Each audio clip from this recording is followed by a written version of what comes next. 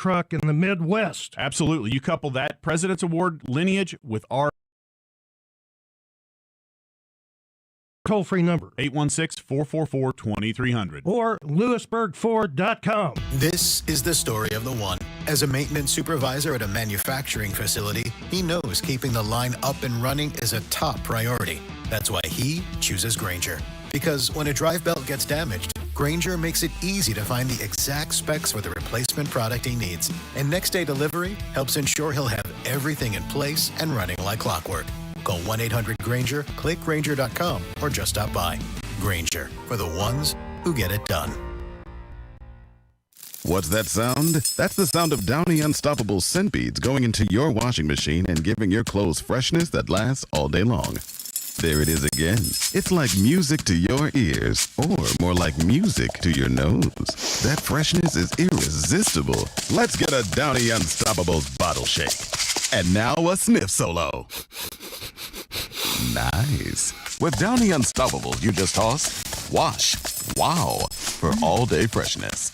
Is your everyday congestion preventing you from enjoying life's big moments? Try Vicks Sinex Saline today and get yourself back in the action. Vicks Sinex Saline instantly clears everyday congestion with a gentle ultrafine mist. Sinex Saline's drug-free, no-mess formula instantly moisturizes and soothes dry, irritated nasal passages for quick and effective relief. Get back to enjoying life's big moments to the fullest without having to worry about everyday congestion holding you back. Just Sinex, breathe, use as directed.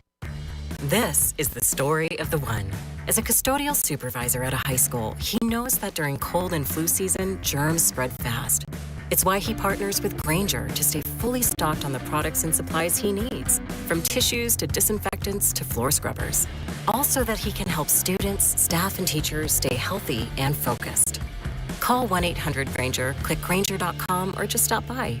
Grainger, for the ones who get it done. Did you know that you can watch all your favorite shows right on YouTube? We're live streaming Fescoe and Dusty, Cody and Gold, The Drive, and After Hours all day long. So if you want to look at the beautiful Alex Gold, interact with Cody Tapp in the chat, or gaze at the ruggedly handsome Dusty Likens, just go to YouTube and watch them while you pretend to work. Go to our channel, hit subscribe, and stay up to date with 96.5 The Fan, your home for Kansas City sports. The Drive, weekdays starting at 2 on Kansas City's FM sports station. 96.5 The Fan, KFNZ FM and AM, HD1 and HD2, Kansas City, and Odyssey Sports Station.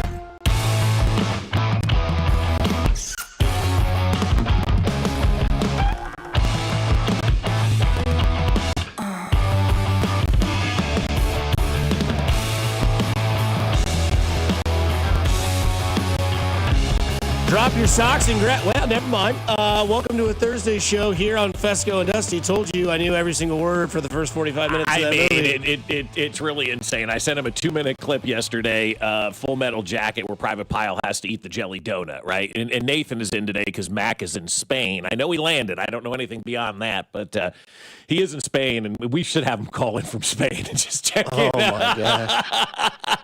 I'm running with the Bulls, or whatever See if he he's has doing. an accent yet? Yeah, right. The 3 hours that he's landed and been over there, he's already moved in. So Nathan is here today. Have you seen Full Metal Jacket, Nathan? Have you seen that movie? No, he is not. No, I'm sorry, guys. Okay, you got to watch. It's the most intense 45 minutes of a movie this side of Private Ryan you'll ever did see. I mean, right? Wouldn't you say that, Dusty? Like intense beginning. Yeah, of the I would movie? say it's so it's a Stanley Kubrick film, if that does anything for you.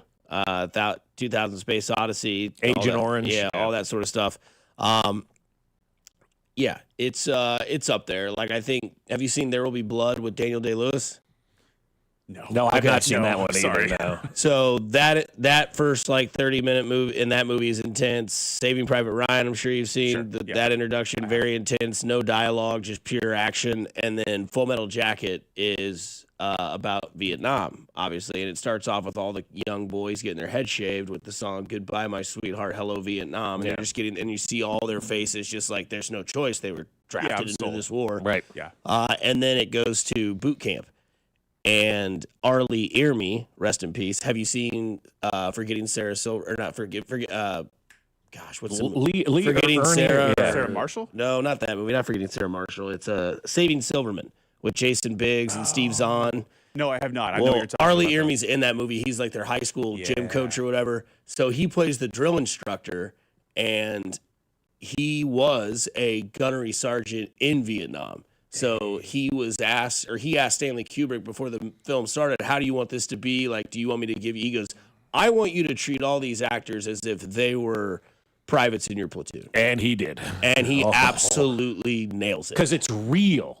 He's not acting in this movie, right? No. He's not acting in this movie. He is doing what happened in Vietnam to these guys who are actors in this movie. Obviously, he's an actor in this thing, and they're not making him, do the real stuff, obviously. Right. But the way that he treats him in this movie, it is an unbelievable 45-minute start to any movie that you have ever seen. And I guess it stands the test of time for me, because when I was being raised and all that stuff, is that my dad was telling me about the draft and how he was in high school and college and where his draft number was. So obviously it hits close to home, for my generation. So you're watching this go, that was like 20 years ago, and Dad went through this kind of stuff, and thank God he didn't get drafted and all that. But it's an unbelievable movie. So I sent this clip to him of the Jelly Donut, because I bet you I can recite the first 45 minutes of this movie to a T, and that's how we kind of started out today. So it is an all-time classic, man. It really is. I don't geek out over movies a lot, Dusty. You know that. I don't watch a lot of movies, right? But this one is this is a must for everybody to see. Watch it on Saturday night, Nathan. Will do. Yeah. Well, and that's honestly, though, that's what I need, is someone that is also not a huge movie person to be like, no, this one. Yeah. Because like people, Dusty, Logan here at the station is another big hill. Have you seen this? Have you seen this? No. And And I are more alike with that, yeah. And the best part about the movie is that it's two films. Because like the first half is like pre-Vietnam, getting ready for the war, like how people handle boot camp and all this stuff. Yeah. And then the second half is like straight into the blank. Like they go into the villages of Vietnam. You see like all the stuff. Like it literally goes from these guys going through boot camp to these guys getting hit on by a prostitute and getting jacked by her like guy. Mm-hmm. Yeah. And then it's like, here's the war. Cool. And it's a very good movie. Yeah, you guys have sold. You've done a good job. I'll be watching. A jelly donut. Yeah. A jelly donut private pile. Are jelly donuts allowed in the barracks, Private Pile? No, sir. And why not, Private Pile? Because I'm too heavy, sir. Because you are a disgusting fat body, Private Pile. I have tried to teach Private Pile, but he has failed to learn. Now you will take the punishment, and you owe me 50 on your faces, ladies. Yeah. Yeah, great movie. Full Metal Jacket, Stanley Kubrick. He is, and you can tell it's a Kubrick film. Did The Shining, right? All the bland colors, like Full Metal Jacket, red floor, green uniforms, white walls, eerie music. Yeah. Very, very good movie. But enough of Full Metal Jacket. It is a Thursday. Hard to believe that we're already here. Nathan in house with us today because Mac is in Spain. You're getting married on Saturday, so congratulations to that. These two jokers will be there yelling in the background. Well, he was kind of talking about his wedding stuff, and I said, make sure that you enjoy the day, right, Dusty? And I said, don't worry about people you don't really want there like Dusty and I. Say hi, wave to us. We'll Irish goodbye about 6 o'clock, and you won't even know that we're gone. Take care. I am ready to swipe a bottle from the bar. Exactly. Yeah, get some beer. The beer and the wine's on the house, so make sure you drink up before you leave. Yep. But I'm ready for that Irish goodbye. Ready to meet Jen Saturday. I tell you what, just super quick here. You guys have been super instrumental in my time here, so it's an honor to have you, in attendance on Saturday. Well, it's an honor for you to invite us, man. That's awesome. Yeah, and then Mac is just partying in Spain the whole time, so he's not here at work. He's not going to be at none of it. He's just on the other side of the earth. And you invited Mac, right? You did, yeah, right. Of course, and so, are you sending him a bill for canceling then? Because I would. I would send him a bill for $100 for canceling on you. This is not some sort of plated wedding, guys. If you that's what you're expecting. Now you said, if I'm not mistaken here, you told me, and I swear to God, you said this. We're having Minsky's, right? We are. That's awesome. Yes, of course. Yes, of course. And I've been there. I've been at weddings where you have the nice dinner, and it's frilly, and it's not very filling, and it's not very good either. It never it's like is. Yeah. Expensive banquet food, and then later at night, I don't know, the father of the bride or someone just balls out and buys like 20 pizzas, and at like 10 o'clock, you're kind of sauced, and you see Minsky show up. Right. Like, why don't we just get just right to that? Why don't we just give everyone what they want and not pay the $80 a plate for the lasagna? Hell yeah. I love it. So how, like, is everybody getting their own pie? Like, it's not even going to be that fancy. No, there's going to be a big old probably a stack of paper plates and a number of pizzas. Fantastic. All I need is a napkin. It won't last long. Yeah, that is outstanding. I love the fact that you're doing that because you're right. Everybody goes overboard with this stuff, and then you're feeding shrimp cocktail to people you're not talking to 3 years later. And it's, Yeah, no, this is we're honored to have you filling for Mac. We always enjoy your presence here. We're happy that we're invited to your wedding. So should be good. Well done on the wedding planning. Yep. Bye week of the Chiefs game. Bye week of the Chiefs game. KU's out of town. The wedding is in Lawrence, so that was a big deal. The other weekend the venue was open was the Sunflower Showdown weekend. Not doing that one. Right. Because then the people that stay in the hotels got to pay $1,000 a night to stay here in town. Right. And then, the Mizzou game is less big than it was a few weeks ago. This was looking like it'd be in the middle of a huge Mizzou game. Nobody going to not watch so that much the Mizzou case game. anymore. Even Mizzou fans aren't watching that game. Yeah, hopefully there's no grumbling about I'm missing this game or whatever. And if they are, then then Binkley doesn't need to show up. That's true. Binkley is going to be there. Yeah. So he will be upset about that. Beer's free and Minsky's Pizza. Oh, yeah. Jay Binkley is already there. He's waiting outside right the venue. Yeah, I thought you said it was Thursday, Nathan. Who gets married on a Thursday? I don't know. You said Minsky's is here. No doubt. Is it the prime cut? They have the bacon strips on the pizza. It divides them. It doesn't, but sure. Right, yeah. You got a pond. Yeah. No, been a big week for this show. I don't know if you guys follow us on Instagram. They gave the question yesterday, would you rather go to the beach with myself, Dusty Likens, or go to a mountain cabin with Carrington Harrison? Right. Not one vote for Carrington Not Harrison. one. Not one. I can't imagine why. I mean, the way he leaves his office and the way he leaves, this area right here, I can't imagine why somebody wouldn't want a vacation with a slob. And then did you know this? We're with a celebrity.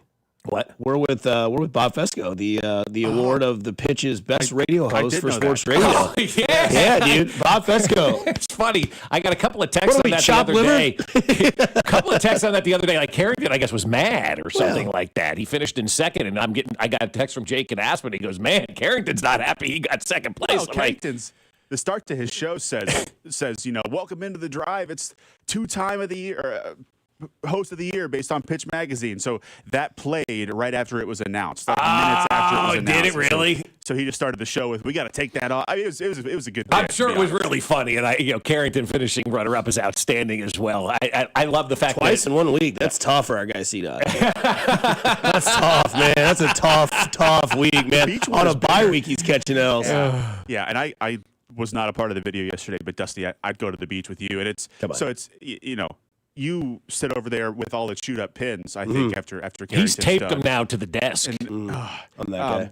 And I love it. Yeah, he and I just don't click when it comes to that the office the way that it's set up. So no, I'll take the vacation with Dusty. Thank you very much. Oh yeah, baby. That's With the office the way that it's set up, he says, Dusty. Yeah, well, that's what Specs said in the video. Yeah. Have you seen his office? It's true. I mean, even Cody said he'd go to the beach with me. And Cody's a mountain house guy. Like, he's not a beach guy. I am more of a beach guy, to be fair, but I didn't want that to be like a. I'm not. Drew also, if you watch that video back, Drew talks for like 2 minutes. Like, it's not like I like Dusty more. I mean, Carrington's really great. I just kind of like the beat, and it's Keep like, backtracking. just say Dusty. Drew, Just say it. It's okay. It's okay at this point in time to say that. And I like the beach and I love the mountains, but I'm going with Dusty 10 times out of 10. So, there you go. Yeah, so congrats on the award. Thank you. Bobby Betts Fescoe, the number one sports radio host in the city, according to Pitch Magazine. Do I get a check? Well, you would, but only 3 people voted. Jen, my mother-in-law, and Emily. That's right. You and Dana share the same award. It's meant to be. Ah, isn't that nice?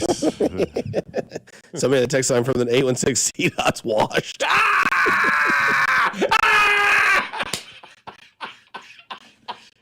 It's like losing to Flacco and your Joe Burrow.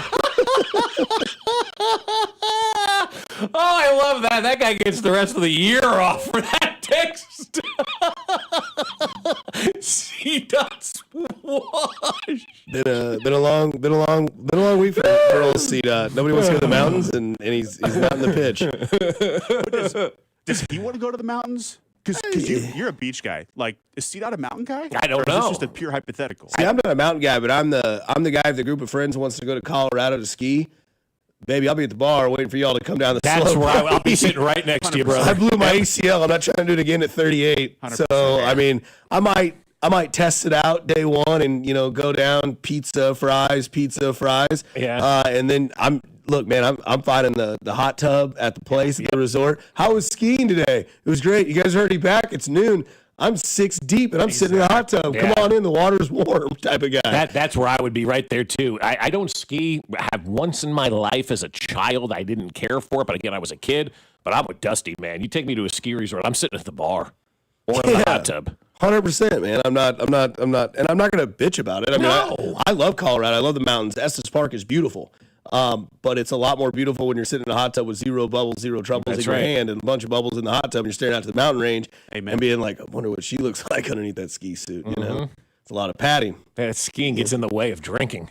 It does. That's why I don't like golf. It gets in the way of drinking. Oh, no, you drive drink. the course. No, not completely opposite. No, for me it does because I don't like activities when I'm drinking. I'm concentrating here. I don't have time for anything else.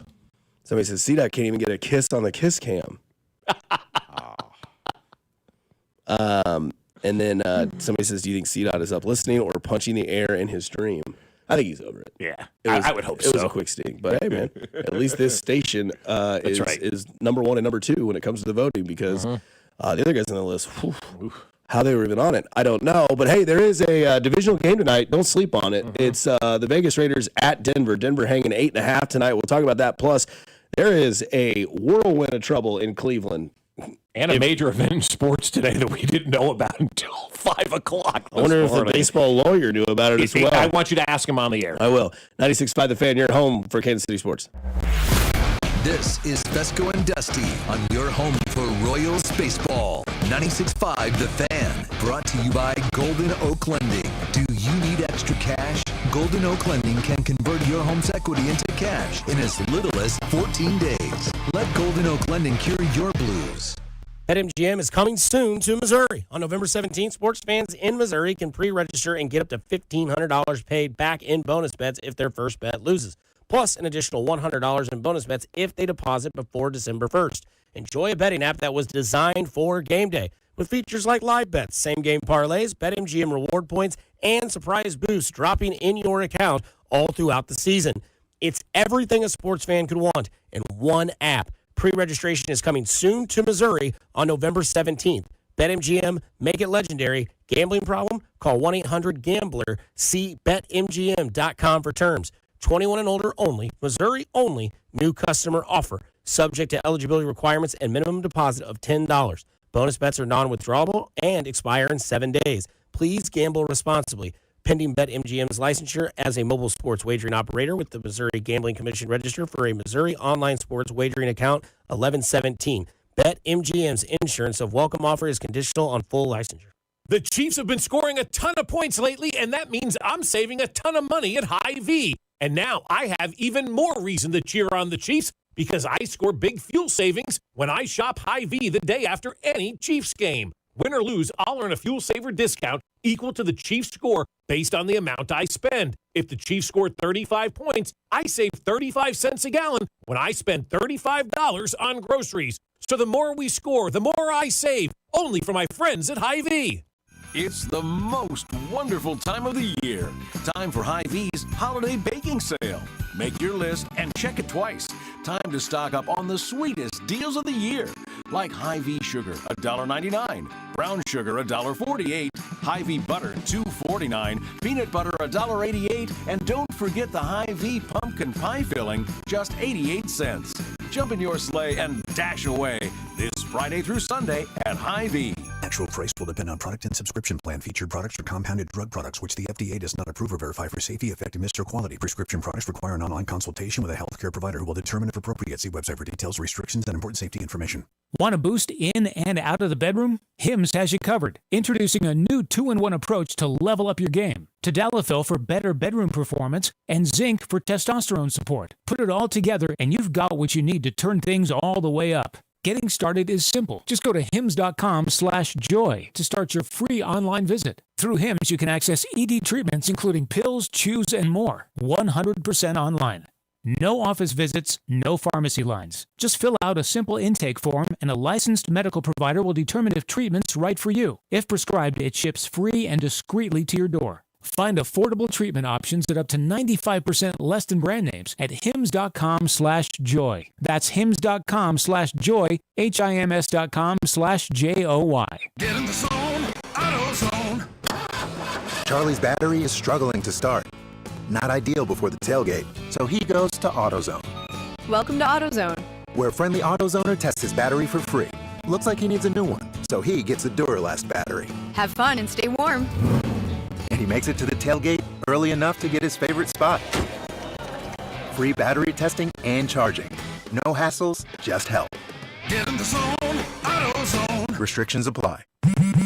At Straight Talk, we know the holidays are your time to say yes. So why put up with a wireless company that makes you say Out of data? Or no service here? Switch to Straight Talk and say yes to real unlimited data on a reliable 5G network covered by Verizon. And with a free 5G phone when you activate select plans, someone else in your family can say yes! Available at straighttalk.com and Walmart. Based on RootMetrics State of 5G Report, United States 1H 2025. Experiences may vary. Not an endorsement of Verizon. For network management practices, visit straighttalk.com. Hellsberg gifts checked off the list. Now, time for wrapping. Earrings for mom.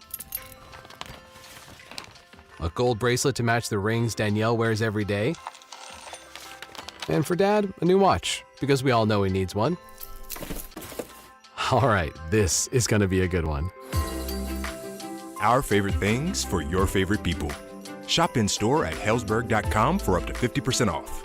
It's time to build that dream deck over at All Weather Decks. Schedule a free estimate today at 913-206-1974 or online at allweatherdecks.net. All Weather Decks, the right deck at the right price.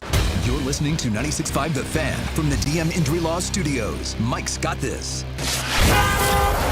Here's traffic, brought to you by DM Injury Law. Have you or a loved one been in a car wreck? Contact DM Injury Law today and get the money you deserve.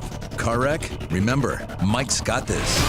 Northland 35 southbound slows around Pleasant Valley Road just before it with everybody jumping out of that right lane. Some police activity, maybe a stalled off on the shoulder reporting. Otherwise, things looking good all around the metro. Alan Carr, 96.5 The Fan. Traffic.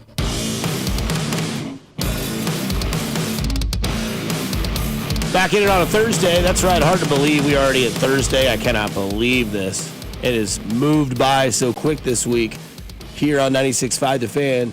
Hey, some action tonight, by the way. The Vegas Raiders are going to head to Denver for Thursday Night Football. Will you guys watch a little bit of this? Oh, yeah, absolutely. I mean, I think I'm tuned in. This is a big game. This is an important game. And Short week? Yeah. I was thinking about it driving into, and I was getting irrationally mad. First of all, the highway was closed, and the scout system did not say it properly. Up yours to the scout system. If you're going to close every exit, tell us that. Don't say you're going to close certain exits and have every damn exit closed on I-35 this morning. My GPS told me at the very last second I got off of that thing. It added about 10 minutes of the drive, but where'd you get off this morning? Past it. 75th. Oh, you got off at 75th. Yeah. Okay. Yeah, because 67th, as they said, it was closed. 67th was open. Shawnee Mission Parkway closed. Johnson Drive closed. Yep. Antioch, like all of them closed. I got on 635 North, did a U-E, went back down Metcalf and got here. But It's funny, the Missouri guy had easier traffic you today did. than you guys did. But you took no. I mean, Every morning. If you were to come into the interstate area over here, you'd have been screwed. You'd probably still been driving around. I had to put the GPS on. I'm in the woods of Merriam somewhere. I had no idea where I was. I go through Knoll looking to be somebody's Manny someday. Trying to find that single lady that needs a man in her See, life. that you should go home on Knoll, because I do that's when sometimes. all the house moms are out walking. They're walking. But I used to live on 95th and Knoll. Yes. 4 or 5 o'clock in the afternoon, they're getting the kids from school. They're walking. They're pushing the strollers, walking the dogs. That's where you got to be. Yeah. Now you're not going to see anybody except that one guy who wants to be better than everybody else, so he's out running without a vest on. Mm-hmm. No, yeah, Knoll's fun, man. Knoll and 215 clearance aisle Target. Just saying. Sorry, Mary, guys. But no, there is a big game. Not a big game. I mean, it's a division game. It's the Raiders in Denver. We're all rooting for the Raiders tonight. There's no secret there. We're all Kramer Sandstone fans. Yeah. But I was thinking about the Raiders. You bet they're useless. Like, are they ever going to do anything that's useful? Like, they're a bad team, and I want them to stay a bad team, but I also want to have the opportunity for them to actually beat some teams like the Denver Broncos tonight. Well, they had that opportunity last week against Jacksonville. They went to overtime with Jacksonville and couldn't keep it together. We saw the uptick in their performance with the addition back of Brock Bowers. He'll be there tonight. It seems like they're using Ashton Genty more in the passing game because their run offense is terrible because their offensive line is terrible. But this is one of those games, like, I don't believe in them, but if people would say a trap game, if you want to look up the definition of a trap game for the Denver Broncos, this is it. Yeah. I mean, this is Thursday night in your house, divisional opponent. You're favored by a touchdown and a half to win this game. Not a touchdown and a half. You're favored 8.5, 8-point spread. And we know what happens next week for Denver, right? So, like, if you are a Denver fan, I'm assuming that you're looking at this game like, man, just don't F around. You got Kansas City coming to town. I don't want to be 7-3 with the Chiefs coming to town at 5-4. And if we lose that game, they're 6-4. We're 7-4. Right. We still have to go to Kansas City. And I think from a Chiefs perspective, you're hoping and you're, hexing with your Halloween leftover candy that maybe there's a chance that the Raiders show up and play spoiler. And I don't know if they can. I don't know if Geno Smith still has it. I don't know what Pete Carroll's going to do against Sean Payton tonight. But I am going to be dialed into this game. 1, it's football. 2, it's Thursday night. And 3, it's an AFC West matchup where I think that if you do believe in this sort of theory that there could be a trap game, this is it. Denver plays Kansas City next Sunday, off a bye for Kansas City. They're playing the Raiders, who absolutely suck, and it's at home on a short week. All that combined up in the football dictionary of what a trap game looks like, if you believe in them, this is the definition. And the big spread as well. The 8-point spread, we look at that all the time. And, most of the time in the NFL, we got very close games. This is a big spread in this one. And so I understand why. Denver's at home. The Raiders stink. And, they may have cleaned out the Jets on Sunday in that overtime game where they could have won and beat Jacksonville. Obviously, they can't take care of that business. And I don't expect them to go to Denver and win this football game tonight. Now, I'm saying that because I'm trying to set myself up for excitement. Like, I'm deep down inside hoping that the Raiders win this football game. It would be so good if the Raiders won this football game. But I'm already getting to that point where I'm resigned to the fact that they're not going to win this football game.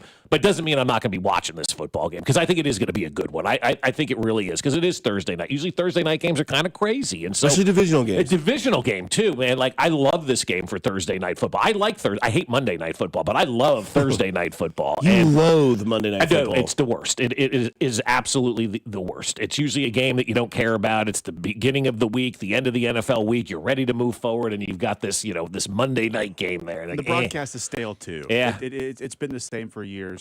This is not, it's going to sound like a slight to the Broncos, and it's not. This is the way the whole NFL is. They've barely gotten by some really bad teams earlier in the season. They did wax the Cowboys. In a divisional game, I think 8.5 is still quite a bit. The Raiders had no problem scoring. They didn't win that game, but they could move the football.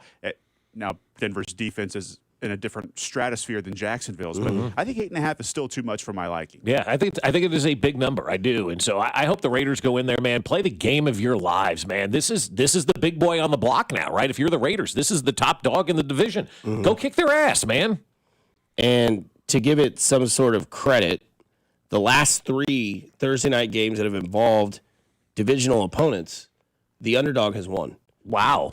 Thursday, October 2nd, the Niners played at the Rams. The Niners won 28-23 or 26-23 in overtime.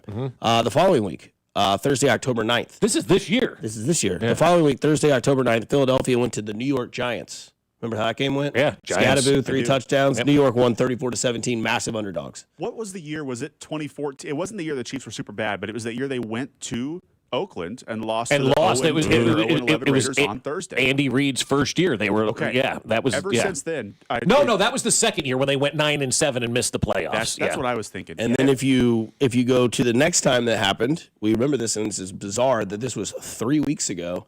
It was the AARP game.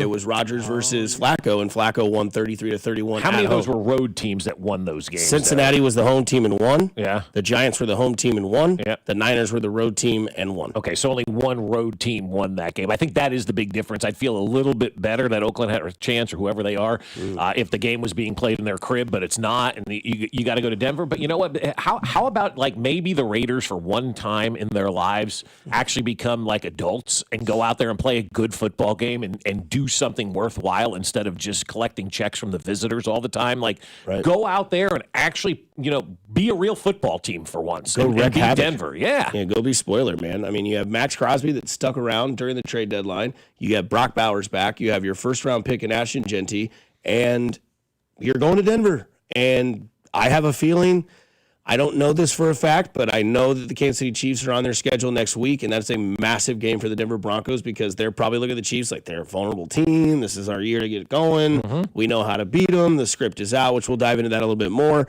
But yeah, I mean, it's one of those things where Thursdays get weird, man, especially later on in the season. And I know it's an advantage for the home team because they don't have to travel. But again, the last 3 Thursday night divisional games, the underdog has won, no matter if they are home or away. And the Giants beat the Eagles. Right. If the Giants can beat the Eagles, the Raiders can beat the Broncos. And that might not be a shot at anybody, but I mean, I'm just looking at it from a standpoint of, did you really have Scadaboo scoring 3 touchdowns? Did you have Jackson Dart being that dog in that game and winning 34-17? Nope. And it happens, man. They're just these weird, goofy. I hate Thursday night football for a team perspective. Like I just don't enjoy it. It's not. There's no statistical advantage on a Thursday night game. You're playing on a short week. You're playing a divisional opponent, and it's just irregular. So we'll see what happens tonight when it comes to the Raiders and the Broncos playing tonight on Thursday night football. Nathan, by the way, did you know that MLB free agency begins at 4:00 our time today? I did. You did? All right. Yeah, Yes. so according to the Googs, MLB free agency begins at 5 p.m. Eastern on Thursday, November 6th, while players officially become free agents the day after the World Series concludes. They can't sign with a new team until the 5-day waiting period is over, but eligibility begins at 4:00 Central Time, 5:00 Eastern. Did anybody wake up baseball and let them know that free agency begins at 5 o'clock today? And I'm being serious, Usually man. begins in like mid-February Yeah, for the MLB. well, that's the problem is that, we have, every other sport that explodes on the day of free agency goes crazy. I'm talking basketball and football, and we love that. And baseball's like, man, we'll see you. We'll see you at Valentine's Day. And I think the free agency period this year, guys, is going to be a slow dud for a while because we have no baseball next year, right? We're going to have that lockout. They're going to lock out the players. I say no baseball, but the owners are already planning on locking somebody out. Was it Ben Maller that told us this morning the Angels hired their new manager and only signed him to a 1-year contract? Because they know the lockout is coming next year. Like, regardless of how you want to phrase it, the owners will be locking out the players next year. Now, does that mean they're going to miss games or anything like that? There's no guarantees that that's going to happen because the lockout's going to begin like December 1st. If baseball has any sense and has a brain and isn't the Oakland Raiders, you don't miss a damn thing. You don't miss a GD thing if you're baseball right now riding this heater of 51 million people watching the World Series this year, right? Yeah. Like Game 7, 51 million people watch Game 7 worldwide. That's an astounding number for a sport not the NFL. And so I'm interested to see if teams are going to be doling out long-term contracts. I don't think they are. I think we're going to have a sprint to spring training this year where people are signing 1-year deals, man. And I think that benefits the Royals. And I love that because if I'm the Royals right now, there may be a lot of dudes that are just sitting there waiting for a contract that aren't going to get a long-term deal because nobody knows what the future of baseball is going to be. That's where they need to capitalize this offseason. Go in there and swoop in and get some of these long 1-year contracts and make a freaking run this year because we don't know what the future is going to hold or if there's going to be a future, for Major League Baseball. Top 10 free agents in baseball, according to Baseball America. Kyle Tucker, Bo Bichette, Framber Valdez, Alex Bregman, Pete Alonso. All guys I'd take. Dylan Cease, Shane Bieber, Cody Bellinger, Gleyber Torres, Kyle Schwarber. Why do I feel Cody Bellinger is going to be a Royal? I saw yesterday he may be reuniting with the Dodgers. Cody Bellinger would be a nice addition here in Kansas City. That's a good, solid Major League bat, former MVP type of guy. Do you not like Cody Bellinger? No, I think he's great. Okay, you do. Yeah, Okay. I just think he's stoned all the time.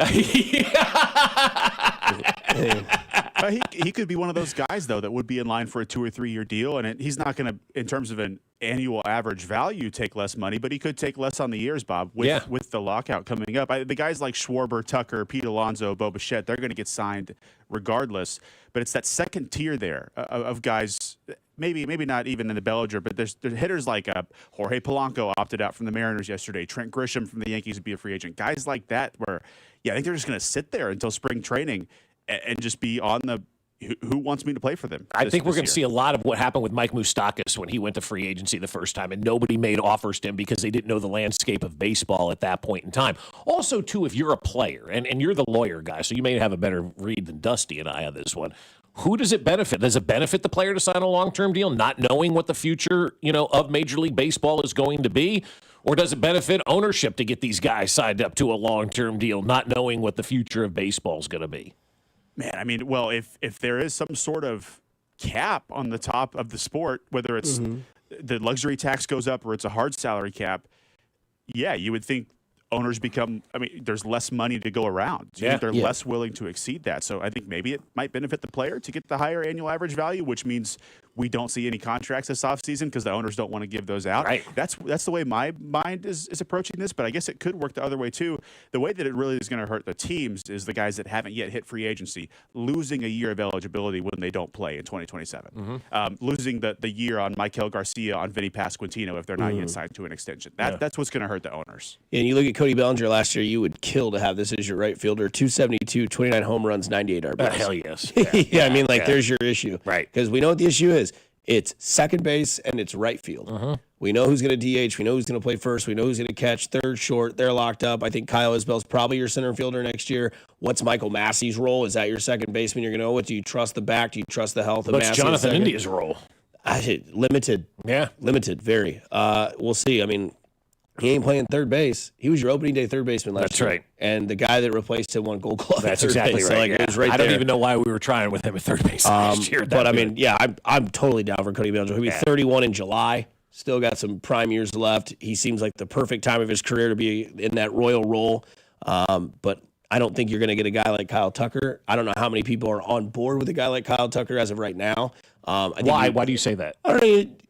You're just judged recently, and he wasn't that great in the playoff run for the Cubs. And then I think a lot of people look at that like, well, is he really worth it? Gotcha. I don't know. I would love to have Kyle Tucker on the Royals, obviously. If any Royals fans complaining about that, but Bellinger kind of sits that mold. Veteran player, been around, opted out of his contract with the Yankees. I mean, he did put it up against a very good year. I mean, his slash 334, 480, 813. That's solid numbers for a baseball player. I mean, that's I'd take him in a heartbeat here. Of course you would. And he's, obviously the power numbers might be up, left-handed hitter hitting on that right field wall in New York. But still 29 dingers, take away 5 or 4. I mean, you're looking at a 25 home run guy, 270 average and 90 RBI, and your right field's fixed. And you don't have to put all that pressure on the kid in Caglione. Plus you still have Carter Jensen. You have that pitching rotation that's great. You wouldn't have to necessarily trade for Bellinger. He's a free agent. He opted out. He's open. Signing him solves a lot of problems with this. I mean, that'd be my wish. It's not going to happen. Well, I don't think, but I would love that. You sign him, and I would think right now, because first of all, sign him. That means you didn't have to give up anything, right? So you still have all your pitchers and all your arsenal and all that kind of stuff ready to go. You sign Cody Bellinger, and if that's the only move that the Royals make this year, how are they not the favorites to win the American League Central? Well, they could also become massive favorites if what Jim Bowden says comes to truth. It's a yes or no question. Okay. Tarek Skubal, a Detroit Tiger next year. No. I mean, look, I have to add something that I can't just say yes or no. He won't be because they won't be able to sign him. The offer they made him was embarrassing. You have to know that Skubal is the second best pitcher in baseball to Paul Skeens, and he's going to be the highest paid pitcher in baseball history. Your first offer has to make him the highest paid pitcher in baseball. And you're hundreds of millions off with your initial offer, and you can't go into the season knowing he's going to be free agent and nothing for him. So you got to be sitting here and spend the whole offseason trying to find out who has the best farm system and who's willing to make a run and trade their farm system for him and what team's going to be able to step up and pay what it's going to take to get him. I find a hard time to believe that the Ilitch family is going to commit it to Skubal. So that being said, I think he's going to be traded between now and the beginning of spring training. And that's what they should do. And that's 100% what they should do. I mean, that is a generational left-handed pitcher. Yep. In terms of a team building position, yes. I don't think the Tigers are signing Tarek Skubal. They think they can compete for the World Series, and they just did this whole selling guys rebuilding for the last 12 years before last season. You can't sell that to your fans. I mean, first of all, the offer they made Tarek Skubal was last offseason, so that number would have gone up since then. So I think it's a little unfair to say their offer was really far off. Well, yeah, a year ago, And I don't think they're re-signing him. I really don't. I don't think that the Ilitch family's going to pony up like that. Man, trading him off when you think you could have gone. They were in Game 5 that they could have won. It could have been them against the Blue Jays. You could do that for any team at any point in the season, but they were in this thing in the AL playoffs. Yeah, that's a tough sell. Depends on what you get back for Tarek Skubal. Now, if you trade him and you get 27 minor leaguers back, yes, that is a tough sell, right? But if you get major leaguers that people have heard of before, that's a different sort of conversation. Have you guys seen Tarek Skubal in person pitch? yet? Have you had that Yeah, opportunity? I have. In person, in the stands, watching Multiple this guy, times. right? So he pitched on one of our baseball trips this past year, right? One of the games we saw was Tark School, but the game lasted, I think, an hour and 45 minutes. I'm not kidding. We're like, where the hell did this game go, right? It's unbelievable to watch this guy in person. I mean, it is.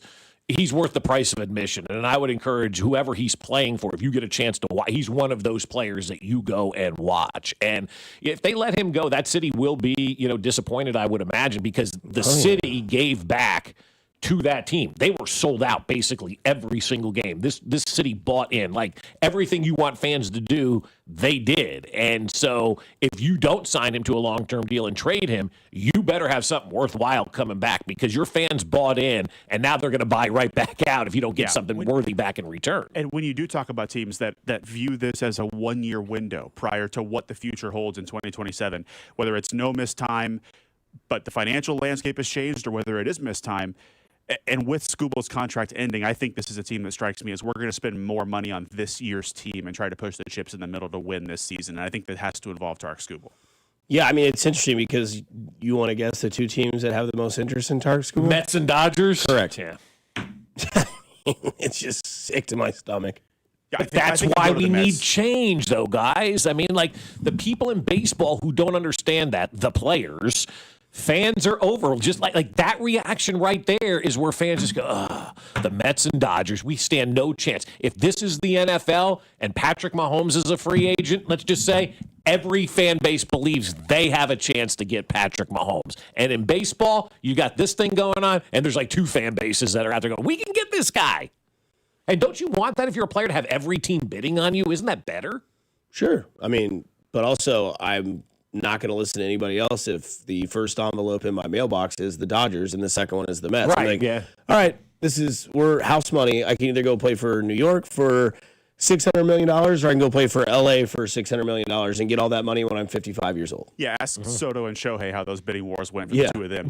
They're doing pretty well. But I'm saying, like, that's why we need to eliminate those bidding wars. It needs to be a system where you don't have that, where two envelopes show up and they're the only two that can participate because they're the only two that have enough money to participate in something like that. That's where that needs to end. When you go to free agency in Major League Baseball, every team should have the same opportunity to sign you. Everybody should be playing under the same rules in a sport.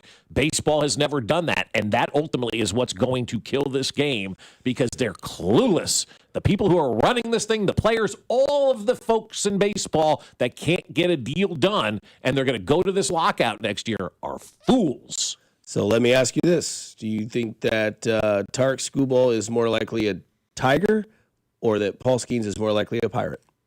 I'm going to say Skeen's more likely a Pirate. I don't want to be a Pirate. Well, I would agree, but I still don't see him as a Pirate for the rest of his career. I think I just want to see what that team looks like. I thought you were talking about just this year. This year, Skeen's a Pirate. Yeah. Because he was called upon by the Yankees this season during the trade deadline, and they said, no, thank you. Because they wanted, They wanted like Ben Rice. They wanted a catcher in their system, and they wanted their number one prospect. Mm-hmm. And the Yankees were like, nah, I don't think so. We got Garrett Cole coming back next year. Yeah. The other guy we stole from Pittsburgh. Well, Houston. Yeah. The owners, they want obviously something capping that spending on top. Yeah. I really, really hope the players get something on the bottom. Well, there end of needs to that be a as well. floor. I'm not a favor of a cap unless there's a floor. No, but it needs to be like the Marlins, for example, who spent $60 million. There needs to be hey, if you don't spend $100 million on your team this year, you have to pay that difference anyway into a pool that gets like divided up between pre-arbitration, but like take that money away from them anyway. Something and give it to the players. You're saying, yes, I like that. So that the owner sits there and thinks, I'm going to spend this money anyway. I might as well be on the team that I'm putting on the field this year. There's got to be something on the bottom half of that as well for this to be effective. Be great if opening day was Dodgers versus Mets and it was Skubel versus Skeens. Oh my God! Here's baseball in a nutshell.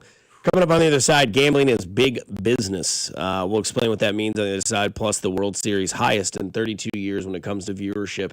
We'll dive into all that next on 96.5 The Fan, your home for Kansas City Sports. Good morning, Kansas City. This is Creed Humphrey, and you're listening to Fescoe and Dusty on your home for Chiefs football, 96.5 The Fan. Brought to you by Golden Oak Lending. Do you need extra cash? Golden Oak Lending can convert your home's equity into cash in as little as 14 days. Let Golden Oak Lending cure your blues. Hey guys, it's Dusty Likens, and that cool weather's moving in, that hot weather's moving out, but keep it hot in the bedroom.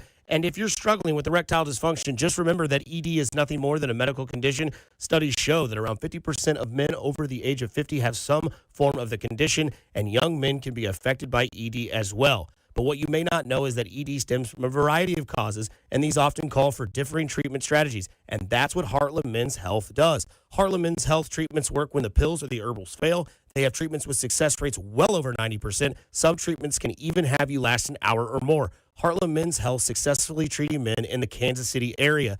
So, if ED has been affecting your intimacy, schedule a consult with Heartland Men's Health today. Your initial visit is only $99 and includes a medical consult with a licensed medical provider and a T and PSA test, and if medically advised, a test dose. And if the test dose doesn't work in the office, your visit is free. They have an expert staff, and if you are like a lot of men, you could be having sex the day after your appointment. They have 3 locations to serve you: Overland Park, Kansas; Independence, Missouri, between Blue Springs and Lee Summit; and in North Kansas City. So call my friends at Heartland Men's Health today at 844-447-6600 or visit heartlandmenshealth.com. Get ready, Missouri. FanDuel, America's #1 sportsbook, is coming soon. Starting on December 1st, new customers in Missouri can get up to $300 in bonus bets when you make your first $5 bet. From touchdowns to three-pointers, with FanDuel, any play can be the play of the game. With live betting, you can even get in on the action after the game has already started. All on an app that's safe, secure, and easy to use. Visit FanDuel.com/Missouri to learn more. And you'll be all set to bet when FanDuel goes live in Missouri on December 1st. That's FanDuel.com/Missouri. Play your game of FanDuel, the #1 rated sportsbook app. Must be 21 and present in Missouri. First online real money wager only. $5 first deposit required. Offer starts 12/1/25. Excludes customers who redeem pre-launch sign-up offer. Bonus issue is non-withdrawable bonus bets which expire 7 days after receipt. Restrictions apply. See terms at sportsbook.fanduel.com. Gambling problem? Call 1-800-GAMBLER or visit fanduel.com/RG. Spreadsheets, clunky software, 100 different logins just to run your business? There's a better way. Odoo. One simple, connected platform that handles sales, inventory, accounting, and more, so you can focus on growing, not juggling. Make the switch today at odoo.com. That's ODOO.com. Hello, Crushers. It's your host, DJ Divine, telling you that Candy Crush music season is here. Tasty. Conquer levels to mix your own track and win sweet rewards. Divine. Now let's swipe to the next track. Take it away, Thundercat. Candy Crush music season. Play now. From November 3rd to December 7th, selected players level 36+. Terms apply. See in-game. Optional in-game purchases. Get in the zone, AutoZone. Charlie's battery is struggling to start. Not ideal before the tailgate, so he goes to AutoZone, Welcome to AutoZone. where a friendly AutoZoner tests his battery for free. Looks like he needs a new one, so he gets a Duralast battery. Have fun and stay warm. And he makes it to the tailgate early enough to get his favorite spot. Free battery testing and charging. No hassles, just help. Get in the zone, AutoZone. Restrictions apply. At Straight Talk, we know the holidays are your time to say Yes. So why put up with a wireless company that makes you say Out of data. Or no service here? Switch to Straight Talk and say yes to real unlimited data on a reliable 5G network covered by Verizon. And with a free 5G phone when you activate select plans, someone else in your family can say yes! Available at straighttalk.com and Walmart. Based on RootMetrics State of 5G Report, United States 1H 2025. Experiences may vary. Not an endorsement of Verizon. For network management practices, visit straighttalk.com. You've got a ton of equity in your home. You're sitting on a gold mine. You could do so much with all that cash, like travel, invest it, or pay off debt. But you can't touch it unless you sell your home. But you really don't want to move. And besides, homes are sitting on the market a long time these days. You're trapped, right? Not with TrueHold. With TrueHold, you can cash out your equity in as little as 30 days. But listen, you don't have to move. You can stay in the home you love as a renter. That's TrueHold's Sell and Stay program. Cash out your entire home's value and stay put. TrueHold even covers property taxes, property insurance, and essential repairs. Imagine using that equity to travel, invest, or pay off debt, and you can stay in your home. It's brilliant, especially in this slow market. Get your all-cash offer now. Call 1-855 800-300-9993 or visit Truehold.com. The smarter, faster way to cash out on your home's value without moving. That's Truehold.com. Here's traffic, brought to you by DM Injury Law. Have you or a loved one been in a car wreck? Contact DM Injury Law today and get the money you deserve. Car wreck? Remember, Mike's got this. Brought to you by Shawnee Mission Ford. On a mission to do more, view our inventory at ShawneeMissionFord.com. Missouri side, inbound 70, a little off again, on again, slow stuff from Little Blue Parkway in past 40 Highway. Blue Parkway westbound, quite heavy approaching Noland, about a mile back up there. At Shawnee Mission Ford, you get it all, a great selection of new Fords, plus a lifetime powertrain warranty along with the 1-year Select Plus protection. View our inventory at ShawneeMissionFord.com. From America, for America, Shawnee Mission Ford, on a mission to do more. Alan Carr, 96.5 The Fan. Traffic.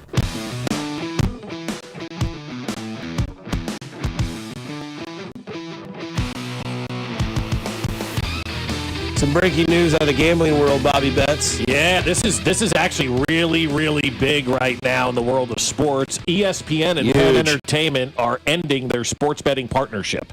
After signing a 10-year, $2 billion deal in 23, ESPN Bet will officially shut down on December 1st with 8 years left on their initial agreement. So gone is ESPN Bets now, which is very, very interesting, I think, because there have been some people complaining about the fact that, you know, with this gambling stuff that went on with the NBA and all of the, what was about 2 weeks ago today, actually, when we started to hear about, you know, all the NBA stuff that was going on, people immediately went, ESPN has their own gambling platform. ESPN has their own betting platform. ESPN, is it legit? Is it above board? And all this kind of stuff of what people were saying. And here we are with ESPN Bets shuttering effective at the end of the month. I mean, so if you're on ESPN Bets, you better cash out right now. You got any money in that thing, because that sucker is going away. And I don't know if Penn Gaming, who used to, I think that was the Barstool Casino originally that became ESPN Bet. I don't know if Penn Gaming is going to get in bed with anybody else and have a licensing agreement with anybody else. But I mean, that's major news today, Dusty, that ESPN is getting out of the gambling business right now. That's crazy. Yeah, and yesterday McAfee ran him through the mud about the whole YouTube thing on his show. Oh, which was really interesting that he broke the bind, I guess, the tie that binds them together, which is him being on ESPN and basically throwing shade and all right, I guess you're doing whatever you want because of who you are and what your clout you built is. Because I mean, he's already came after ESPN once. He's now doing it again, and they're probably not going to do anything about it because of what his numbers are. And he's bigger than Stephen A. Smith, as far as I'm concerned. I enjoy him a lot more than Stephen A. Smith. So that's you enjoy him more. He is not bigger. Than Stephen A. You're right. Can he sit next to Jerry Jones in a suite? Absolutely. But if that's how you're judging it, Stephen A. is. I mean. Yeah, to a different level. I think you're probably right. But I enjoy McAfee more than Stephen A. Smith. I mean, there's not as much yelling. For sure. But I mean, yes. I mean, Stephen A., where he's at and where McAfee is at. Now, where McAfee is going, right? Like, McAfee does more. Yeah. Like, he does College Game Day. He does his show. He does WWE on Friday Night SmackDown, I think, or at least he does every once in a while. He'll do, pay-per-views. And now Stephen A's branching onto the political side, so he's getting himself in front of people that probably didn't come to ESPN. Which would explain to you how much bigger he is if he's able to be in the political world of things and also sports and also have his own morning show where everybody goes and he stays. Right. But again, you talk about gambling, how big it is. This is from Charlie Baello, however you say it. Americans bet over over 148 billion on sports last year. That's 148 billion last year Americans bet on sports, which is more than they spent on movies, books, concerts, and sports tickets combined. Yes. The first comment goes, people aren't addicted to sports. They're trying to escape. When life feels unwinnable, gambling feels like a shortcut. The real problem isn't betting, it's hopelessness. I think what the real problem is there is people enjoy gambling, right? And it's fun and it's easy to do, and you feel like you've got some skin in the game. You're watching the game. I know if you got, from my perspective, if I've got money on a game, you're more intently watching that game. You're more dialed into that game. You're more, in tune with what's going on there right now. But what that does show you is that, yes, people do love sports in this country. And that's why we're seeing up with all of these rights fees that are going on right now, because This is what people are consuming. The NFL's at an all-time high with TV ratings, and then 51 million people worldwide just watched the World Series, which is the highest number in 34 years, I believe, for the World Series. And that's why these sports leagues are embracing it. When people say, why are these sports leagues embracing this legalized gambling? It's because it's creating fans. It's bringing more people to the table. The ratings aren't necessarily higher because all of a sudden more football fans woke up. You got legalized gambling in every state. There's more people now that are interested in watching these football games and baseball games. And the leagues are realizing that because of gambling, it's bringing more people to the party. I mean, what Dusty just said there, $148 billion last year on sports gambling. More than books, concerts, sports, games, and movies combined. Tells you what people are doing right now. And so that's why these leagues are embracing it, because it's the next way to make money. Now, the ESPN thing this morning is that's a completely different conversation. That's a left-hand turn. That's also a Disney corporation, too. And how much do they want to be tied to maybe gambling? Yeah. Right? That's a good point. I didn't even think of it from that perspective. Like Disney woke up and went, hey, wait a second here. We sell family. We sell fun. We sell, pure. And then there's those dads going, we went to Disney World this year because I bet on the Eagles to beat the Chiefs in the Super Bowl. It's both, man. How do you think I afforded Bruce Springsteen tickets?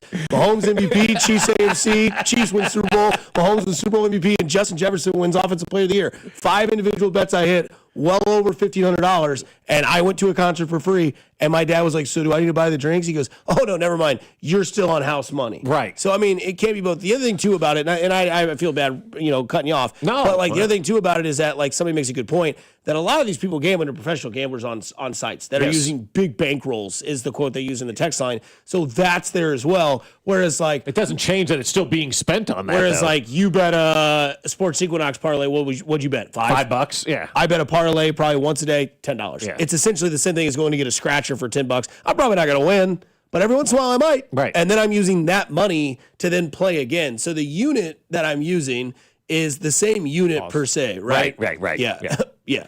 I would hope. So yeah, and then I mean, if it's different, you got to let people know that you're doing that. Yeah. So I'm going to say it because it makes sense. Forward.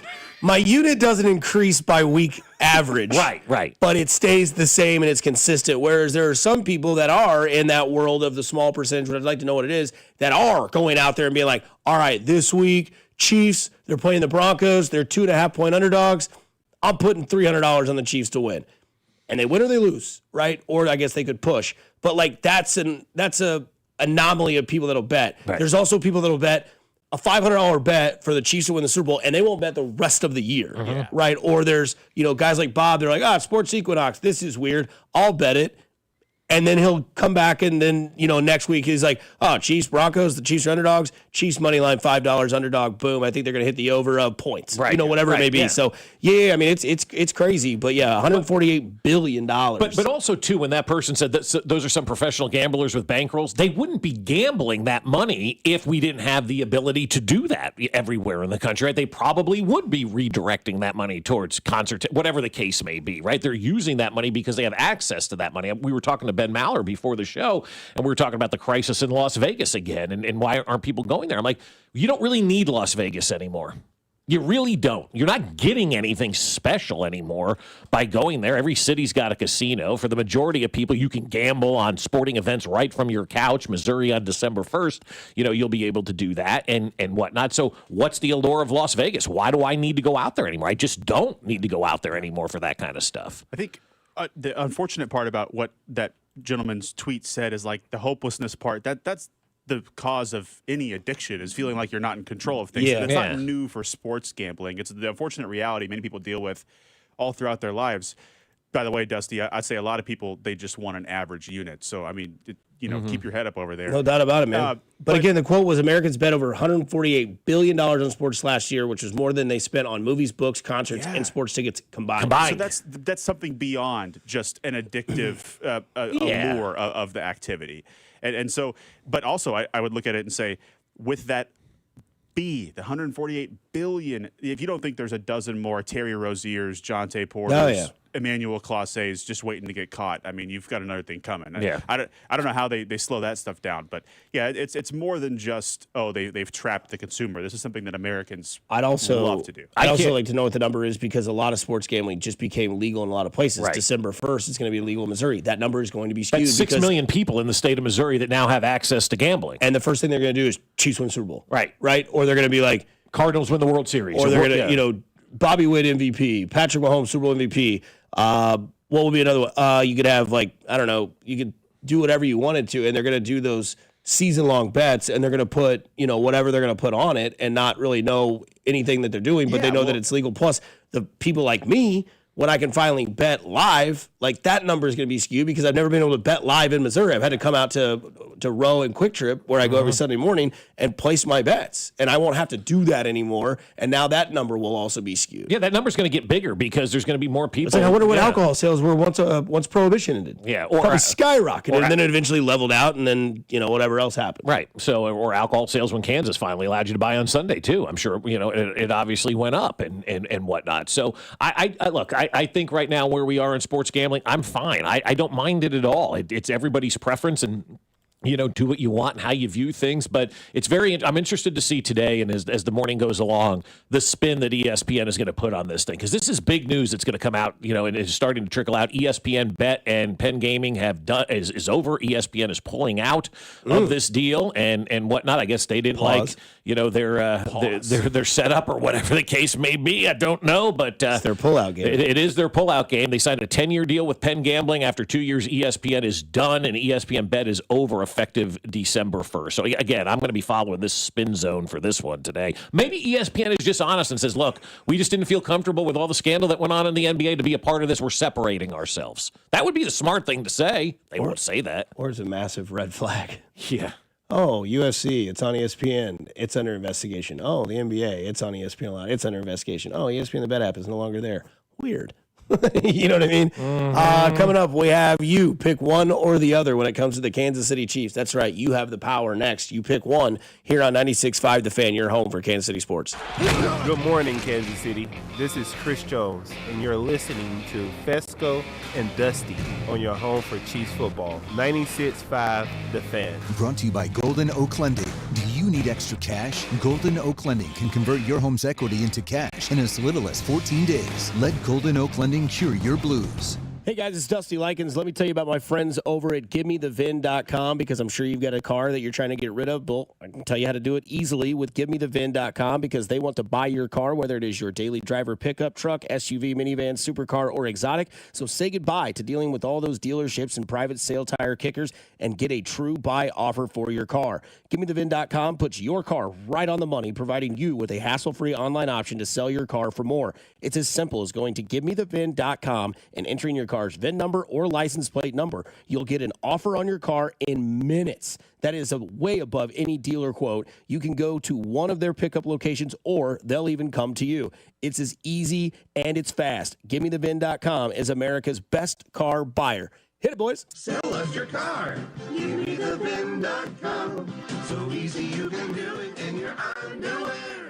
It's football season and snacking season, and nothing goes better with football and snacking better than Daisy Dips. And now Daisy came out with a delicious Daisy French onion dip and a Daisy ranch dip, and these are a game changer. From chips to wings to veggies, they all go better with Daisy Dips. And I love dipping pretzels into the Daisy French onion dip. It's amazing. And the best part, these are delicious as homemade dips because they're made with real herbs and spices and other ingredients you find in your own kitchen. Look for Daisy Dips at a grocery store near you. Hey, football fans, picture this.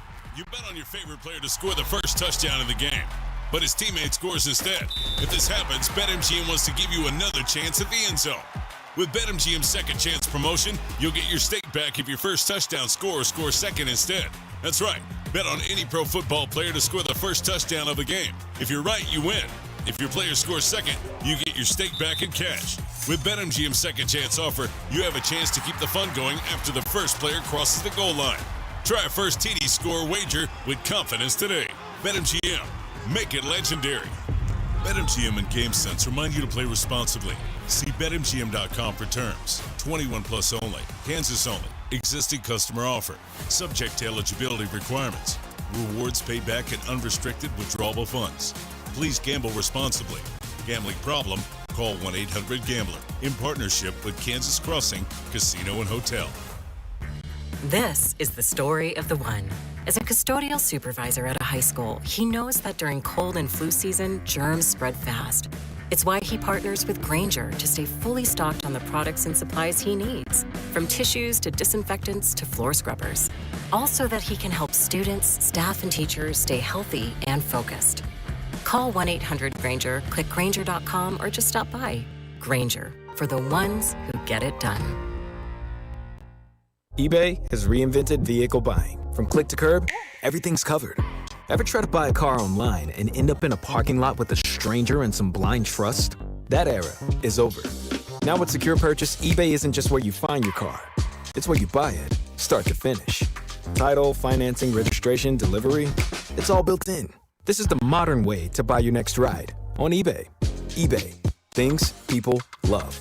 Secure Purchase is powered by Caramel Dealer Services, LLC, an eBay subsidiary. Car, truck, or motorcycle wreck? Remember, Mike's got this. Paid for, client portrayal, and endorsed. The choice of a lawyer is an important decision and should not be based solely upon advertisements. After my car wreck, there was a lot I didn't know. I do know. If you've been hurt in a car wreck, call me. I've got this. Mike's got this. 816-888-7500. Mike's got this. Here's traffic, brought to you by DM Injury Law. Have you or a loved one been in a car wreck? Contact DM Injury Law today and get the money you deserve. Car wreck? Remember, Mike's got this. Missouri side 71 northbound gets pretty heavy at 87th. Stays quite slow up to 75th Street with a stalled reporting. Kansas side 635 southbound slow rolling from Shawnee Drive to I-35. Alan Carr, 96.5 The Fan. Traffic. Be sure to follow us on Instagram at TheFan965 for behind-the-scenes videos like MVP Monday, Chiefs Take Tuesday, and Best Bets. This is your home for Kansas City sports. 96.5 The Fan, KFNZ, FM and AM, HD1 and HD2, Kansas City, an Odyssey sports station. Welcome back into Fescoe and Dusty on 96.5 The Fan. Nathan Williams, Bob Fescoe, Dusty Like It's with you. You're about to have two last names of the same in one house after Saturday, baby. That's right. It should be fun. So Bob just broke some news that we got from ESPN, The Bet, and Penn Gaming. They are splitting their ways. Yeah.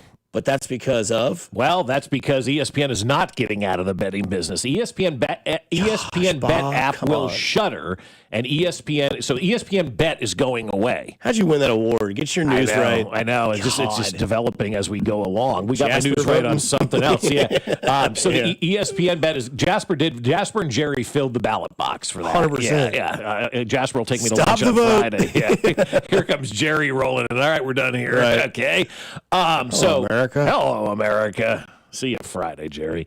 So the ESPN Bet app will shutter. That's done. Mm-hmm. But ESPN has just struck a major deal with DraftKings, according to Front Office Sports. That makes sense. There it is.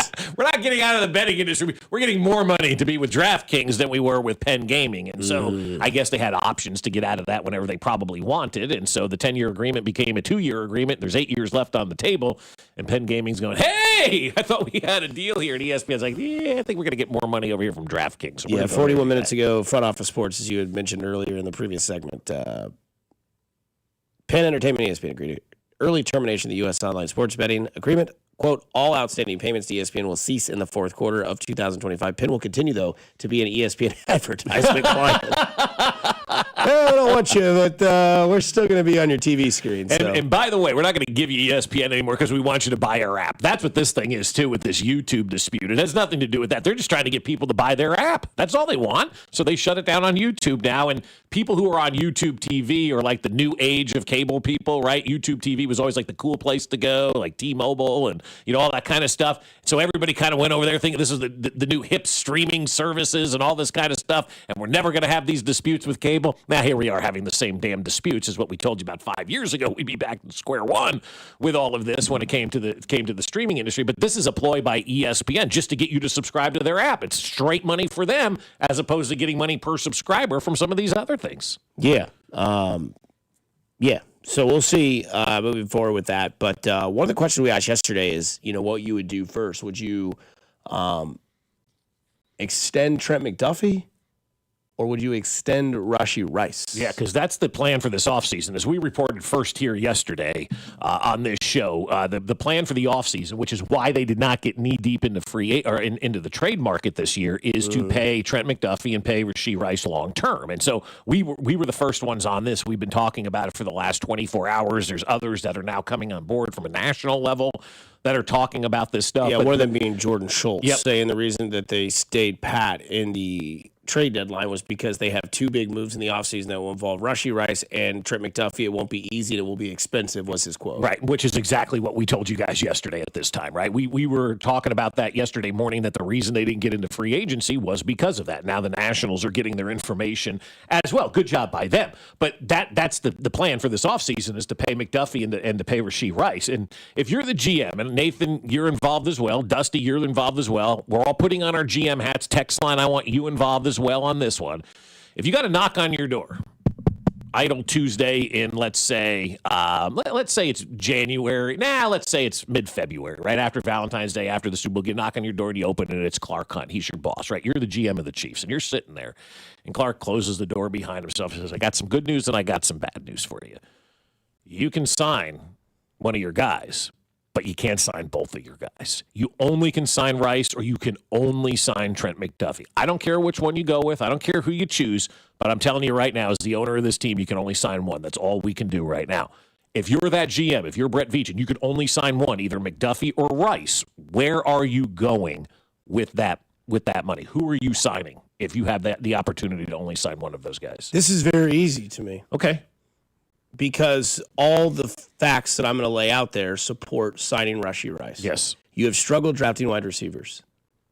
You have not struggled drafting cornerbacks. I understand that Trent McDuffie is an awesome human being. I'm just playing the business side of it, and sometimes business gets personal and it gets ugly. That's just the way it goes. That's life. Scott Pioli told me one time, it was really great advice. He goes, I hate when people say it's just business, it's not personal. He goes, that's not true at all. It's personal for somebody. 100%. It's personal for somebody. And I think the fact that you have Patrick Mahomes, and the one thing that Rashee Rice brings to Patrick Mahomes is the one thing that we have always thought he needed as a wide receiver. You found it. You have it.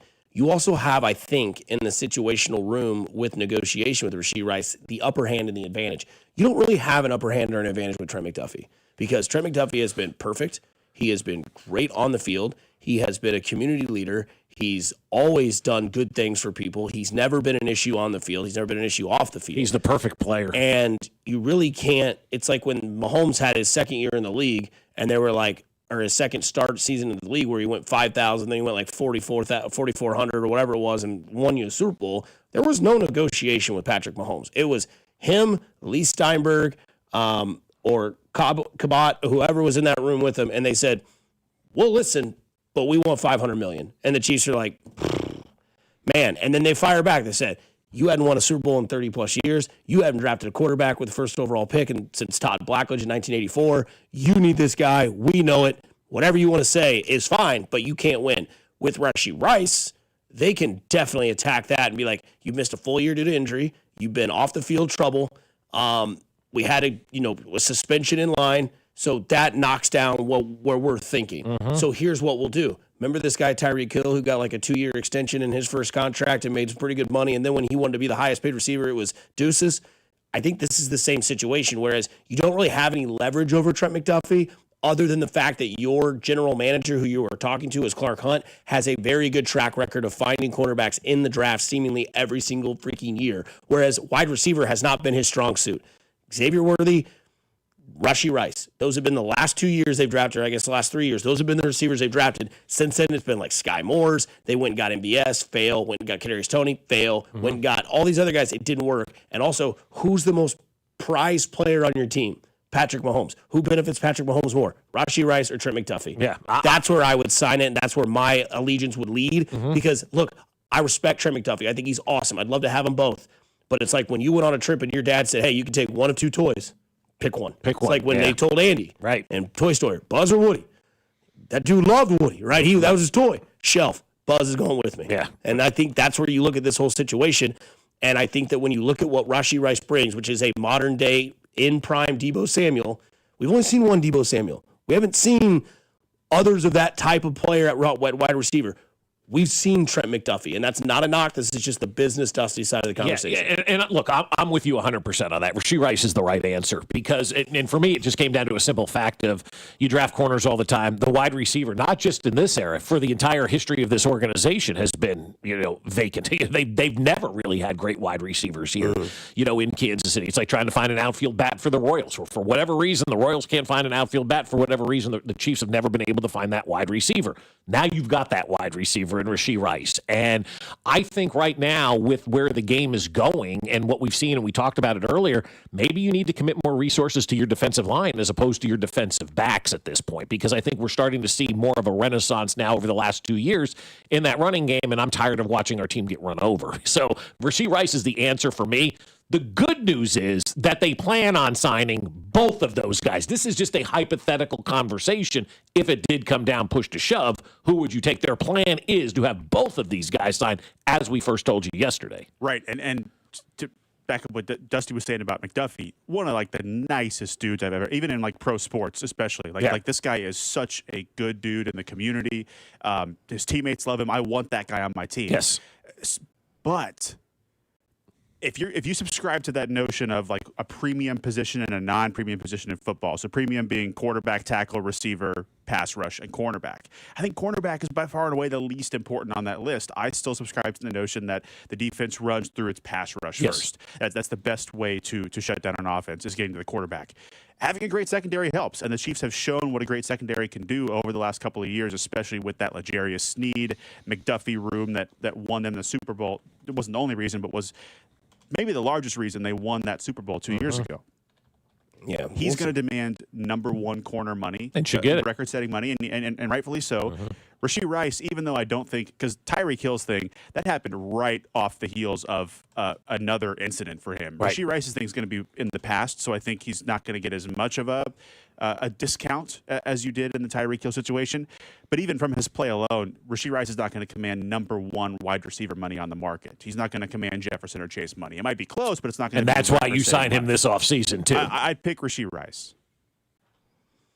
We'll see what happens. NFL offseason does not begin anytime soon, but the Major League Baseball free agency process has will officially begin at 4 p.m. Eastern time here.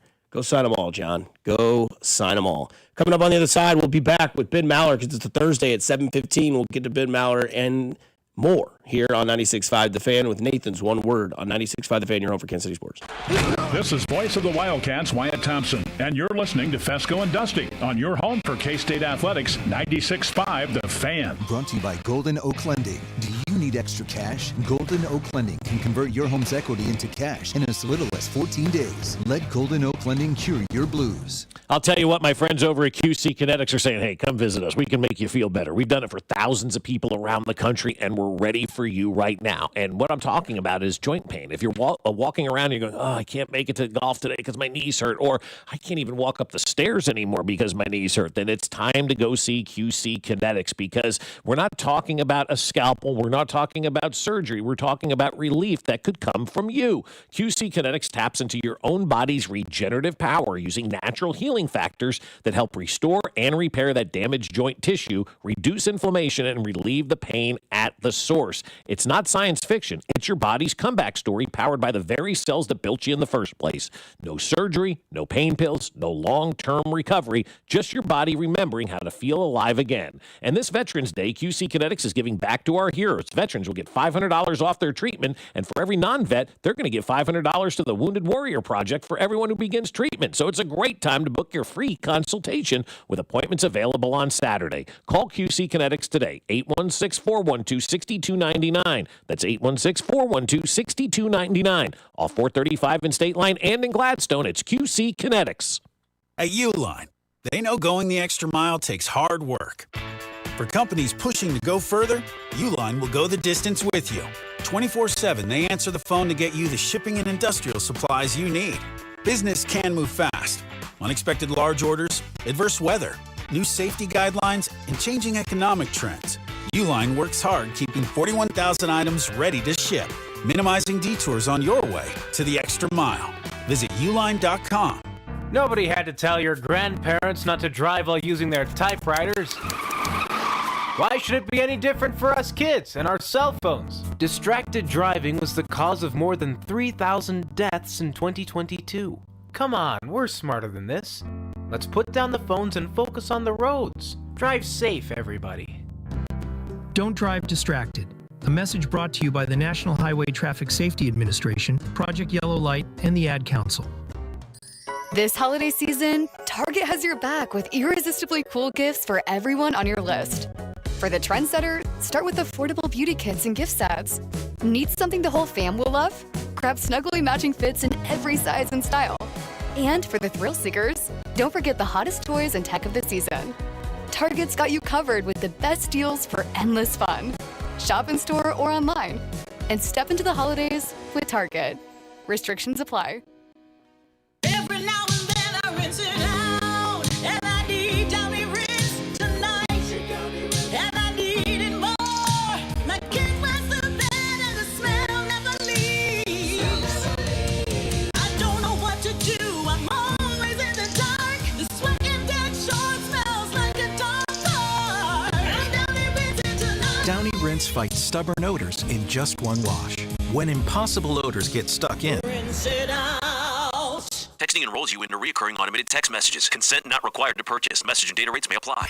Man, I love seeing the old gang at these reunions. Did you see Brian? He's in better shape than he was 25 years ago. How is that even possible? Yep, I ran into him a few weeks ago and had to ask. He told me he started taking Nugenix Total T. The testosterone booster? Yes, it really works. I started taking it right away and I'm already seeing results. I was wondering what you were doing. You seriously crushed me in that pickup game last week. Yep, after 40, energy, strength, drive, it all starts going downhill. But with Nugenix Total T, I feel like my old self again. Stronger, leaner, and my energy is way up. My wife even noticed a difference in the bedroom. They're giving out complimentary bottles right now. Just send them a text. Text HEFTY to 321-321 for your complimentary bottle of Nugenix Total T, the #1 selling testosterone booster. Text now and you'll also get a free bottle of Nugenix Thermo X, our most powerful fat incinerator. That's HEFTY to 321-321.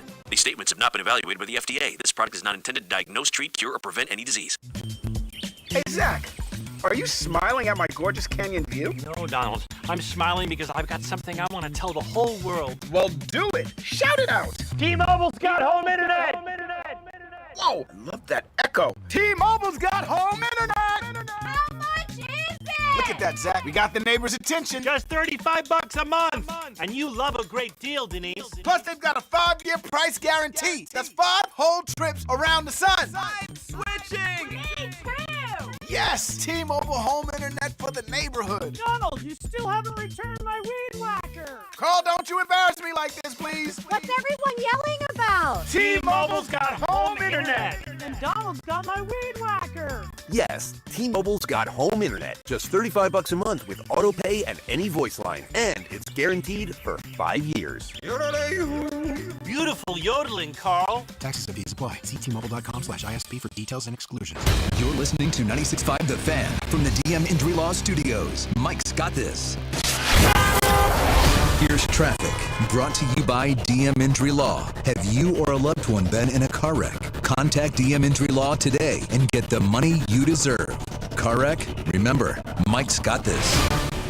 Missouri side 70 westbound, a little slow past 470 over towards Nolan. Then it bogs down, gets heavy to 40 highway with an accident reporting. Past all that, things move pretty well into downtown. 71 northbound, still rolling from 87th up towards Gregory. Alan Carr, 96.5 The Fan, traffic.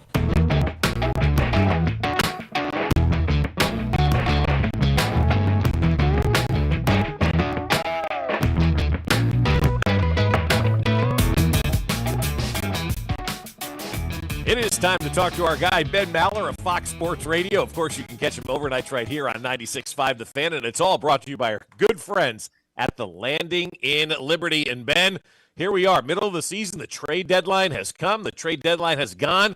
I look at that and I go, hey, the Jets were the big winners. Everybody else, I'm not really sure that anybody really accomplished much. Yeah, I disagree, Bob. I have gone strong against the draft. I am tired of the draft. I am tired. The Jets actually got a couple of picks right, and they've already given up on both the picks. I don't agree with that. I don't like it.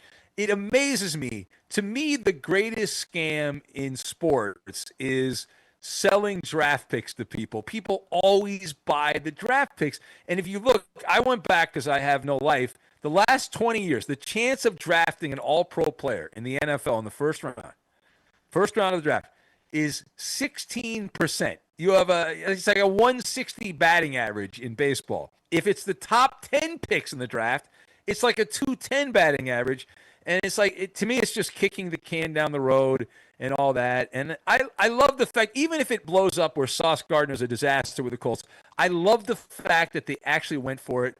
And we've all made jokes about Jim Irsay's daughter inheriting the team and on the sideline. But I give her credit. Good job by her. She went for it, and they think they can win. I wouldn't bet on Daniel Jones, but they did. So good for them. See, you talk about, using those draft picks to actually draft. Dusty and I had a pretty good conversation the other day about what the Jets should do. I think they use those picks and you trade them for Joe Burrow. And Dusty said, what about Lamar Jackson? And I said, either one would be fine. I think if you're the Jets, you're not drafting a quarterback with this, using those picks to get an established veteran. See, I think what they're going to do, though, is use the picks, because what they're going to do is like, hey, if you draft guys, you can't fire us. It's job security, right? You got to give us 2 or 3 years. So you're buying – if you trade for Joe Burrow or Lamar Jackson, the Jet fans are going to be like, okay, we're going to be in the playoffs. We're going to win a playoff game and all that. So, and it's certainly possible. Like Lamar Jackson, I think he's more likely at the end of the year, if some of the stuff out of Baltimore is accurate, where he was he told them he was going to play and then he bailed out at the last minute. If that stuff's going on, I can see them getting tired of Lamar. He's a great player. He hasn't been a great playoff player, and get rid of him. But yeah, if you're going to tell me for sure the Jets are going to make that move, okay, fine. But at the time the trades happened, we don't know what they're going to do, and it's more likely than not those picks aren't going to be that great, like from the Colts. The Colts will be at least average every year. So you're talking about a middle of the first round draft pick, which is not all that wonderful. So we'll see. But when I was a kid, I loved the draft, Bob. I could not wait. I memorized. I had every mock draft. I knew everyone in the draft. And I've just been burned so many times. I've become jaded as I've gotten older because it's just a hustle. And most of these guys are never as good as advertised. You look at Trevor Lawrence is a great example in Jacksonville. If you go back and look at the stuff before the Trevor Lawrence draft, this was God's gift to football. This was, you've won the jackpot. What a bonanza. The guy can't play. He's average at best, Trevor Lawrence, and he's had multiple coaches and teammates. But that's a great example. If you just based on the scouting report, he's amazing, like once-in-a-lifetime player. He's not. Ben, we were having a discussion this week about the AFC teams, and I look at the top of the AFC, and I look at where basically the bottom of the AFC ends, which I think is about 8 or 9 teams in the AFC. Do you think there is a huge gap between the first or the top 2 teams, or do you think that it's basically all even from the Colts all the way down to even the Baltimore Ravens, who I think are the 9 seed in the AFC currently? Yeah, so I look at New England and get a lot of guys that call the radio show from Boston. And all that. Like there's 7 wins. I don't think they're that great. I saw the Broncos lose to the Chargers. I thought they were good but not great. I've seen the Colts in person. Same thing. I thought they were good but not great. Like, let's put it this way: if whoever finishes at the bottom, like right now, Jacksonville's, I think, the last team in the playoffs. I know the Chiefs aren't playing this weekend. So if assuming the Chiefs get in as like a wild card, they can still obviously win the division, but if they get in as a wild card, if they have to play eventually at Indianapolis or New England, it's like they have a good chance of winning. Like I would bet on them to win if I had some money. So it's not, none of those teams are invincible, Dusty. You know what I'm saying? I don't think. For sure. Yeah. I mean, I think there's 8 teams. I don't think Houston's particularly good. Baltimore's going to come back, so they'll end up in the playoffs at some point. They're going to win enough games. They'll win this weekend. They'll keep winning, and so they'll be in the playoffs despite their terrible start. But there's a lot of I haven't seen. We talked about this a couple weeks ago, guys. I don't see anybody all that good. I'm still waiting for someone to take off and go on the magic carpet ride in the NFL. I see a lot of okay or a little above okay teams, but I don't see anybody that's really that dominant. And we're already now into week 10, so this is past the midway point now. Yeah, it's what the league obviously wants, though. You've got this parity all over the league, and I ask these guys, Dusty and Mac, every Monday, I'm like, who's the best team in the NFL this week? Because you could really just you could throw darts at this point in time. If you want to say, I don't know, San Francisco, you want to say L.A., you want to say the Chiefs, you want to say Houston, you want to say, Indianapolis. Not Houston, obviously, a bad example, but you know what I'm saying? Like, there's so many teams out there that you just don't know who the best team in the NFL is. And unless you're like a diehard like us here in Kansas City, if you're just a football fan, this is a great year for you. Yeah, it is. Although I like that invincible, dominating team. I think to me, that's more fun. Can somebody knock off Goliath? We saw that in baseball this year in the World Series with the Dodgers. Like, the Dodgers were Goliath. They almost lost. They didn't lose. Like, I think, and people watched that. They had great ratings for baseball in the World Series. To me, that's compelling. I want greatness. I want, the Chiefs have obviously been wonderful the last almost 10 years away with Mahomes, so they've been great, and they're not this year. Obviously, they're not great so far to start the year, but to me, that's more fun. I mean, yeah, if I owned an NFL team, I'd be like, oh, this is great. Everyone's got a shot to win. There's 20 teams, maybe not 20, maybe 15 teams that you could say if they get hot, they're going to win the Super Bowl. But I would rather have that one dominant team in each conference and then try to knock off that dominant team. And I remember you asked me that, Bob, a couple weeks ago, who was the top team. I think at the time I said the Detroit Lions were the top team. Boy, that worked out well, didn't it? Yeah, they're barely hanging on there to a playoff spot at this point. So it's see, the problem is I look at the flaws, the warts and the moles of these teams, and every team has a bunch of warts and moles, and you got to overcome your weaknesses. Like the Colts at 7-2 with Daniel Jones. I just can't wrap my head around that working out for them, despite the fact I love that they went for it. I just can't imagine him playing well in the playoffs. You look at the NFC side of things, Ben, and I'm kind of interested. Do you believe in Seattle? I mean, I know that their point differential is quite impressive. I think it's third in the NFL. Yeah. But again, they play in that division with the Rams, also 6-2. Seattle's 6-2. Is Philadelphia still the supreme in the NFC? I know that last year they won the Super Bowl. They went and made all those trade acquisitions. They have A.J. Brown drama once again. But is Seattle the best team in the NFC? No, again, we talk about Daniel Jones. I feel the same way about Sam Darnold. I mean, everyone says how great Sam Darnold is, and he's playing very well in the regular season, but he played well in Minnesota last year. By the end of the year, the Vikings, their offensive line was dinged up, and Darnold fell apart. Everything has to be perfect for Sam Darnold. So if you're going to tell me, Dusty and Bob, that Seattle's going to have a healthy offensive line and they're not going to have any major injuries and the blocking will be good and everything will be fine, then okay, Seattle can go to the Super Bowl. But we all know what happens. It's a war of attrition, as they like to say, and a bunch of guys are going to get hurt and you're going to have to play. And Darnold does not play well. A lot of guys struggle, but he's got a reputation that precedes him, his track record. So I don't trust Seattle because of Sam Darnold. I'm shocked. I like the Rams. I'm shocked that Stafford stayed healthy. I thought with all the stories in training camp that they'd be playing Jimmy Garoppolo by now, the Rams. And Stafford, not only is he playing, he's as good as any quarterback in football this year, which blows me away. I know they've got good receivers, and McVay's a savant as a coach and all that offensive coach, but that one shocks me that Stafford, I'd probably just put the whammy on him, by the way. He's going to get hurt this weekend, but I'm blown away that he's played this well.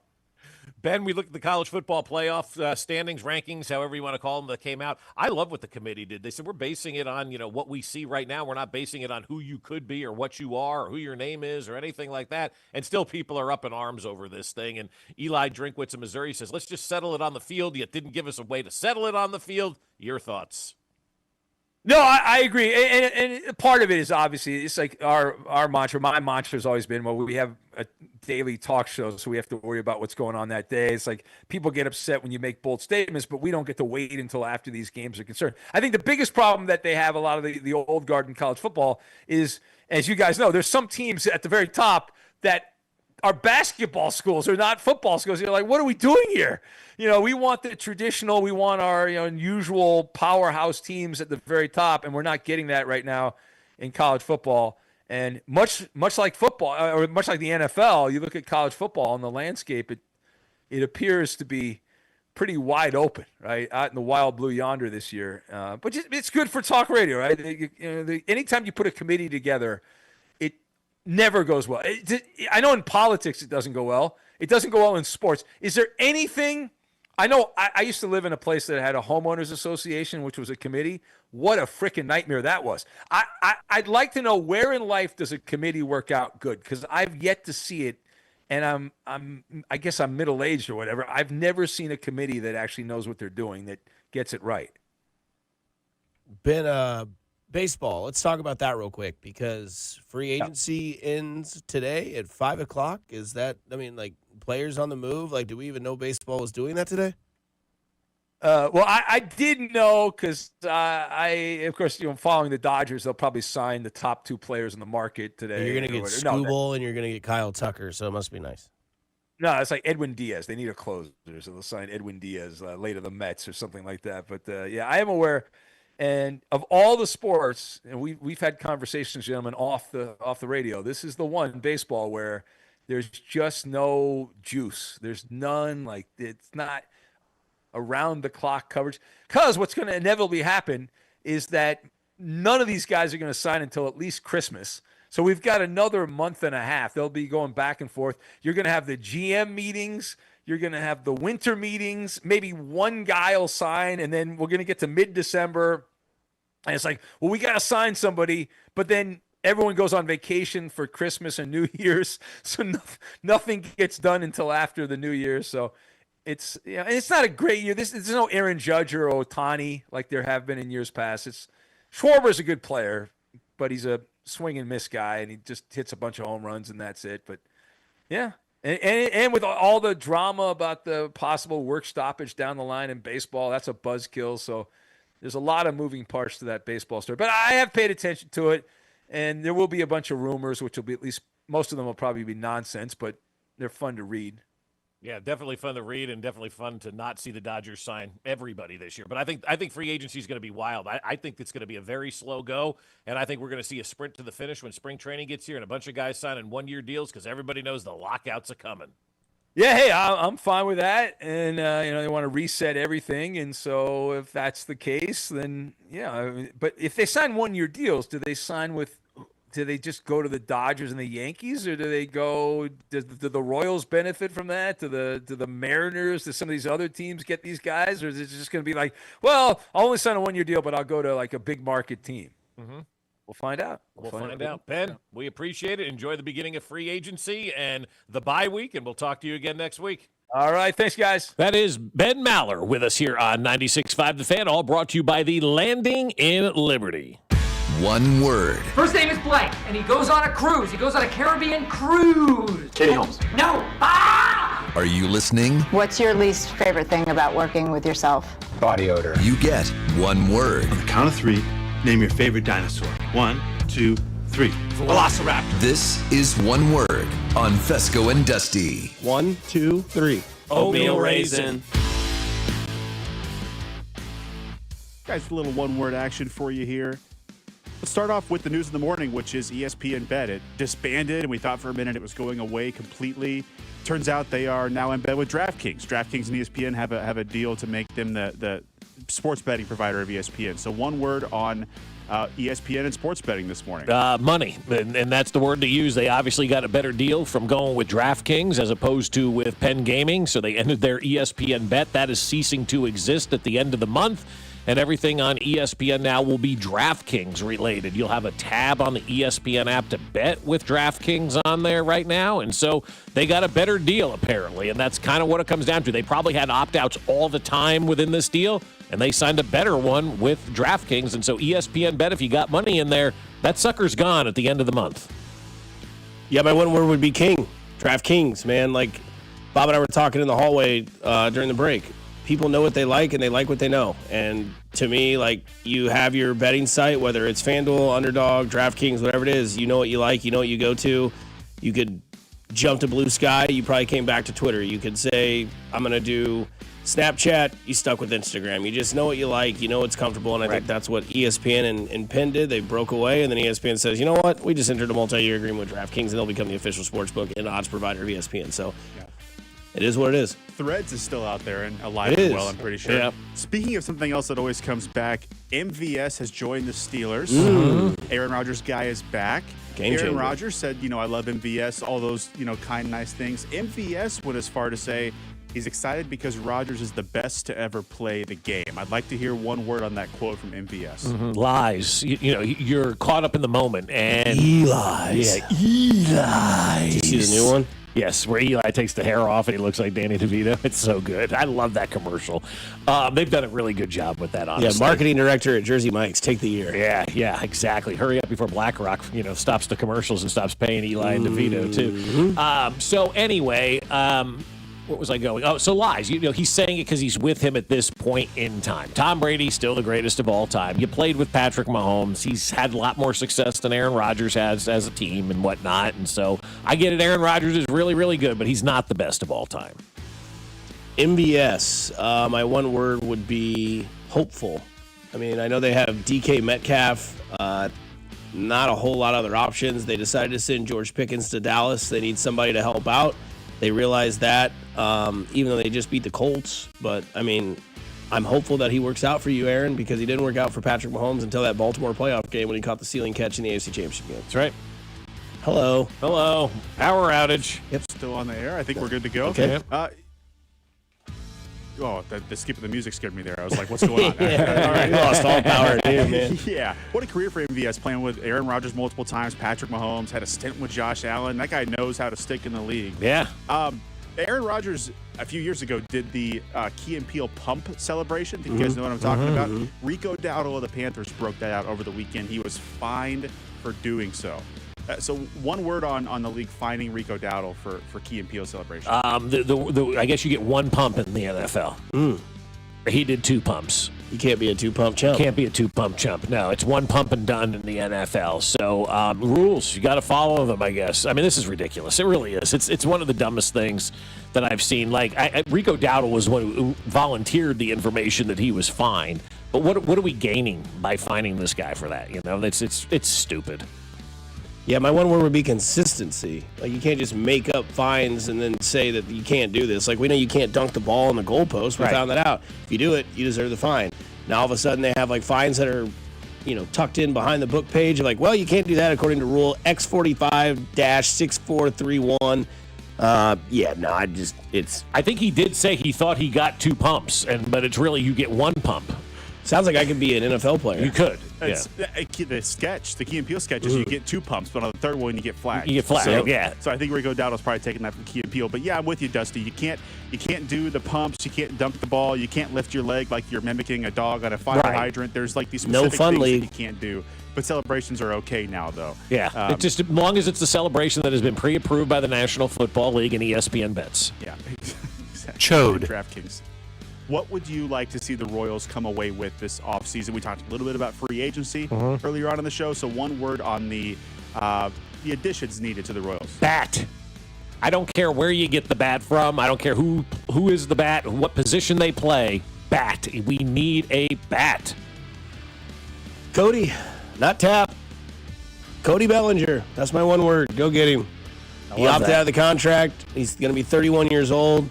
He could play left, right, center. He could play that dice game that Carrington loves, whatever it's called, left, right, center, left, center, right. He seems to be the fit. He seems to be the kind of guy that would move the needle for the fan base. He brings you power. He brings you defense. He brings you a leadoff spot in the order, and why not? I know a lot of people on the text line, we brought him up earlier, said, yeah, he did really well hitting in front of Aaron Judge. Well, he could do a really good job hitting in front of Bobby Witt Jr. as well. Wasn't he the MVP of a season when he wasn't playing with Aaron Judge? Like, he played with Aaron Judge for like 2 seconds, guys. Come on, don't use that as he was only good because Aaron Judge. It's a former MVP of the league. I mean, imagine that as your top 5 hitters in your lineup. You're going Cody Bellinger, Bobby Witt Jr., Vinny Pasquantino, Salvador Perez, Michael Garcia. You're looking at, division champs with that kind of lineup. I would love it. And then that pitching staff, you go sign Bellinger, you don't have to give up anybody. Okay. And you've just made your team so much stronger. Great move. Yeah, that's what I want more than anything. Is if they want to get 2 bats, all the bats, great. I'm all for that. If it's going to be 1 bat, which is probably the answer, it's probably a left fielder, and it's probably a platoon of Massey and India at second base. It's probably what we're looking at. Cags in right field. don't use starting pitching to do that. I don't care if you spend money. I don't care if you use prospects. Don't take away from your strength to go get that. Yeah, because we saw that starting pitching get injured towards the end of the season. Towards the end of the year. It hurt him. Everyone's will. Yep. It's the nature of the beast. Starting pitching is like an offensive line. You need it, even though you don't think you do. Even if you have a surplus of it, keep it. That is one word with Nathan, Bob, and myself. But don't forget, Sports Talk on the Fan is presented by Paramount Plus. You can't count on much these days, but you can always count on Sundays with the NFL on CBS and Paramount Plus. Watch your local NFL game every Sunday on CBS and Paramount Plus all season long. Visit ParamountPlus.com/NFL to get started today. Coming up on the other side, we do Smash or Pass, brought to you by Booth Creek Wagyu. You want to be caller number 5, and you want to call in. You want to tell Nathan that you are excited for him to get married and what his one regret is being single his whole entire life until now. Coming up next, it's Smash or Pass, brought to you by Booth Creek Wagyu. Your chance at a $50 gift card on the other side here on 96.5 The Fan, your home for Kansas City sports.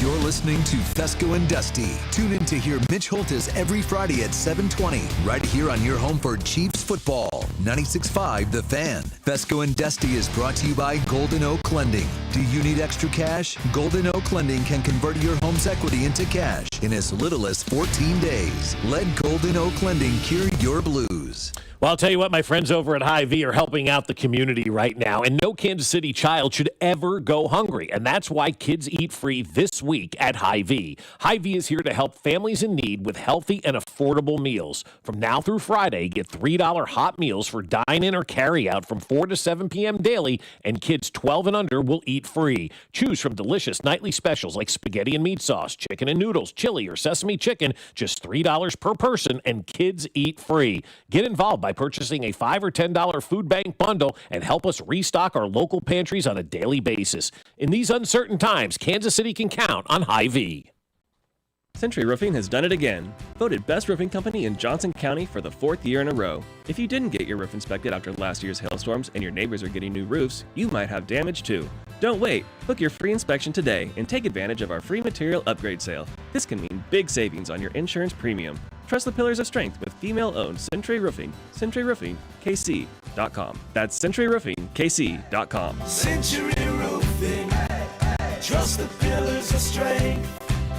More than a few of our patients have talked to me about their first time, but it's not the first time you're probably thinking about. It's the first time that erectile dysfunction ruined the moment. This is Jeff for Heartland Men's Health, and if you're over 50, it's likely that you've had that first time yourself. But the good news is that if you're like most men, that first time can be the last time that ED impacts your sex life. At Heartland Men's Health, we're experts in treating ED. We've treated tens of thousands of men using protocols with success rates well over 90%. And those treatments have, in most cases, made sex great again for both them and their partners. You could even find that you're performing like you haven't in years. So if ED has been affecting your intimacy, it's time to make the last time that happens the last time that happens. For just $99, you'll receive blood work, a medical consult, and if medically advised, a test dose. And if that test dose doesn't work in the office, your visit is free. Call 844-447-6600. That's 844-447-6600. Or go to heartlandmenshealth.com. This is the story of the one.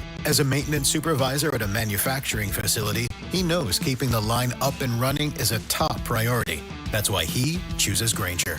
Because when a drive belt gets damaged, Grainger makes it easy to find the exact specs for the replacement product he needs. And next day delivery helps ensure he'll have everything in place and running like clockwork.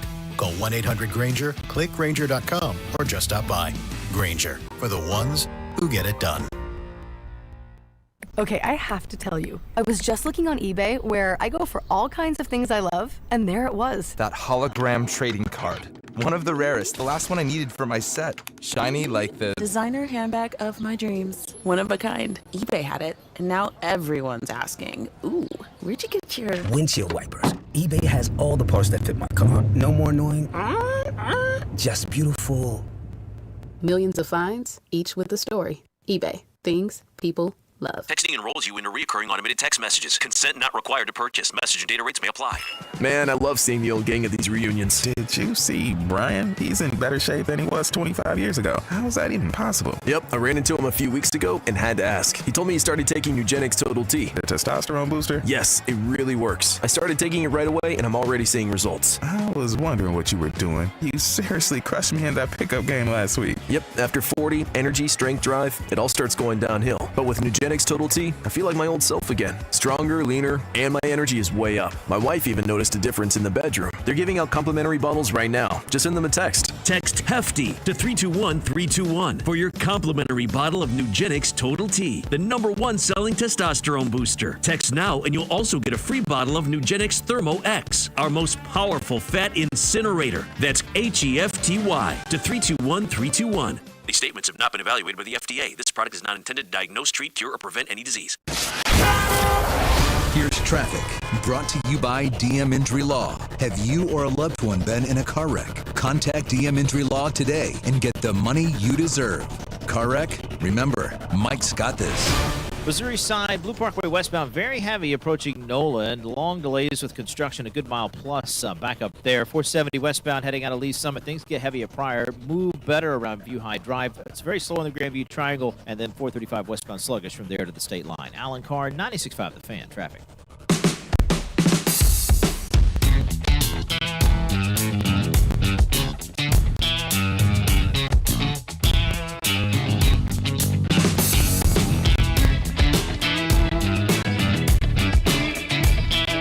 Remember, you want to hear this sound? Finally, I'm one of those guys who can't wait to get to work in the morning. Like a dairy cow.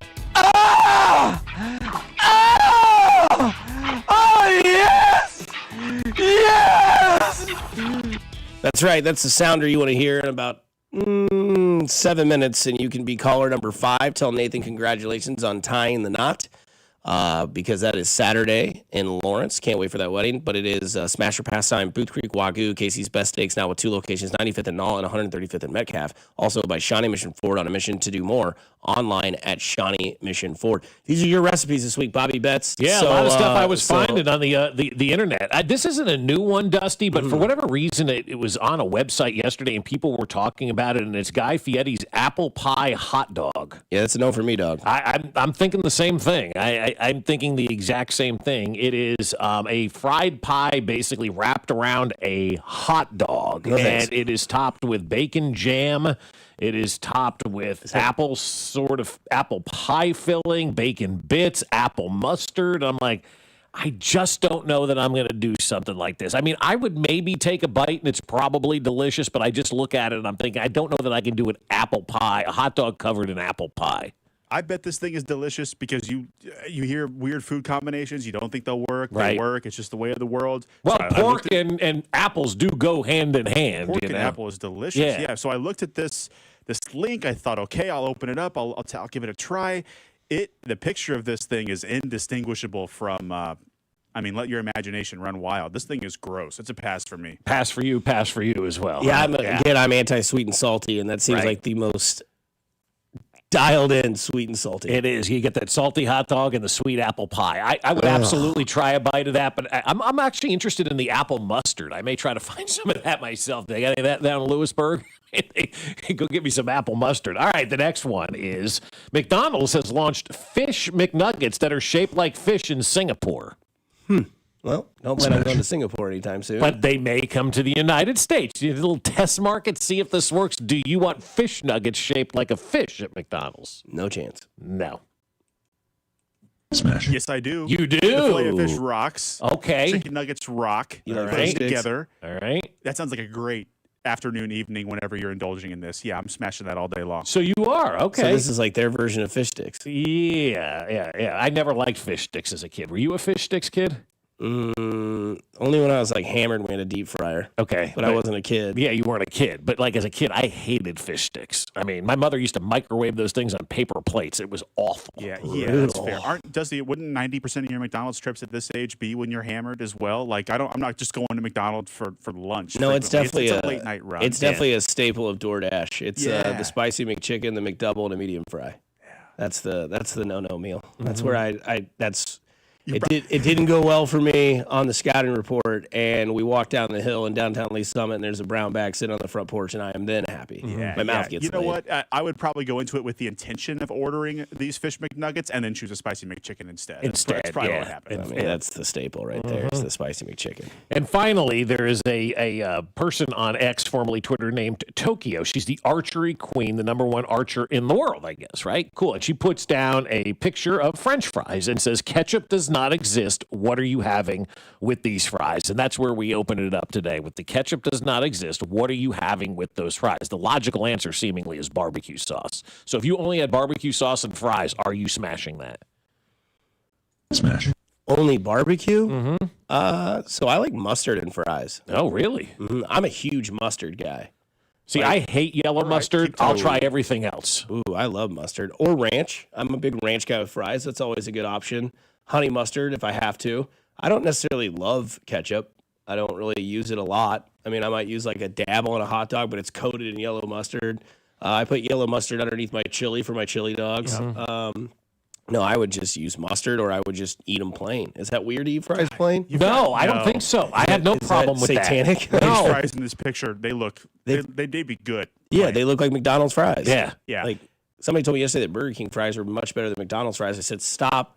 We're not doing this. I said, you can have that take. It's fine, but stop. Stop. We're not doing this. It's not real. We know what the superior fry is. It's McDonald's. So you got some good food takes. I didn't know this. You felt this way about mustard. I knew you guys both like the drums instead of the flats, which is just pro. Mm-hmm. I would probably go with like and this just sounds like gluttonous. Some sort of like aioli. Oh, so like you're a garlic mayonnaise type fry stuff. guy? See, I just can't do that. I can't dip hot fat into more hot fat. That's what I was gonna say. Is after a few of these, I wouldn't want any more. Yeah. So maybe I'd go with the barbecue sauce. That'd be my number 2. Somebody says on the text line sriracha. Somebody says buffalo ranch. Mm-hmm. All right. Spicy ketchup. Somebody says that from The Whataburger spicy ketchup, ketchup yep. is so good, man. It really is. I love mustard, man. I'll eat mustard. I mean, yesterday I made a turkey sandwich on sourdough, and it had the Dijon mustard. Yeah, see, which Dijon is great. I'm just not Supreme. a yellow mustard fan. I've never really cared for yellow mustard. Spicy brown, Dijon, any of that other stuff, I'm all in on that kind of stuff. For whatever reason, I just don't have the palate for yellow mustard. It just doesn't taste good to me. Somebody from the 913 says the Burger King fry guy is definitely a flat earther.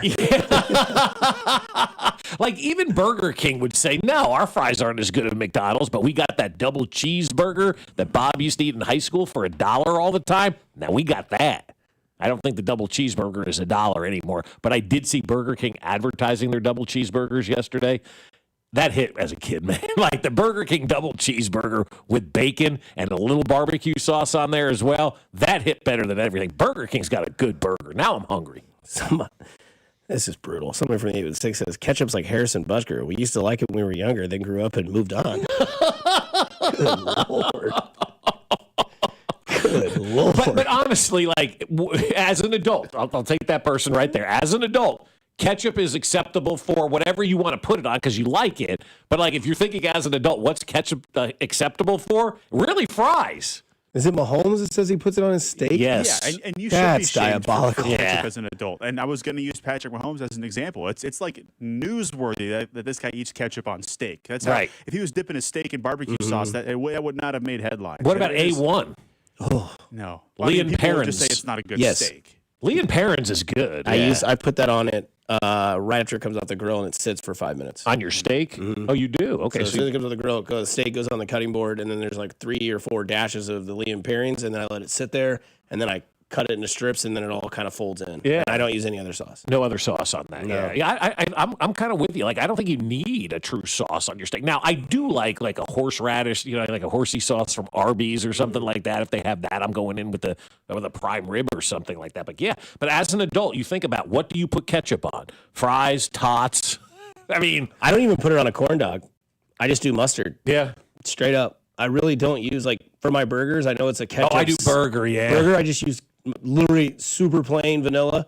I use barbecue sauce, pickles, and mustard. That's it. That's it. Yeah. I don't need the extras on my burger anymore. I don't need the warm lettuce or the fake tomato, but it's just cheese, pickle, barbecue sauce, yellow mustard, sold. Done. Yeah. Yep. So have we figured out anything? Maybe chicken nuggets as an adult you're putting some ketchup on? I don't know, but I like think tots might be the closest one for me. When's the last Hash time browns? you had a corn dog, though? Because I'm with you on the mustard Halloween. and corn dog, but really? Buddies of mine had a Halloween. They had all the Halloween people there. I told you this story on Monday.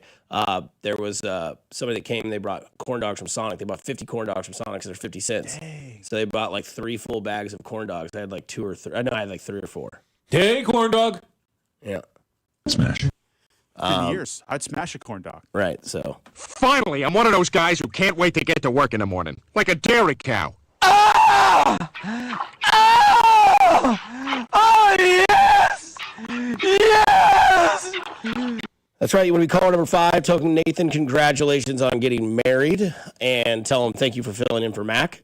Also, if you win, you have a chance at a Booth Creek Wagyu Casey's Best Steak $50 gift card, now with 2 locations, 95th and Knoll and 135th and Metcalf. Also brought to you by Shawnee Mission Forward, on a mission to do more online at ShawneeMissionForward.com.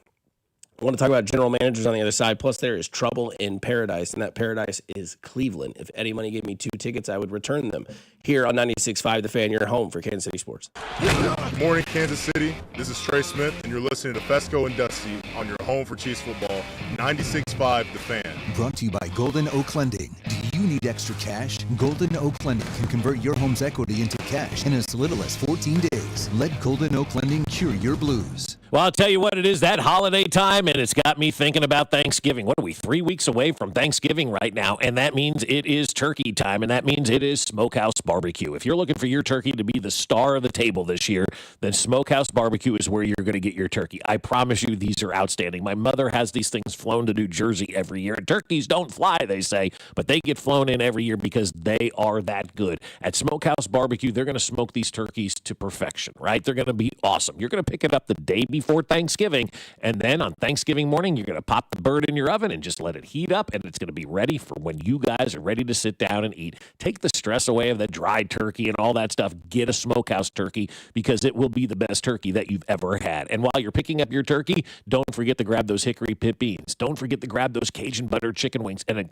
don't forget to grab the burnt ends as well. And you know what? You might want to dine in and get their pulled chicken sandwich where the chicken is tossed in that Cajun butter sauce that is so epically awesome. So visit Smokehouse at one of their 3 locations, Independence, Gladstone, and Zona Rosa, or at SmokehouseBBQ.com. That's where you can order your turkey for Thanksgiving, at SmokehouseBBQ.com. For over 35 years, locally owned and family operated, it's Smokehouse Barbecue. Hi, I'm John Ray, your friend and jeweler at Shane Company. When you buy an engagement ring or fine jewelry gift from Shane Company, you get more than what you paid for. Our jewelry comes with our all-inclusive free lifetime warranty. It covers everything. There's no fine print. You'll get unlimited cleanings, resizings, and repairs. Plus, it even protects your engagement ring's center stone. We stand behind the quality of our jewelry, and that's our gift to you this holiday. Peace of mind. Because a friend knows the best things in life are free. Shane Company, your friend and jeweler. Whether you're digging a pond, clearing brush, grading land, or doing demo, Foley Equipment, your local Caterpillar dealer, is your one-stop shop. Buy or rent, Foley has the machines to get it done. Lease the Cat 300.9 mini excavator for just $399 a month and take advantage of other limited-time demo and purchase incentives. Terms and conditions apply. Visit your Foley Equipment location or go to FoleyEQ.com. That's FoleyEQ.com.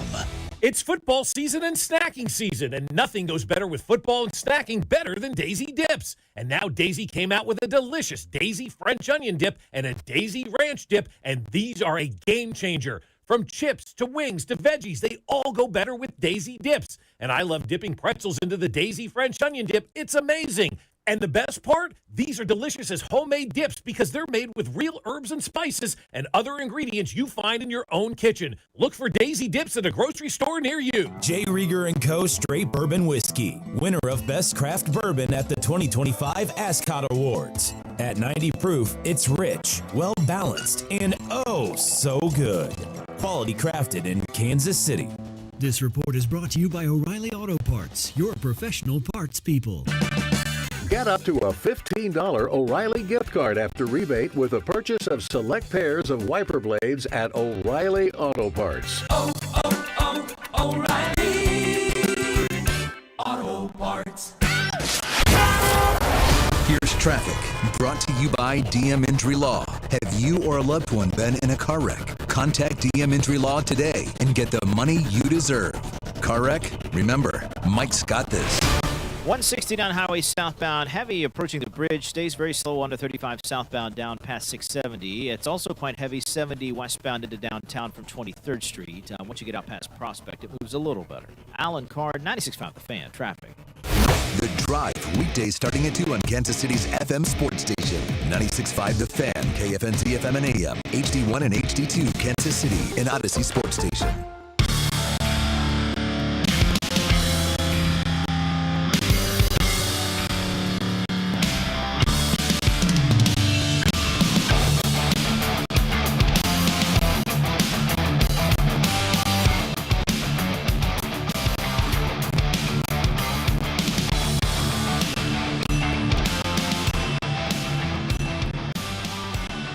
Back in on 96.5 The Fan, your home for Kansas City sports.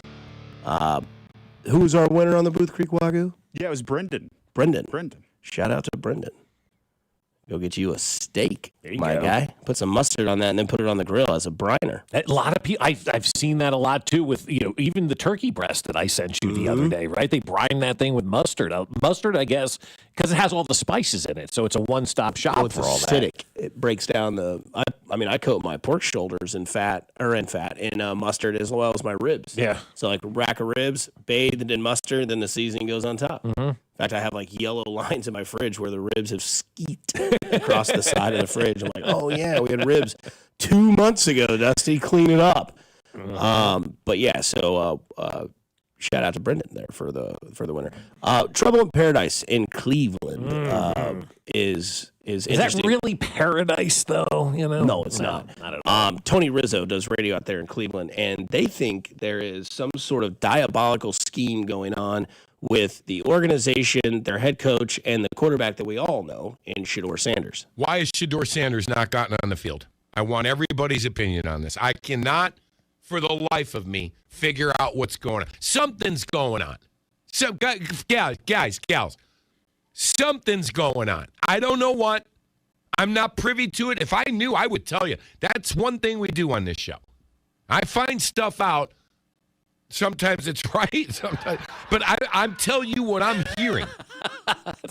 I'm not hearing anything. I'm hearing a bunch of stuff that I don't want to believe, but I don't know what's legit or not.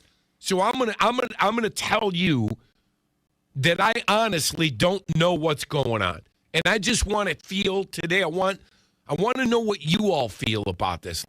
Maybe Cleveland, the Browns, should do a poll on X like we do every Wednesday. Should Shedeur start, yes or no? And legitimately put out the Browns franchise to see what people say. Because at the end of the day, I was talking to somebody about this yesterday, about the NFL. And I think it was Spectre, actually, because you do realize the NFL is America's biggest business. And I'm like, yeah, I've been telling you guys that for years. I've said for years that the NFL knows more about what's going on than the federal government does. And I will stand by that. And they are more powerful, I believe, than the federal government. And I will stand by that because of how big a business they are, right? And so we were kind of talking about that yesterday, about the NFL being, this big business. So why don't you go to your customers and ask them what they want? Like, what did McDonald's recently do? You're seeing all this. The extra value meal is returning now to McDonald's. The snack wrap is returning to McDonald's. Fans wanted it. Consumers wanted it. Their customers wanted it. And so McDonald's gave that to them. You're the Cleveland Browns. You haven't done anything right in probably 100 years as a franchise, right?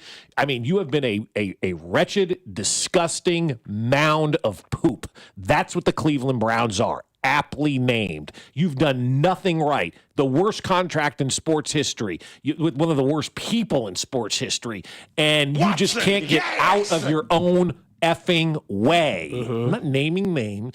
And so now you've got this kid that, for whatever reason, has been a lightning rod, and we know why. But your consumer, your fan, the people paying your bills want to see this kid play. Why aren't you letting him play? What is the problem with letting this kid go out there and play? And that's, I guess, what they're talking about. Somebody believes there's a conspiracy, and you know what? I'm with Rizzo on this one. There's got to be some underlying conspiracy as to why they're not letting Shedeur Sanders play in a season where they're literally going nowhere. And then Aqib Talib was on a podcast. I think I got all the bad words. Okay, it's some bullshit going on. Why he went in the fifth? Before we get 2-10, let's try to win a game. We got a good run game. We got a defense. Let's try to win a game. What we doing? You throwing them in a mess. That's what's the mess. The mess is he's the mess. Kevin Stefanski. All of it is a mess. The run game ain't a mess. The defense ain't a mess. Kevin Stefanski's job is on the line, right? Yeah. What would save it? If he threw Shador in there and they won their last 5 games, he would keep his job and everything would be hunky-dory. Now, he'll still be fired because he should have did this from the jump. Okay, Why you there you ain't go. do this from the jump with your hating ass? You got a personal vendetta against him. Get the cone. He should have been playing. Agreed. So get the cone, bro, because you got a personal vendetta. That's why he wasn't playing. Now look at it. He done won his last 5. No matter what, Stefanski got to go, bro. Maybe he tied in with Dylan Gabriel because they all got the same agent. He just got them personal ties to Dylan. That's what Stefanski got. He got personal ties to Dylan. Huh? We just making stuff up. I ain't making nothing up. Nigga, do the research. What you talking about? Feisty Aqib Talib, par for the course there. But yeah, the question is, tell me he's wrong. I don't know, because like the thing is Shador Sanders capable of being a starting quarterback in the NFL? I don't know. Then they shouldn't have drafted him. Then why? Right. Then why did you Yeah. waste, regardless of it being a 5th round pick? Yeah. You wasted a draft pick on this kid. Mm-hmm. If you don't think he can play, then you shouldn't have drafted him. Or you've got the GM, you've got the owner, and you've got the coach, and none of them are on the same page with what they want out of Shador Sanders. I'm sure there was a lot of pushing from the owner, even though they say there was no pushing from the owner to draft Shador Sanders. Then you've got Dylan Gabriel that you've already picked. If he has the same agent as, Aqib Talib is saying as the head coach, well, yeah, that is a conflict of interest. There's no question that's a conflict of interest and a question that needs to be raised. Are we playing the best player, or are we playing a guy who's okay, but he's represented by my guy, so I got some personal connection to that. But it really is, it's been the most bizarre storyline from a national NFL standpoint that so many people are so focused on what's going on with the Cleveland Browns because of this quarterback situation. And it makes you ask the questions that you don't want to ever have to ask. And is this coach doing the right thing for my franchise to win games? And I don't know if Kevin Stefanski is doing that. Yeah, it sounds like it's just the writing's on the wall in Cleveland. Like, well, yeah. I mean, I know he won Coach of the Year twice. That doesn't mean anything really, other than the fact that congratulations, you did better than we thought. Right. But yeah, it's interesting because you would think that they're going to get rid of their head coach. They're probably going to get rid of their GM. They're probably going to get rid of everybody on the team. Again, you'd mentioned, previously to that, they made the worst contract in maybe sports history with Deshaun. And then they drafted Shador. And I think the one thing that everybody said that's sticking to the blueprint was that if you draft Shador Sanders, you're going to get everything that comes with it. We are in week 10, and you're hearing Talib kind of do his thing. You're hearing Tony Russo do his thing as well. And to be honest with you, I don't think Stefanski keeps his job. I agree with Aqib Talib. I think that, as rambunctious as he can be sometimes, especially his brother, watch out for that guy. But you look at what they're saying, if he does go out there, Stefanski at this point is in a lose-lose situation. If you finish the season and just completely suck, they're moving on just because they have to. And then all of a sudden, if you put in Shador Sanders and you win, let's say in their next 7 games, they win 5 of those 7, and all of a sudden he was there the whole time, you're looking at yourself going, what were you thinking, right? We saw how Justin Herbert accidentally became a quarterback in the NFL. They were going to go with the starter, and then all of a sudden the needle punctured the lung or whatever it was, and they were like, well, we got to start Justin Herbert. And they're like, wait a minute. That guy that did this was supposed to do this the whole time, and you didn't know it. Either you're too dumb and don't realize it, or you're in on it. Either way, you got to go, right? The Robert De Niro quote from Casino. And I don't know if Shador Sanders is capable of being a starting quarterback. I know that he was drafted in the 5th round, and that's a pipe dream to be a quarterback that can sustain it. I mean, not everybody's Tom Brady getting picked in the 6th round. That's an anomaly of a story.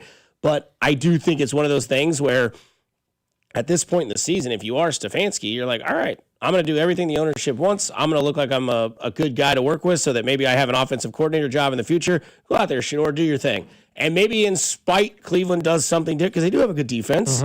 They do play the Jets this week. It is a successful matchup for you if you want to go run the trial and error. 1985 matchup. I'm excited about Cleveland and Jets, to be honest. And we know the Jets don't have Quentin Williams and Sauce Gardner. Right. So it seems like this is that perfect time where it's like Dylan Gabriel's not the guy. We lost Flacco, and now we have this Shador guy that everybody wants to see. Why not give him an audition? And I can see this in the future already in a crystal ball. Shador goes out there and plays against the Jets, does fine. I'm not saying he's going to go out there and throw for 304 touchdowns and no interceptions, but let's say he goes out there and throws for 255 and throws for 2 touchdowns a pick, and they win the game. It's going to be like, see, told you. And they're going to forget everything about the Jets, and then he's going to play their next game and get absolutely obliterated, and everybody's going to be like, all right, this was the one. Because that's what I think Jackson Dart avoided. Now, again, completely different quarterbacks, not comparing the two, but Dayball's job was on the line. Right. He's like, hey, I can't throw Russell Wilson out there. The city, the fans, everybody can't stand him. They're booing him off the field against Kansas City. You put in Jackson Dart, you've seen the uptick in the offense, right? And he's doing this without Malik Neighbors. He's doing this without Scatterboo. And he's developed this tight end that nobody knew who he was, and now he's doing well. And Wan'Dale Robinson is filling the void for being a wide receiver on that team. And that's all because of Jackson Dart. Right. Shedeur Sanders does not have that. No. Shedeur Sanders does not have the town of Cleveland being like, start. What's going on with Shedeur Sanders is you have a coach, a GM, and an owner that have no idea why somebody drafted him. We know it wasn't the GM. We know it was the owner. We know it wasn't that coach. And now you have a three-head triangle all fighting with each other. And it reminds me a lot, and I'm sure you can attest to this, it reminds me a lot of the Castle, Pioli, Haley situation. Yeah, a lot. Yeah, it does. I mean, but there was at one point, didn't Castle get told to be benched, and he went out there anyway? He went out there and played anyway. Yeah, if Pioli wasn't going or Haley wasn't going to send him to play, wanted him benched, he ran out there. The old story goes. But I look, I just know, and I've told this story before, so it's not really breaking any boundaries or anything like that. Matt Castle was a child in a divorce, and it was being pulled in both directions by Scott Pioli and by Todd Haley. It was not an easy situation. You're from a divorced family, right? Sure. Everybody, 50% of America gets divorced. You know what that's like as a kid. Mom wants you one day, dad wants you the another day. I'm sure in bad situations like it was with Haley and Pioli, they were both talking about each other to Matt Castle, and so he was hearing it from both sides of the story the whole time, and that wasn't a good working situation. But as far as the Cleveland Browns go, if you're going to fire Kevin Stefanski, fine. I just don't know who you're going to get to take your job. I was talking to a former NFL coach yesterday, and I was like, would you ever coach in this league again as a head coach? He's like, yeah, I learned a lot, and I know what I'm looking for if I were to ever get back into this thing. And it all starts with that ownership. And Cleveland is a dysfunctional mess because their owner is a dysfunctional mess. And that's all you have to do is do a Google search of this guy who owns the Cleveland Browns, and you'll immediately see, oh, he is not exactly the best owner of an NFL franchise. And so until ownership gets things figured out in any professional sports franchise or any corporation for that matter, it's all going to stink from the top down. And the Cleveland Browns are an absolute wretch because their owner sucks, and he's a terrible owner, and he doesn't know what he's doing. That's why a lot of these organizations are bad. It's not the people that are in place as the manager or the head coach or the players. It's ownership being just terrible at what they do and causing the whole operation to be awful. So if Cleveland wants to get better, they need to sell the damn team. That's the only way that thing's going to work out because this is a colossal mess. We'll get into some GM conversation, plus Eli Drinkwitz as well, and why Chiefs are America's team. We'll dive into all of that on the other side here on 96.5 The Fan, your home for Kansas City sports. This is Fescoe and Dusty. Tune in to hear from ESPN's Nate Taylor every Thursday at 8:20, right here on your home for Chiefs football. 96.5 The Fan. Fescoe and Dusty is brought to you by Golden Oak Lending. Do you need extra cash? Golden Oak Lending can convert your home's equity into cash in as little as 14 days. Let Golden Oak Lending cure your blues. Well, I'll tell you what, if you're walking around this morning going, oh, my back, oh, my knees, oh, my shoulder, what am I going to do? Well, you're going to call QC Kinetics because relief is closer than you think, and it doesn't have to come from a scalpel. QC Kinetics taps into your own body's regenerative power using natural healing factors that help restore and repair that damaged tissue, reducing inflammation and relieving pain at its source. And we're not talking about science fiction. It's your body's comeback story powered by the very cells that built it in the first place. No surgery, no pain pills, no long recovery, just your body remembering how to feel alive again. That's the freedom QC Kinetics helps people rediscover every single day. Not masking the pain, let QC Kinetics regain what pain took away. And this Veterans Day, QC Kinetics is giving back. Veterans will get $500 off their treatment, and for every non-vet who starts care, QC Kinetics will donate $500 to the Wounded Warrior Project. So get your appointment booked now with appointments available on Saturday. 816-412-6299. That's 816-412-6299. Off 435 in State Line and in Gladstone, it's QC Kinetics. Doug. Here we have the Limu Emu in its natural habitat, helping people customize their car insurance and save hundreds with Liberty Mutual. Fascinating. It's accompanied by his natural ally, Doug. Limu, is that guy with the binoculars watching us? Cut the camera. They see us. Only pay for what you need at libertymutual.com. Liberty, liberty, liberty, liberty. Savings vary. Underwritten by Liberty Mutual Insurance Company and affiliates. Excludes Massachusetts. Get ready, Missouri. Kickoff is near. The world's largest sports book is coming to your fingertips. Circa Sports, it's sports betting the way it should be. With high and transparent app limits, low holds, and exceptional customer service. Start betting like a pro in Missouri on December 1st. Learn about your new bookie today at circasports.com, the world's largest sportsbook at your fingertips. Circa Sports launches December 1st. Hello, Crushers. It's your host, DJ Divine, telling you that Candy Crush music season is here. Tasty. Conquer levels to mix your own track and win sweet rewards. Divine. Now let's swipe to the next track. Take it away, Thundercat. Candy Crush music season. Play now. From November 3rd to December 7th, selected players level 36 plus. Terms apply. See in-game. Optional in-game purchases. Hey, it's Brian Baldwin here. At the Home Depot, Makita tools are built for the pros who show up early, who don't do shortcuts, only precise cuts, who know the job's only done when it's done right. With tools built to last, job after job, year after year, performance that pays off. When the job calls for the best, call on Makita. Built to be the best. Available at the Home Depot. How pros get more done.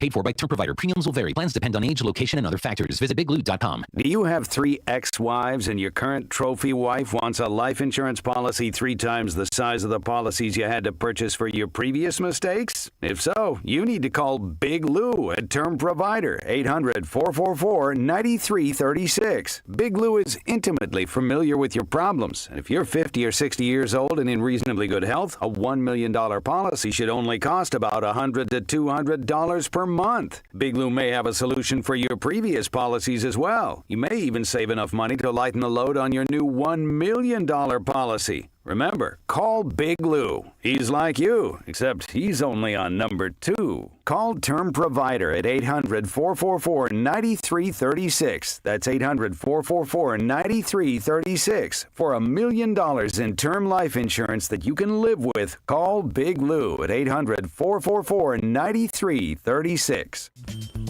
Hey, Zach, are you smiling at my gorgeous canyon view? No, Donald. I'm smiling because I've got something I want to tell the whole world. Well, do it. Shout it out. T-Mobile's got home internet. Whoa, I love that echo. T-Mobile's got home internet. How much is it? Look at that, Zach. We got the neighbors' attention. Just $35 a month. And you love a great deal, Denise. Plus, they've got a 5-year price guarantee. That's 5 whole trips around the sun. I'm switching. Me too. Yes, T-Mobile home internet for the neighborhood. Donald, you still haven't returned my weed whacker. Carl, don't you embarrass me like this, please. What's everyone yelling about? T-Mobile's got home internet. And Donald's got my weed whacker. Yes, T-Mobile's got home internet. Just $35 a month with auto pay and any voice line. And it's guaranteed for 5 years. Beautiful yodeling, Carl. Taxes and fees apply. See T-Mobile.com/ISP for details and exclusions. You're listening to 96.5 The Fan from the DM Injury Law Studios. Mike's got this. Here's traffic. Brought to you by DM Injury Law. Have you or a loved one been in a car wreck? Contact DM Injury Law today and get the money you deserve. Car wreck? Remember, Mike's got this. Kansas side, 435 eastbound at Lackman with an accident reporting, keeping things slow back onto K10 from around Renner. 69 highway northbound, quite heavy from 151st Street up towards and past 135th Street. Alan Carr, 96.5 The Fan traffic.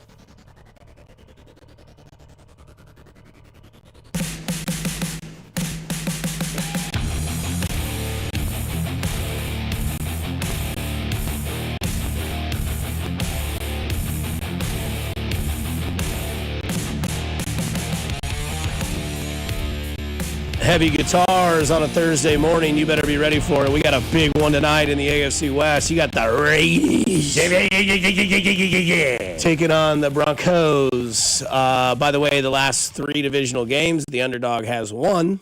Giants beat Philly, Cincy beat Pittsburgh, and the other one was the Rams losing to the Niners. And then you have a stat as well when it comes to Denver in their last 10 AFC West primetime games. Oh, wait, there's more. Oh, wait, there's more. Denver has lost 10 in a row primetime games versus AFC West opponents. Let's go. The last time they won a primetime game against an AFC West opponent, of course, the Sergio Dip game. Sergio Dip.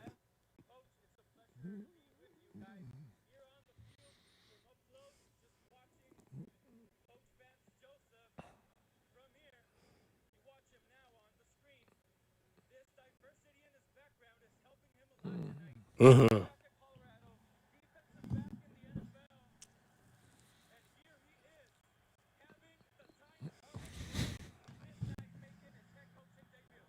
There he is. There it is. The Sergio Dip game, everybody. Having the time of his life. That was 2017. September in 2017. The opener for the Denver Broncos. The last time that they won a prime time game versus an AFC West opponent. Osweiler? Who would have been the quarterback? I mean, that's like 7 quarterbacks ago now. Yeah, I mean, it is obviously, 17? So Manning's last year was, 15? And so... Was it Paxton Lynch? Could have been Paxton Lynch. Was it? Now, it wasn't the guy who went to Florida all the time that everybody loved, Tebow, right? That wasn't then. He was before. He was before that? Yeah. Yeah, that was Vance Joseph, obviously mentioned in the audio. Yep. The quarterback of the Trevor Simeon, Brock Osweiler, and Paxton Lynch. So we get a little bit of credit. We just forgot Simeon. Simeon. But you had all three right there. I mean, that is a terrible threesome right there. If that threesome showed up at my door, I'd close it. Yeah, Trevor Seaman, he started 10 games. He went 5-5. Brock Osweiler started 4 games. He went 0-4. Oh, my. Paxton Lynch started 2 games, and he went 0-2. Wow. Hello. Yeah, it was a quick run there for Vance Joseph, who's now back as the defensive coordinator of the Denver Broncos, which I always find very weird, but whatever. Yeah, they were 5-11 that year. Not a good year for Denver. No. Offensive coordinator Mike McCoy and Bill Musgrave. Oh, Bill Musgrave. Defensive coordinator Joe Woods. Never heard of that guy. I haven't either. They had a guy that was their tight notable assistants. His name was Geep Christ. Oh, Jeep. Yeah, Jeep. It's Yeah. spelled- But it's spelled with a G, right? Yeah. Geep and then Chryst. Yeah. I mean, Jeep Christ. You think he gets ducked? What a name. You got to see this guy's photo. Yeah. George Patrick Christ goes by Jeep. College Princeton, because of course. Of course, yeah, right. Oh man, that's great. So let's have a little bit of GM conversation here, because I saw a lot of shade for our guy Brett Veach over the last couple days, and then I saw some audio of some guys talking about how people don't understand that new young GMs are coming in and treating rosters like fantasy football rosters or like a Madden roster and making these trades during the season. We look at Dallas. We don't know what's going on there. That's not a young GM. You look at the Colts. They're in a bye now. They want to get this momentum they have this season and try to make a stab, because when you have quarterbacks like Lamar Jackson, Patrick Mahomes, Josh Allen, you've got to find your window. You've got to find that, Joe Flacco year where you can sneak in and because again, this is one of those years where the 1 seed that we talked about all week is the Colts, and the 8th seed outside looking in is the Chiefs. And the gap between all of those teams is less than the space between 1 and 8 in the standing market. Yeah. Like anybody that gets in, that's why I think a lot of people are optimistic about the Chiefs right now. I don't think a lot of people are like, season's over, sky's falling. I don't think that's the narrative in the town. I think what's going on is you trust what your GM is doing because of the team that you built. You will get your left tackle back. You will get your swing tackle back as well, and Jalen Moore. And your right tackle, as we told you yesterday, Juwan's fine. And we would hope that Trey and Suamatia having the week off to kind of rehabilitate their back injuries or their shoulder injury, whatever they were, to kind of be better off that way. You would think that Chris Jones will go and watch this videotape, but no, because if you have a color commentator and a Chiefs alum and Danon Hughes saying, I need to see more, that means other people, and I'm not trying to throw shade at Danon, but he's going to be biased. He's an announcer for the team, and that's his team. Right. That's who he grew up playing with. That's who he is affiliated with. He is an ambassador. And his show tonight, Players Only, you can hear him. He said he's going to talk about Chris Jones. Yeah, which is a must listen tonight. I would say, 6 o'clock here on 96.5 The Fan. So it is interesting to kind of put all that together and think to yourself, this team is still good. And if they can just get in, they have more experience than anyone in this field. And we might be doing it all over again going, hey, remember when the Colts and the Jags and the Broncos and all these teams were in it, and the AFC Championship game is in Oracle Park, and they're not Oracle, but whatever it's called. Orca Park? Is it Orchard Park. Yeah, Orchard Park. And next thing you know, the AFC Championship game is Buffalo, Kansas City, and it's the 4 seed versus the 7th seed. Yeah, And you're right, like, what year is this? It's normally 1 versus 2. Yeah, it can still be the same at the end, but it is wide open. And I think that's kind of why you see some of these GMs that are now Roseman very aggressive, made 3 trades in 1 week. The NFC is a lot more dangerous this year than the AFC, whereas the Colts, they went all in. They traded first for Sauce Gardner. They went and did this. They have all these players. They want to make it better. You look at the Cowboys, the Jets. The Jets were like, hey, we are terrible. We need to give the fans some sort of product to be in enjoyment of, which is what I think Aaron Glenn said yesterday. But it is interesting to see that the teams that are, the veteran teams, Buffalo, Kansas City, the Chargers, hell, even the Broncos, no moves. It wasn't just your team. So it's interesting to see that, there's shade thrown at Brett Veach, but also you look at what this team has and what they are and what they can get to. And once you can get in the door, if you can get into that door, that's the thing. The first time in a long time, we've been talking about the Chiefs being like, just get in. Normally it's like, can you get the 1 or 2 seed? Can you get a home game in the playoffs? Now it's like, if you can just get in, and the division's not over yet either. If you can just get in, I think the Chiefs are going to be the significant favorite in the playoffs. They get in and they're a wild card team. There's going to be a lot of season ticket holders that go, save some money this year. It's okay that they have to go on the road, with that kind of thing. But, Howie Roseman is an interesting one because he's, I don't want to say he's of that new age of GM because he's not. He's an older guy, but the way that he's doing it, he's been around a while. Guy likes to wheel and deal. And we saw that, the last couple of days, the Eagles, and really since he's kind of taken over, he's doing it more of like what we used to experience in baseball, where you would have GMs that would wheel and deal all the time. Like baseball, man, it needs to get back to being open for business where trades happen. But when you allow the nerds to run the organization, they don't want to make those trades and whatnot. So again, we need to get the nerds out and have real people in here doing these things with these teams. The other credit to Roseman is that it's worked. It's right now it has, but that's where I'm going with this one. Like what Brett Veach is doing right now is the ultimate just sustained success for as long as you possibly can, win every single year, make changes here, but always keep the team on top, always keep it moving forward. It's no secret that the Kansas City Chiefs are stealing what the New England Patriots did for 20 years, right? That's what they want to be. They want to be a 20-year established franchise where you wake up every single football season and your team is challenging for a Super Bowl. And that's awesome. And I love that.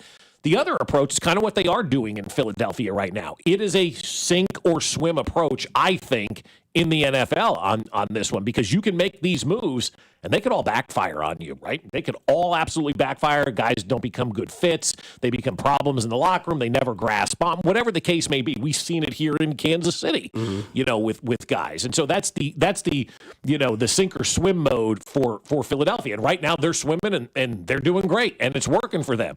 But I don't know that has the sustaining power. I like the way from a football standpoint that we're doing it here in Kansas City. As a baseball fan, I want JJ to be like Howie Roseman, wheeling and dealing. And I think JJ is like Howie Roseman. He is very transactional, and he is moving guys around, and we've seen it. And I think that's the need for Major League Baseball to have that type of GM.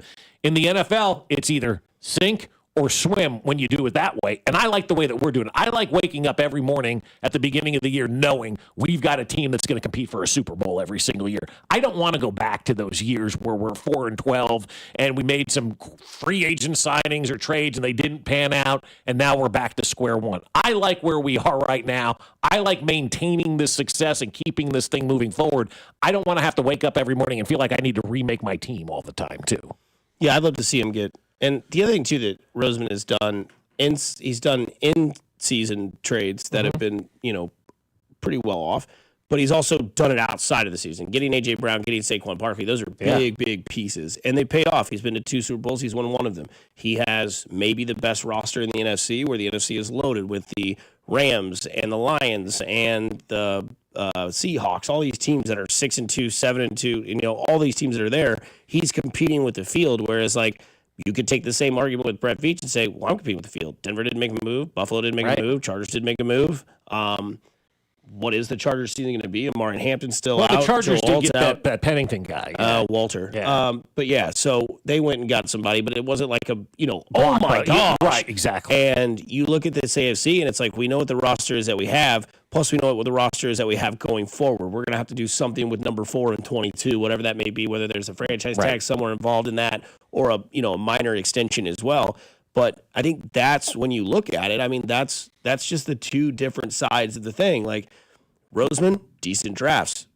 Brett Veach, decent drafts. Brett Veach, he's got those players that he drafted. He didn't draft Saquon Barkley. He didn't draft A.J. Brown. He did draft Devontae Smith or Devonta Smith. You did draft Jalen Hurts, and it's worked out for you. But again, like that's the difference right there is the quarterback. Like you have Patrick Mahomes, who won a Super Bowl with an 11-6 record, who could possibly do that again with another 11-6 record. Right. But yet they won their division. The division is not over. Chargers are beat up bad. Denver has a big one tonight. The Raiders are out. You win if the Broncos lose tonight and you beat the Broncos next week, hold on to your butts. Yeah, this division is nowhere near over. I saw an article this morning, I think, and maybe it was last night, a Bleacher Report, like, well, the power has shifted in the AFC West. Well, at this second it has, but that doesn't mean because the power has shifted at this second, it's going to continue that way.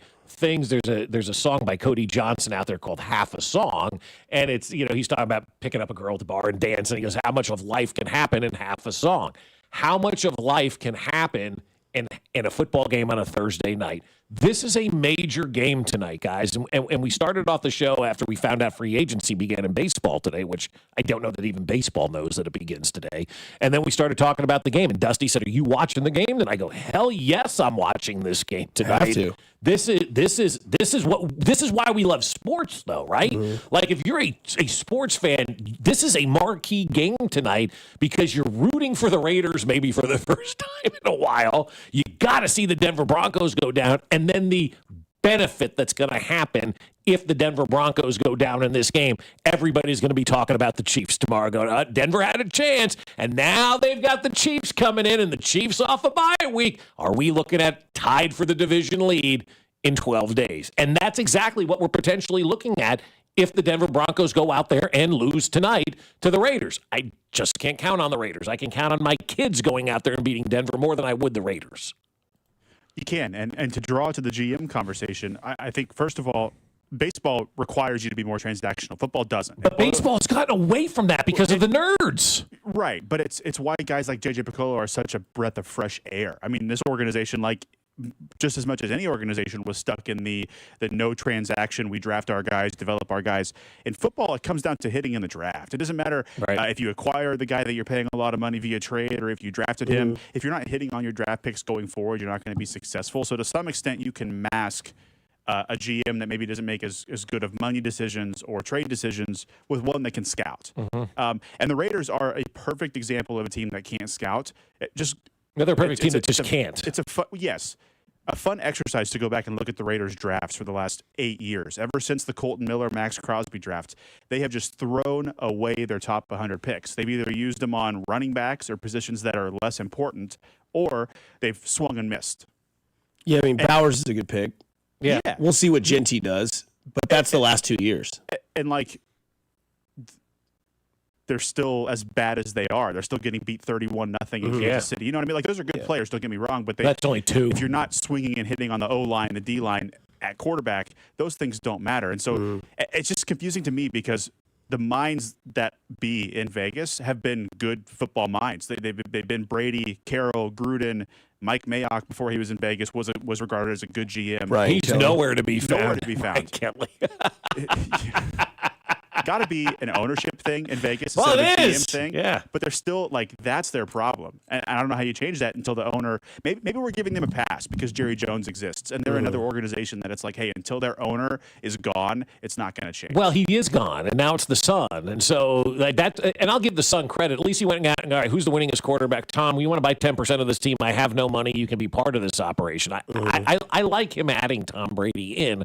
How much say Tom Brady has and what he's going to do? I don't know the answer, to those questions. But, yeah, the Dallas thing, Jerry Jones, I mean, he was very adamant this week about talking about his life and whatnot. So he kind of sees the end of that thing coming as well. And we can get into, Jerry Jones if we want. I'm going to be sad when he's gone because he is entertainment. I mean, he's a free sideshow right now. And at least they've always been competitive, right? The Raiders haven't been competitive. Guys, I mean, my kids are going to be 15 and 16 years old. They've never seen the Raiders remotely above 500.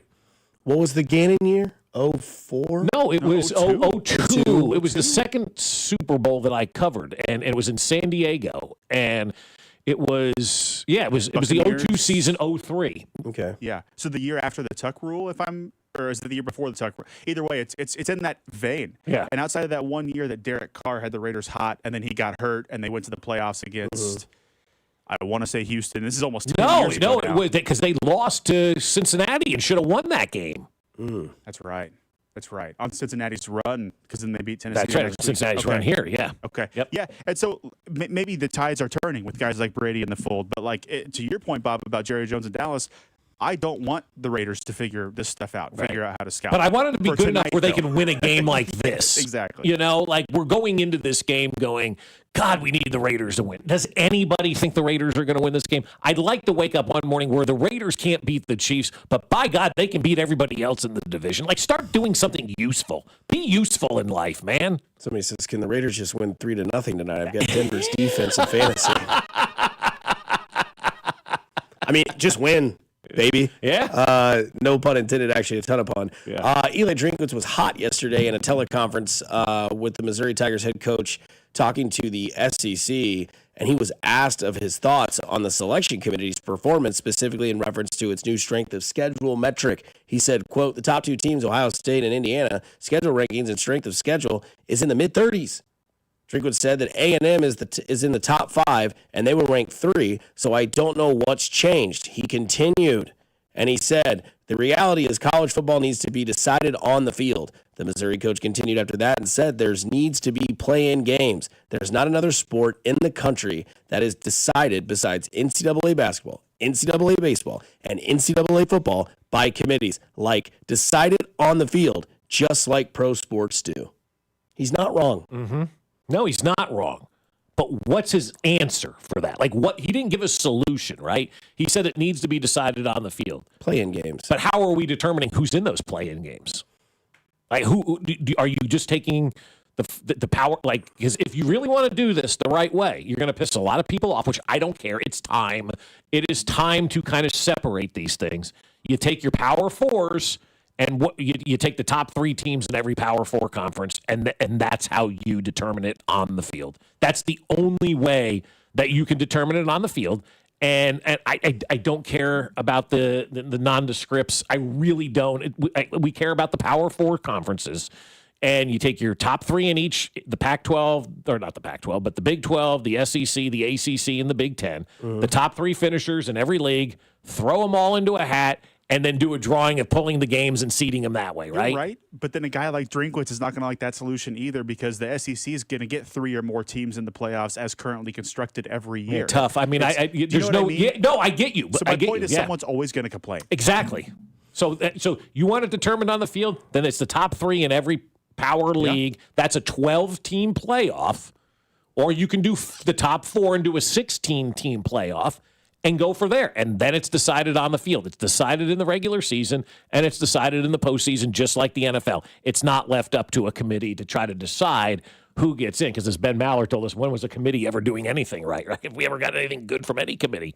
So that's the only way that you can do it. The top 4 teams, then, if we're going to do a 16-team playoff, the top 4 teams in all Power 4 conferences make it, and that is it. And Boise State, sorry, you're not coming to the party. To give reference on Missouri's strength of schedule, they rank 22nd. They have a huge game this weekend that doesn't matter anymore because their quarterback is out for the season. Pabula, broken leg or ankle, whatever it was. They play Texas A&M this weekend, and it's not going to be pretty in Columbia. In my personal opinion, they beat Texas A&M, their hopes are alive. Yeah. How much their hopes are alive? At least they're alive to make the 12-team playoff system, but it won't happen. I think they're probably cooked. But again, they have the 22nd ranked schedule. I do agree, though, like if we're going to, adjust it due to strength of schedule, and then you put Ohio State and Indiana at the top. But again, I've watched college football this year. Who are the 2 best teams in the country? It's the 2 that are ranked number 1 and number 2. It's Indiana, it's Ohio State, and there's not much conversation. I don't need a playing game to decide that. I don't need a strength of schedule to decide that. It's Ohio State and it's Indiana. But we're okay with ourselves making that declaration, but when it's somebody else, we want to poke holes in that. And so that's all the committee is doing. All the fancy numbers, all the fancy strength of schedule, they're watching the game and saying who's better. And that's so subjective. And I understand why Drinkwitz would be frustrated with that. I do. But then someone's going to be left out either way. Yeah, nothing's perfect. So I just, But at least if you go to the top 4 teams in each Power 4 conference, at least you're deciding it on the field. And if you didn't do good enough in the regular season, then you're out. Right. And Indiana went to Oregon and won by 10. So, and at the time, that was 2 top 5 teams. Yeah, maybe the win more. of the year. Yep. Yeah. Oh yeah, for sure. They will finish their schedule with 3 games left on the docket. They play at Penn State, home against Wisconsin, and at Purdue. They win this week at Penn State, which we know that game used to mean a lot. Now it doesn't. But if they finish out and win it all out, man, which they should, maybe we'll get another Big Ten championship winner. That'll be 3 in a row. That'd be Michigan, Ohio State, and then either Ohio State or Indiana this year. So tell me the SEC is the best conference in football, but tell me why the last 3 years the Big Ten has won the championship. You know, it's so funny because for years, Spector said no team above the Mason-Dixon line will ever win a college championship. And for a long time, he was right about that. And then, oh my God, NIL came in, wipes the whole slate clean. None of it matters. And according to some, Nick Saban's going to take the LSU job. Oh, that's the message board genius thread had that. Yeah, that's good. Somebody said the other day, too, that from ESPN, I forget, it was Kirk Herbstreit. He goes, would you stop with the Nick Saban stuff? The guy loves being on the desk here at College Game Day. And I think he does. He's hit a sweet spot in life. Why would Nick Saban give that up to go back to that? Ugh. I wouldn't. 5-minute showers. It's a shower, not a spa. Coming up on the other side, we'll get into some more baseball talking with the offseason. Josh Vernier, our Royals insider, he'll join us tomorrow around 8:20. So you want to listen to that because the MLB trade or free agency period begins today, our time at 4 p.m. I bet you didn't know that because neither did we. Not saying that Nathan knew it, so I apologize to all of you that did know it. Plus, later on, we'll get back into what these Chiefs need to do after the bye here on 96.5 The Fan, your home for Kansas City sports. Good morning, Kansas City. This is Trent McDuffie, and you're listening to Fescoe and Dusty on your home for Chiefs football, 96.5 The Fan. Brought to you by Golden Oak Lending. Do you need extra cash? Golden Oak Lending can convert your home's equity into cash in as little as 14 days. Let Golden Oak Lending cure your blues. I'll tell you what, my friends over at Hy-Vee are here to help out because no Kansas City child should go hungry, and that's why kids eat free this week at Hy-Vee. Hy-Vee is here to help families in need with healthy and affordable meals. From now through Friday, get $3 hot meals for dine-in or carry-out from 4 to 7 p.m. daily, and kids 12 and under will eat free. Choose from delicious nightly specials like spaghetti and meat sauce, chicken and noodles, chili, or sesame chicken, just $3 per person, and kids eat free. Also, get involved by purchasing a $5 or $10 food bank bundle and help us restock our local pantries on a daily basis. In these uncertain times, Kansas City can count on Hy-Vee. I'm worth more. I'm worth a little more. I'm worth a lot more. You are worth more, and your car is worth more at GiveMeTheVin.com. Sell us your car. GiveMeTheVin.com. So easy you can do it in your underwear. Hey, football fans, picture this. You bet on your favorite player to score the first touchdown in the game, but his teammate scores instead. If this happens, BetMGM wants to give you another chance at the end zone. With BetMGM's second chance promotion, you'll get your stake back if your first touchdown scorer scores second instead. That's right. Bet on any pro football player to score the first touchdown of the game. If you're right, you win. If your player scores second, you get your stake back in cash. With BetMGM's second chance offer, you have a chance to keep the fun going after the first player crosses the goal line. Try a first TD score wager with confidence today. BetMGM. Make it legendary. BetMGM and GameSense remind you to play responsibly. See BetMGM.com for terms. 21 plus only. Kansas only. Existing customer offer. Subject to eligibility requirements. Rewards paid back in unrestricted withdrawable funds. Please gamble responsibly. Gambling problem? Call 1-800-GAMBLER. In partnership with Kansas Crossing Casino and Hotel. This is the story of the one. As a custodial supervisor at a high school, he knows that during cold and flu season, germs spread fast. It's why he partners with Grainger to stay fully stocked on the products and supplies he needs, from tissues to disinfectants to floor scrubbers. All so that he can help students, staff, and teachers stay healthy and focused. Call 1-800-GRAINGER, click Grainger.com, or just stop by. Grainger, for the ones who get it done. Nationwide is so much more than a great insurance company. They're one of America's largest financial services companies. Like how I'm more than Saquon Barkley, the NFL's reigning leading rusher. I'm also the NFL's leading husher. Shh, hush up back there. Wow, I might have just set the hushing record. Well, almost. For your insurance and financial needs, Nationwide is on your side. Nationwide Investment Services Corporation, member FINRA, Columbus, Ohio. Paid for by term provider. Premiums will vary. Plans depend on age, location, and other factors. Visit biglou.com. Do you have 3 ex-wives and your current trophy wife wants a life insurance policy 3 times the size of the policies you had to purchase for your previous mistakes? If so, you need to call Big Lou, a term provider, 800-444-9336. Big Lou is intimately familiar with your problems, and if you're 50 or 60 years old and in reasonably good health, a $1 million policy should only cost about $100 to $200 per month. Big Lou may have a solution for your previous policies as well. You may even save enough money to lighten the load on your new $1 million policy. Remember, call Big Lou. He's like you, except he's only on number 2. Call Term Provider at 800-444-9336. That's 800-444-9336. For $1 million in term life insurance that you can live with, call Big Lou at 800-444-9336. Here's traffic, brought to you by DM Injury Law. Have you or a loved one been in a car wreck? Contact DM Injury Law today and get the money you deserve. Car wreck? Remember, Mike's got this. Missouri side, Blue Parkway westbound, still pretty heavy approaching Noland. Better part of a mile back up there. Things moving better on the Kansas side, 435 eastbound approaching I-35. The earlier accident, still a factor slowing you off of K10, but it's lightened up. Alan Carr, 96.5 The Fan, traffic.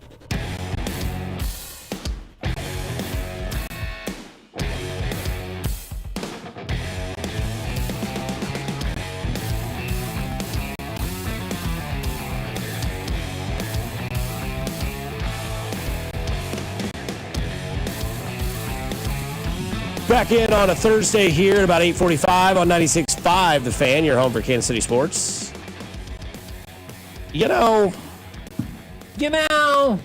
baseball season is going to be here before you know it. The Royals released their spring training schedule, so now you know when to travel to Arizona, as if you didn't already know. Probably the end of February, 1st of March is when I'll go out this year. There you go. We got a busy spring coming up. I was just looking at it. A lot of golf.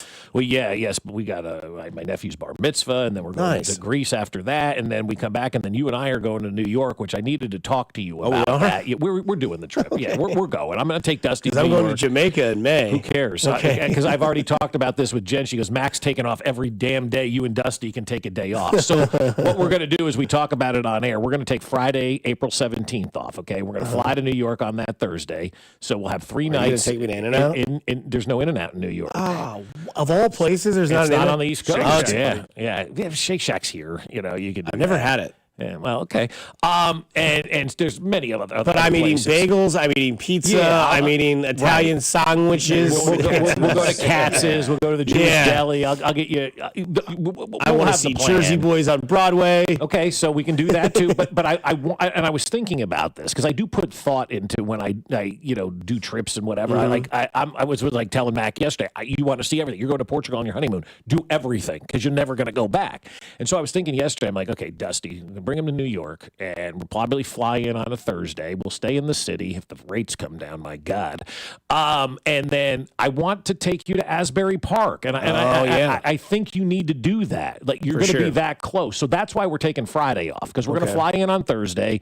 Hang out in the city all Thursday night. Wake up, hop the train, go to Asbury Park, go to the Stone Pony. I want you to experience all of that Bruce Springsteen stuff. Okay. And then we can take the train back, hang out Friday night, maybe go to the game Friday night or Saturday and bounce out on Sunday. But that's why we're taking that Friday off, because I want to make sure that you get to see the Stone Pony. Because, again, you don't know if you're ever going to go back. You probably will, but you don't know that.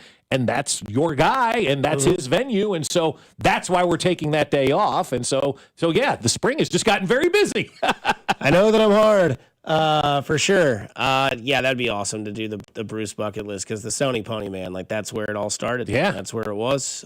They bring that up in the movie, by the way, when we watch it. They have that very obvious in that movie. And then sometimes he just randomly shows up there and starts what they talk playing, about. you know? So maybe we hit that night and all of a sudden, what would you do if we're at the Stone Pony and Bruce walks in and just starts playing the set? I mean, it's more than 100%. That. It's more than that. I mean, you would have an outer body experience. You would, and you'd probably believe this, it would be the quietest you've ever seen me. Okay. Like I would just stand there and I would just take in every single moment. And it sounds weird, but like when he came to Kansas City and my dad and I went and saw the Boss live, like when he came out on the stage, I was just sitting there and I was like, okay, there's Max, there's Roy, There's this. There's him. There's this. There's Steven. There's the boss. There it is. And then it was just like I looked over at my dad, and he's just like wide-eyed. Like it's been since I think it was the Born in the USA tours. The last time we saw him in like 84. God, 84, yeah. So yeah, then we saw him obviously in that February. But yeah, that'd be the reason that we're going. By the way, is I want to go see. I want to see the Bronx. I want to see Yankee Stadium. Yeah. Well, guess who plays the Yankees that weekend? The Royals. Your Kansas City Royals. Right. So it's a great weekend to do it. You know. So I'll go out there in my Caglione jersey and I'll root on the boys in blue, and hopefully they can win against the Yankees, and hopefully Cody Bellinger's playing for the Royals in right field. That'd be great. Yeah. Maybe I'll buy a Bellinger Royals jersey and wear it to the Bronx. Is that your number one target in free agency for this team then? Why not? Yeah, right. Why not? Fits the mold. What do you need? A bat? Yep. What do you need? An outfield bat? Mm-hmm. What is he? An outfield bat. Go get him. And I don't think he's going to be as expensive as people think either. Well, and why not give him the 1-year deal with the looming, shutdown in 2027? Yeah, I mean, hey Cody, here's $25 million for a year. Come play right field or left field for the Royals. Do it. Teach this Caglione kid how to hit it. And it may be the best thing that they ever do. It's why you bring, Alex Smith back, or why you bring, Salvador Perez back, or whatever the case may be. You've got to have those mentors in life that can kind of help you along the way. And who better to be a mentor from than a former MVP that's playing the same position as you? But the Athletic had like their biggest needs for all the baseball teams, and obviously for the Royals it was outfield, corner outfield, and a bat. But I'm actually looking beyond that a little bit. I'm looking at just give me a bat. I don't care what position they play.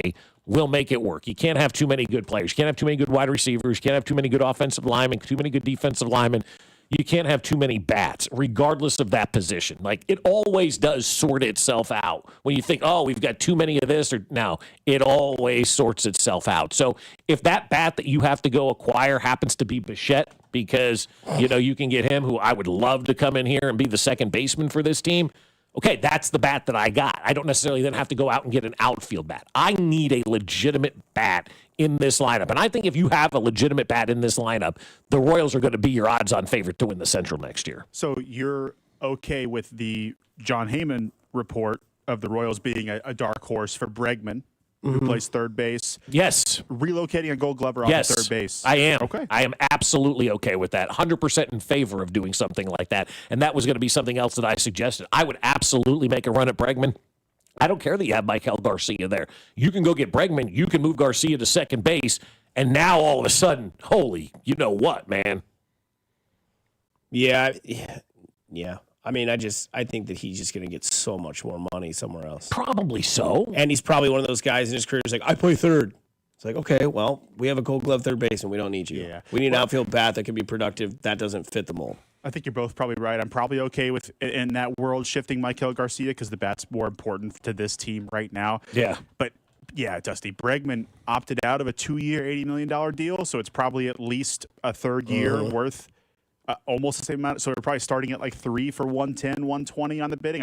I don't see the Royals in that sort of market. But again, I'm interested how much colluding the owners are going to do this offseason. And I use that term, and I don't care if somebody wants to come after me for that. If these guys aren't getting signed this offseason to long-term, it's colluding by the owners saying we're not signing anybody this offseason because we're locking everybody out next year. I mean, Anaheim signing their new manager to a 1-year contract, that tells you everything you need to know about the direction of this game right now. So I'm hoping there's a ton of collusion, and I hope the Royals break the rank and go, we'll give all you guys 1-year deals. Just come here to Kansas City and let's go. Yeah, win a World Series and get it done. Yeah, be the Marlins for a year. Who the hell cares? And then sell everybody. Right, but we don't know what the year's going to be like. Right. We don't know what the future's going to be like. Imagine if I told you have 1 year to live and do whatever you want. There was a movie we watched on Netflix about that. I think it was called The Bucket List or something like that, right? And it was recently, and it was about this girl whose mom passed away. And she was, loaded, one of those type of things, and says, I'm not giving you any of your inheritance until you go through this list that you made in 4th grade and said you wanted to accomplish all this in life. And when you accomplish all this in life, come back and we'll have the conversation. You have 1 year to do it from today, right? And it was a good movie, very tear-jerky and all that kind of stuff, a nice watch with a date, whatever. And so that's where we are right now with baseball. You essentially have 1 year because you don't know what's going to happen next year in this game. You don't know where it's going to go. You don't know if we're even going to play next year. Who knows? So you have 1 year. What if I were to tell you got 1 year left on Earth, and you could live your life and do anything that you wanted. You'd spend all your money. You'd do everything. You'd live life to the fullest. That's the way the Royals need to operate this offseason. We don't know what baseball is going to be like moving forward. Blow out the Jets right now. Again, a reminder for tomorrow's show, we will be joined by Josh Ferner at 8:20 to talk more about this because it is going to pick up, whether you believe it or not. We are 3 weeks from today is Turkey Day, if you can believe that, which means we are that much closer to Christmas, which means we are that much closer to the turn of the season, which means winter meetings, GM meetings, hot stove season. GM meetings are in Las Vegas. Interesting. Not that, you know. No, but that's, yeah. Are they going to spend more time at the blackjack table or more time actually trying to make deals and get baseball to not have a workshop? Then the winter meetings are in Orlando. It sucks, but whatever. Somebody chimed in on the New York trip, and they said, better take Dusty's stoner ass to the secret stash and to a quick, I don't know what that is, stop, I guess is probably what they say, a quick stop? I don't know. Sure. I mean, is it legal in New York? Is it legal in New York? The day it became legal, that city lost the smell of sewage, I'll tell you. Hell yeah. I mean, it's unbelievable. It's the Am I Wild going to Wild see like West. the cliche New Yorkers? Yeah. Like, am I going to see a guy in a pinstripe jersey with a hat on that's a little bit overweight eating a sub sandwich in the middle of Times Square? Probably. Can't wait. I've never been to New York. Never been to New York, never been to LA, never been to Chicago. Probably got to figure that out soon. I've been lucky to go to a lot of stadiums. I will say that the Yankees stadium, that stereotypical fan that you mentioned, like the guy eating a sandwich, overweight, pinstripe jersey, 99 on the back, screaming at the manager in the first inning. That's the most true stereotype out of any sports fan that I've seen. Maybe Eagles fans as well. But the Yankees guy, that's checks all your boxes. And his wife sitting next And then to his him, kids embarrassed yelling. as hell. Little Timmy's yelling too. No. It's little Tony. That's right. Because Anthony's the father, and then Tony's the son, and Tony's yelling all the F words that Anthony was saying. That's right. They exist. They're very 100% they do. Somebody says, take Dusty to Hunts Point Market in the Bronx. It's life-changing. All right. Have you ever been there? No. I guess we have some stuff to do. I guess we got Here I am trying to plan a nice trip for Dusty to see his things, and somebody's throwing in a market. We'll have to look it up. Maybe it's a good produce market. Who knows? Yeah, definitely got to go to Asbury Park. Yeah, that's what I'm saying. That's why we got to take Friday off. How far is Atlantic City from where we go? It's a couple hours. I mean, it's not worth going to Atlantic City's like, I mean, you might as well just go. I mean, watch where they blew up the Chicken Man. Yeah. Well, that was in Philly. You don't want to go to Atlantic City. It's very sad. I mean, it really is. It's like a bunch of heroin addicts and meth heads and gamblers. I mean, it's really a bad spot. It's awful. So he says you will see people like you have never seen when you go to New York. I also want to go see like where Home Alone 2 was filmed. Oh, yeah. Okay, we can do that. Yeah, Rockefeller Center. I'll take you to everything. Okay. Don't worry about it. I got you covered. Gotcha. I got you. Gotcha. Coming up on the other side, the bye week is here, but it means a lot more because tonight is the first step of many moving forward in this team's future in the next 3 weeks. We'll explain here on 96.5 The Fan, your home for the Kansas City Chiefs. Good morning, Kansas City. This is Nick Bolton, and you're listening to Fescoe and Dusty on your home for Chiefs football, 96.5 The Fan. Brought to you by Golden Oak Lending. Do you need extra cash? Golden Oak Lending can convert your home's equity into cash in as little as 14 days. Let Golden Oak Lending cure your blues. Well, I'll tell you, my friends over at QC Kinetics, you know what? They're saying, come see us now. Let's go. Stop dealing with the knee pain. Stop dealing with the back pain. Stop dealing with the elbow pain. All your joints, any pain that you have, go see QC Kinetics. Relief is closer than you think, and it doesn't come from a scalpel. QC Kinetics taps into your own body's regenerative power using natural healing factors that help restore and repair that damaged joint tissue, reduce inflammation, and relieve pain at its source. And we're not talking about using a scalpel. We're not talking about drugs or surgery or pain pills or long recovery. None of that. Just your body remembering how to feel alive again, powered by the very cells that built you in the first place. That's the freedom QC Kinetics helps people rediscover every single day. And this Veterans Day, QC Kinetics is giving back to our heroes. Veterans will get $500 off their treatment, and for every non-vet who starts care, QC Kinetics will donate $500 to the Wounded Warrior Project. So get in there and get a free consultation now. They're available on Saturdays, too.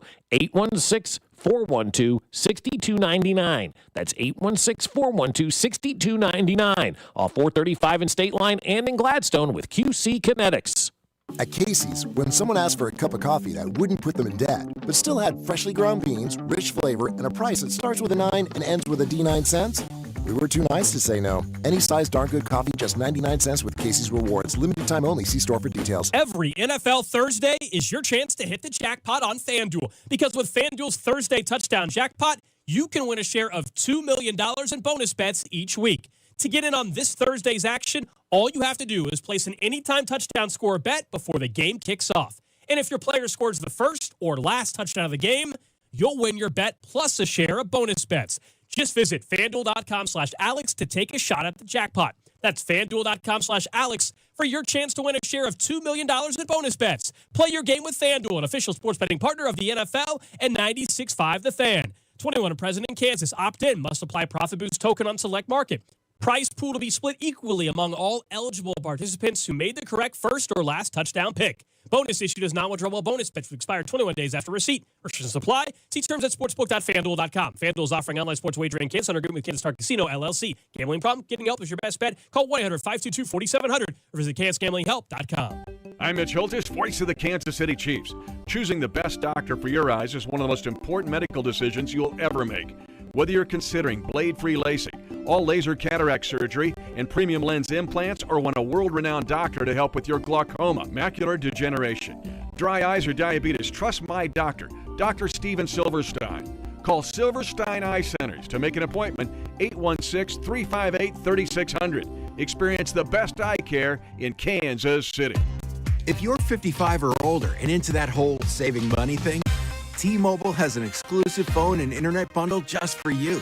Right now, get 2 unlimited phone lines plus 5G home internet for just $30 each per month with autopay, plus taxes and fees. And with 5G home internet, setup is easy with just one cord and no technician needed, which is great if you're also into that whole keeping it simple thing. Switch now and experience the best mobile network in the U.S. Visit your local store to start saving. T-Mobile, it's better over here. Based on analysis by Ookla of speed test intelligence data Q4 2024 to Q1 2025. Ookla trademarks used under license. Unlimited on our network. Customers on voice plan may notice speeds lower than other customers and further reduction if using more than 50 gigs a month due to data prioritization. Video streams and SD on this plan. Home internet pricing after $20 and monthly bill credit plus $5 per line without autopay. Debit or bank account required. See 5G device coverage and access details at T-Mobile.com. Here's traffic, brought to you by DM Injury Law. Have you or a loved one been in a car wreck? Contact DM Injury Law today and get the money you deserve. Car wreck? Remember, Mike's got this.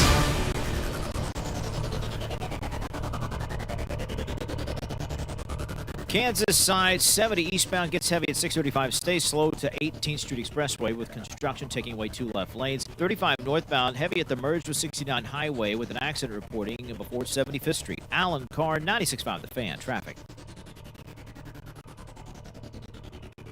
Fescoe and Dusty, weekdays 6 to 10 on Kansas City's FM sports station.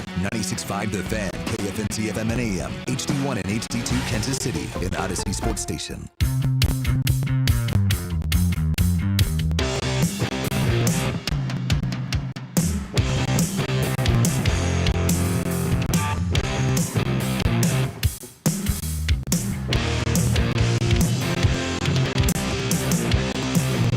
O'clock spot here on 96.5 The Fan. Got warm in here.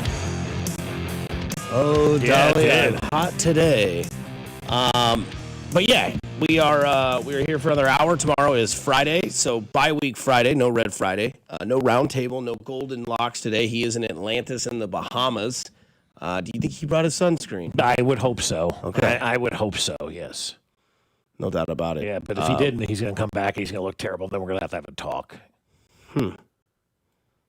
You're an adult. Wear sunscreen. Don't get burned. So let's have a talk about what the next month for the Kansas City Chiefs looks like, right? So the bye week and then the 3 weeks after. We know that there is a script out against the Kansas City Chiefs, and that script is rush the 4, drop the 7, right? And I don't know if that was acceptable because the offensive line was so beat up on that game against Buffalo. Of course, now you saw that James Cook may not play this week. Of course, now it happens, right? Foot, ankle injury. Sure. Well, I mean, he was bent back on that one play, and it's probably why he wasn't in the game as much as he probably should have been. But, hey, if he's going to miss some games, I'm not going to lose any sleep over that. At this point in the season, we're 5-4. I'll take any help we can get from any team, right? Right. And we know that that's out because the worst Patrick Mahomes has looked is in that Tampa Bay Super Bowl, the Philadelphia Super Bowl, and that Bills game. And the script is like the recipe there is there if you can execute it. Well, I would assume that that's why I think this game is kind of ipso facto tonight with the Raiders and the Broncos, because I talked about this at the lead of the show. If you believe in that sort of trap game theory, I do not. But if you do believe in that theory that they are out there, this is a trap game for the Denver Broncos. You are playing a lesser of an opponent in your division, the Raiders. You are up next week against the team that you hate, despise, and want to take over in the Kansas City Chiefs. And you know what Buffalo, Philadelphia, and Tampa Bay did in their Super Bowls. They rushed forward. They sat 7 back and said, hey, Mahomes, we're not going to give you time to throw, and we're also going to cover all of your options. So either you run the ball or you make a mistake. And we saw that in that Buffalo game. And we saw what Buffalo also did. They exposed the defense to tight end play. Dalton Kincaid was a menace to society in that game. Yeah. And I hate to break this to you, but Evan Ingram is the next tight end you play, a solid vet. After that is Ty Warren, very good. And after that is Jake Ferguson, very good. So this bye week, I want to know who is more important too. We know what Andy Reid's record is after the bye. It's very good, very, very awesome. But he's going on the road to a Denver team that is going to probably put together that same sort of recipe, that same sort of package that Buffalo did against you. They're going to take Benito, and they're going to take the other 3 on the line. They're going to try to just create pressure and then leave their secondary to make sure you can't find anybody open, whether they're fast, tall, big, whatever it is. So I wonder how much this bye week helps your offensive line as opposed to how much it helps Andy Reid, as how much it helps your defensive line in 95 specifically. Well, I hate to use the cliche, the bye comes at the right time, but by God, every year, no matter what week it is, it does feel like it's the right time. Even last year, right? It came in week 6 or whatever it was. Kind of felt like the right time at that point in the season. And boy, doesn't it feel like the right time now to kind of hit the pause button on everything that we've been watching. And also, I fear for the rest of the NFL that the Chiefs now have their bye because they're coming off that loss to Buffalo. The season isn't going exactly how they want it from a one-loss standpoint. And now they have a time in that week to kind of look at themselves, self-scout, and figure out what they need to do. And the one thing that we know with this organization under Andy Reid, if something beats them, it's not beating them again. We're not going to see this again. They are not habitual offenders. I don't know that we're going to see a tight end beat the Kansas City Chiefs again this year. They're going to figure that thing out. That's what this week is all about. All right, we got these tight ends, as Dusty just mentioned. Hell of a point by him. Who are we going to have out there cover these tight ends? How are we going to do that? How are we going to right this ship from that standpoint? And they'll figure that out this week. Chris Jones' situation, bro, it's time. I mean, what Damon Hughes said on Tuesday, I need more. That is the very, as you kind of called it earlier, the generic kind of version of what everybody else is saying right now about Chris Jones. And if Damon is out there saying it, you know people in the organization are saying it as well, right? And they need more out of Chris Jones. A good bye week for Chris Jones to kind of get refocused and rest and get fresh, for the rest of this season. And obviously for Trey, it's a good week, to get his back a little bit healthier. So coming out of the bye week, this team should be pretty damn healthy. Pacheco should be back. Jawan Taylor is healthy, as we told you yesterday. Josh Simmons is on track, hopefully, to be back after the bye week. So there are a lot of things that are adding up in the right direction for this organization. They just have to go out there and not beat themselves because as much as you say Buffalo got the win, it was still a terrible performance by Patrick Mahomes. I don't think they played that good themselves in that game. They weren't beat by penalties or really turnovers or anything like that, but they didn't take advantage of opportunities. They got to take advantage of the opportunities as well, especially when you're playing against a good team. It's also interesting to me that since Tampa Bay did that in the Super Bowl, it's been that way, and the 3 worst games that we've seen under Patrick Mahomes is maybe his era in Kansas City, it just happened 2 of them were in the Super Bowl, and one of them was against Buffalo. You would think, and this is just me being a radio host, you would think that they would have now, at least by now, a way to maybe audible that sort of setup where if you are, which to me, in my opinion, is running the damn football. Right. If they're going to leave, if they're going to give you a 5-man box instead of a 7 or 8-man box, you should win that battle every single time, whether it's Kareem Hunt, Isaiah Pacheco, Rashard Smith, Elijah Mitchell, CHE or CHA, I don't know how to say it, Clyde Edwards-Helaire, CEH, whatever it may be, run the effing ball. I get it. Your defense only allowed 7 points in the second half of that Buffalo game. It wasn't like Buffalo was running away from it. If you would have told me the defense is only going to give up 17 points in that or 7 points in the second half of the game, we win that game going away. It was 21-13 at halftime? Yeah. And the final score was 28 to 21. Yeah. So again, they scored 7 points in the second half. You could have kept running the ball, and I think that's the recipe. And it baffles me every time that Andy Reid gets all of this credit that he is this offensive genius and this great head coach, which he is. I'm not discrediting any of that, but the fact that there is this like Achilles heel that is rushing 4 and dropping 7, and for some reason it just gives Patrick Mahomes nightmares, like he's seen Freddy Krueger in his dreams and he knows he's got to get away. And it's like, why don't we have an offense that can debunk that? Why don't we have a system that can kind of reverse what that does? Because that is the recipe, and that is what Denver is going to do to you on Sunday when you play them in Mile High, which that's not what it's called, but you get what I'm saying. Like, that's what they're going to do. You would think the way that Andy Reid has an Alex Smith playbook whenever Henney had to go in or whatever Wentz had to go in, like there's this dusted off playbook. We've got to figure out a way as a team to have a sort of answer to this defense. And so far, it's not there. That's why you have the 3 and outs. That's why you have this. And Kareem Hunt was averaging 4.5 yards a game. Let me throw this one at you. And I'm just throwing this out. What if these are RPOs and Mahomes is going with the P instead of the R or the O? You know, like what if he is not doing what they want him to do? And I'm not saying I know anything. I'm just suggesting that as the next layer to move the conversation forward. What if Andy is saying we need to run the ball more and Mahomes isn't? He wants to throw the ball because we know that aggressive side of him. And he really did have a tough time those couple of years trying to figure out how to not have to throw it downfield all the time. You gave him that downfield opportunity, and it wasn't there last week, but he still feels like he can have that downfield opportunity. I think a lot of it does have to come, though, with Patrick Mahomes recognizing that. And that's why I said on Monday, and I'll continue to say it, if he continues to try to play hero ball in these situations, we are effed in that. You know, it's not about playing the hero ball and trying to do something that isn't there.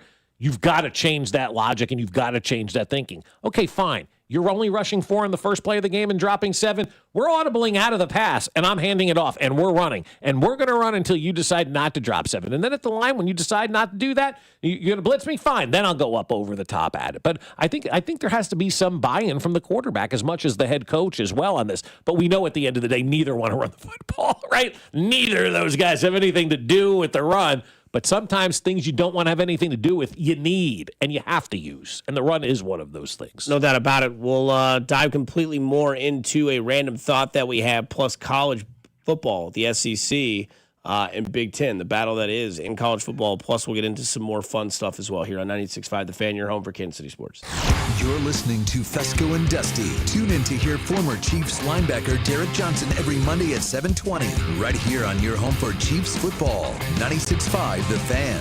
Fescoe and Dusty is brought to you by Golden Oak Lending. Do you need extra cash? Golden Oak Lending can convert your home's equity into cash in as little as 14 days. Let Golden Oak Lending cure your blues. BetMGM is coming soon to Missouri. On November 17th, sports fans in Missouri can pre-register and get up to $1,500 paid back in bonus bets if their first bet loses, plus an additional $100 in bonus bets if they deposit before December 1st. Enjoy a betting app that was designed for game day, with features like live bets, same-game parlays, BetMGM reward points, and surprise boosts dropping in your account all throughout the season. It's everything a sports fan could want in one app. Pre-registration is coming soon to Missouri on November 17th. BetMGM, make it legendary. Gambling problem? Call 1-800-GAMBLER. See BetMGM.com for terms. 21 and older only. Missouri only. New customer offer. Subject to eligibility requirements and minimum deposit of $10. Bonus bets are non-withdrawable and expire in 7 days. Please gamble responsibly. Pending BetMGM's licensure as a mobile sports wagering operator with the Missouri Gambling Commission register for a Missouri online sports wagering account 1117. BetMGM's insurance of welcome offer is conditional on full licensure. Another summer is ended, and you may have noticed that your energy is lower, your workouts aren't as productive, perhaps you aren't sleeping as well and feel foggy all the time. Maybe even your sex drive is off. This is Jeff for Heartland Men's Health. And if you're experiencing some or all of these symptoms, it's likely you have low testosterone. And if that's what's going on with you, don't wait. You need to call us at Heartland Men's Health and get treated for your low T, because living with low testosterone is no way to live. With our low T treatments, if you're like most guys, your life will change considerably. Improved sleep, better energy, greater gains in the gym, better mental clarity, and your sex drive will likely improve as well. Plus, most men see these results in just a few weeks. So call us. Your initial visit is just $99 and includes PSA and T-test and a medical consult. And if you start on testosterone the day of your appointment, your visit is free. Call 844-447-6600. That's 844-447-6600. Or go to heartlandmenshealth.com. You could be on the 50 at GEHA Field for the official coin toss at a Chiefs home game this season. Enter to win at Chiefs.com/GEHA. GEHA is the proud partner of the Kansas City Chiefs.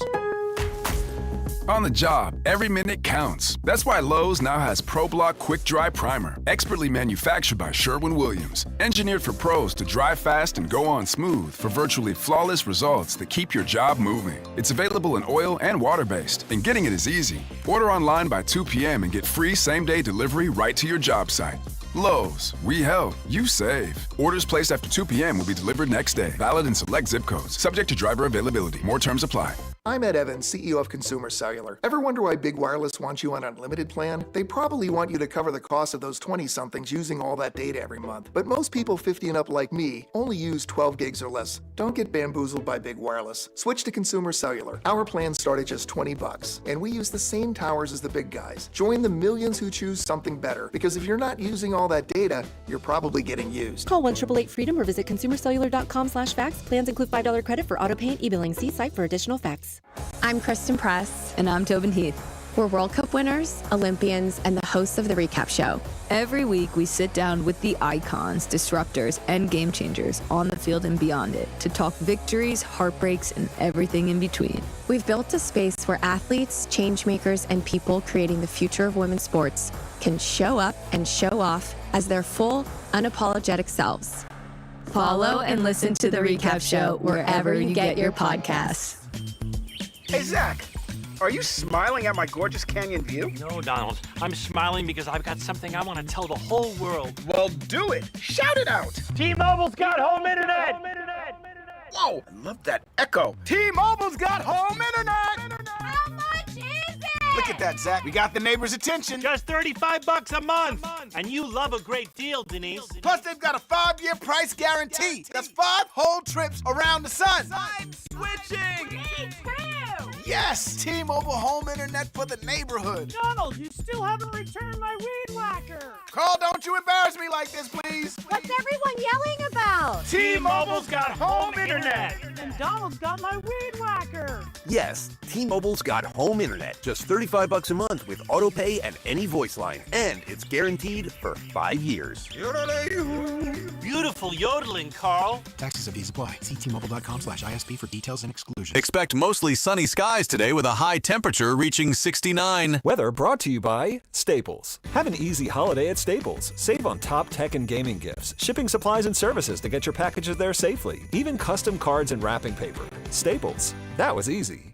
You're listening to 96.5 The Fan from the DM Injury Law Studios. Mike's got this.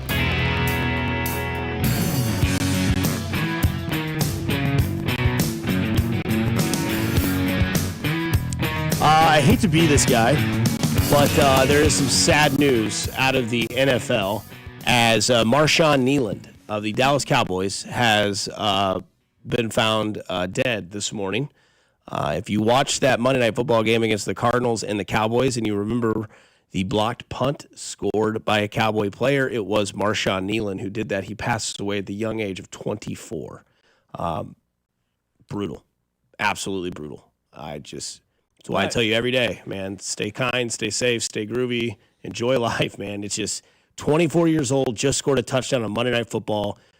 To know Thursday morning his life has ended at the young age of 24, Marshawn Kneeland. It really does suck, dude. And that's what you got to enjoy every day. We were kind of talking before the show with Nathan getting married this weekend, and I saw it on X yesterday about, stop worrying about the nonsense in your life, man. You've got to go out there and enjoy the life. And it's easy for us to say because we're not here for a long time, but as George Strait, who's, nothing but breakfast songs. Mm-hmm. So, he said, we're not here for a long time, but we're here for a good time, right? And that's the way we've got to view it. But it's it's so easy to get caught up in the stuff that we think is important and that we think matters, and then forget about the stuff that really does matter, and that's enjoying yourself, right? Enjoying life, and don't be miserable. A 24-year-old NFL player who you probably thought had the world going for him. You don't know what happened or anything like that, or what's going on in people's lives, or any of that thing. And so just go out there and enjoy life, man. Stop stressing about the stuff that doesn't matter. This poor kid scored a touchdown, as Dusty said, Monday night, and 3 days later he's gone.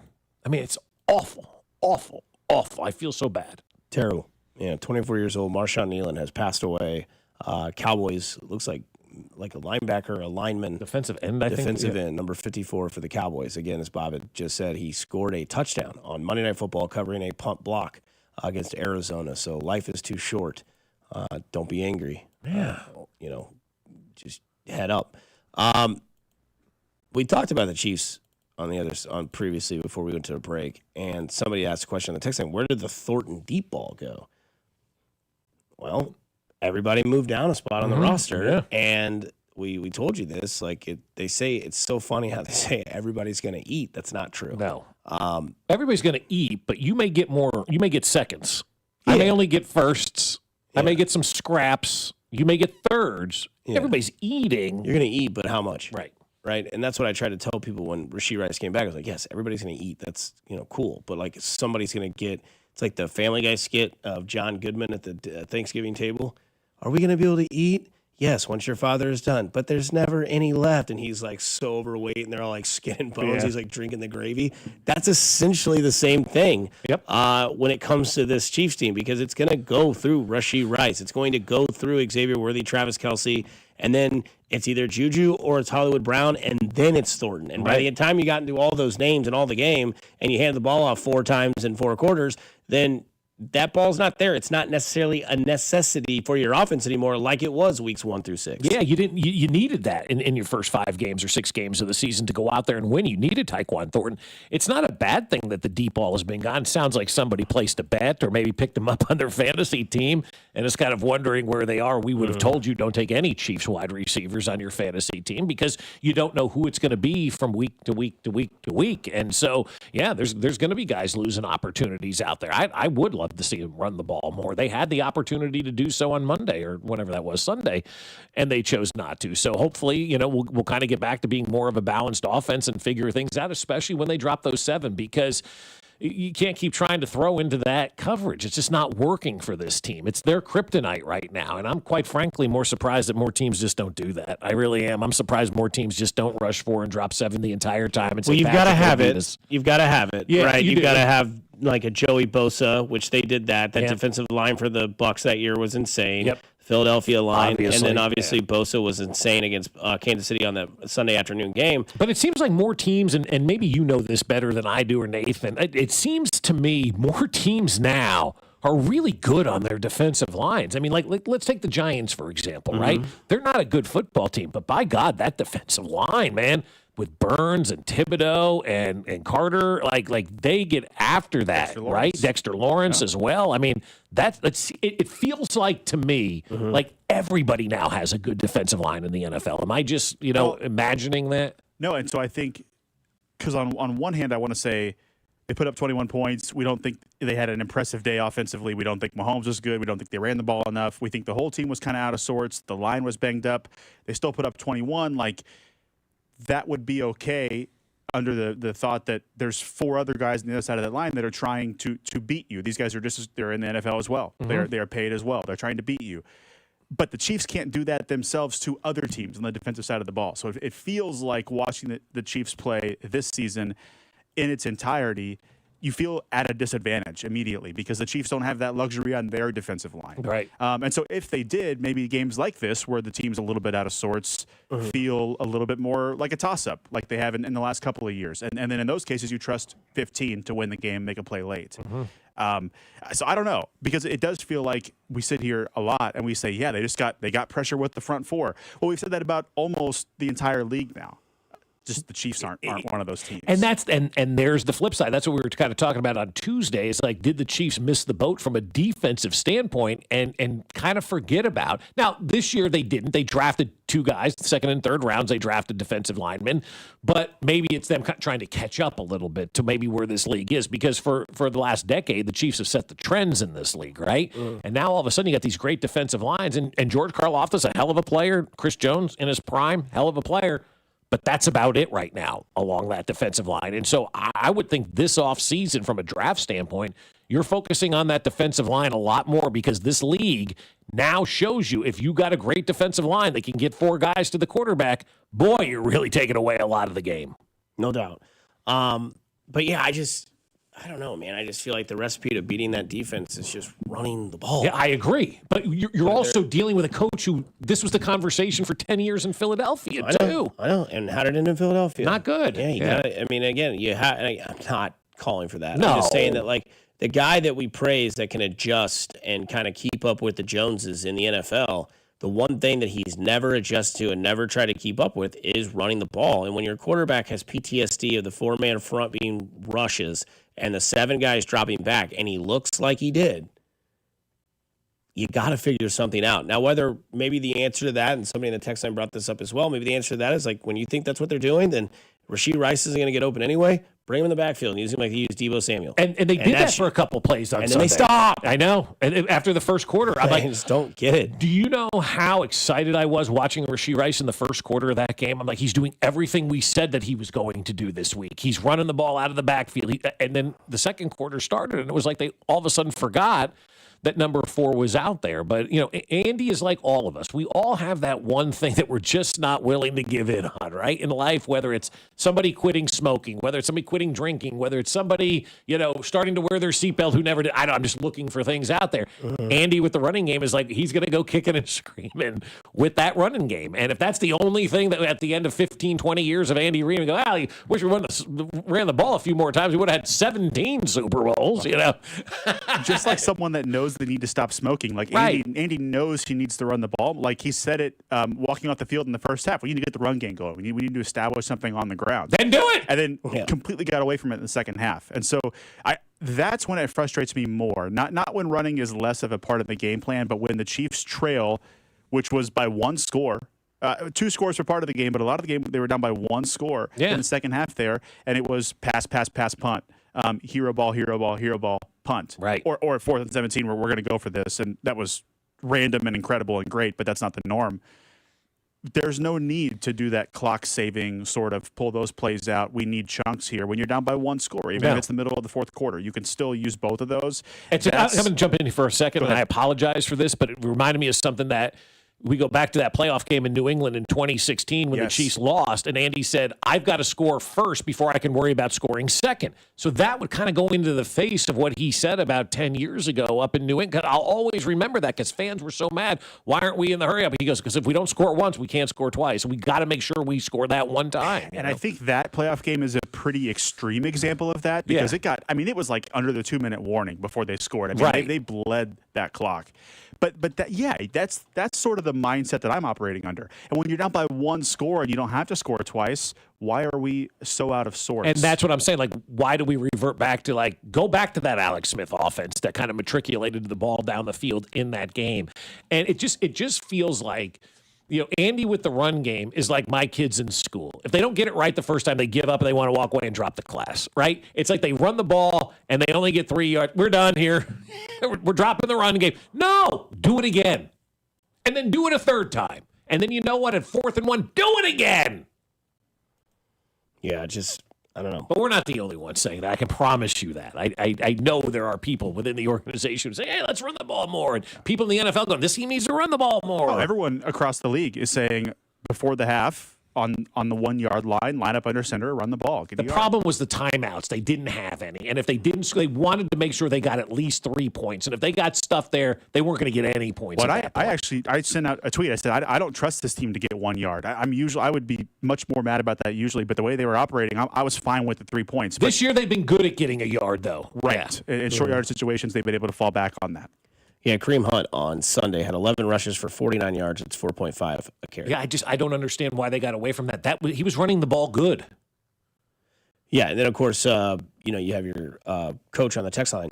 The run got stopped in the second half. They had like 3 yards per carry in the second half. Kareem Hunt, how many carries did he have for the game? Did 11. you say 11? I think he had 8 or 7 in the first half. Well, that text is just what Bob just said about kids, doing bad on one homework assignment and then wanting to drop the class. I mean, establishing the run does not mean you're going to run for 5 yards every single carry. No, that's exactly right. It's also like a handicapper in golf. If your handicap is a 13, you're not going to go out there every single round and shoot 85. You're going to carry the ball 6 times in the first half. My bad. So he only had 5 carries in the second half. Yeah. Okay. So there you go.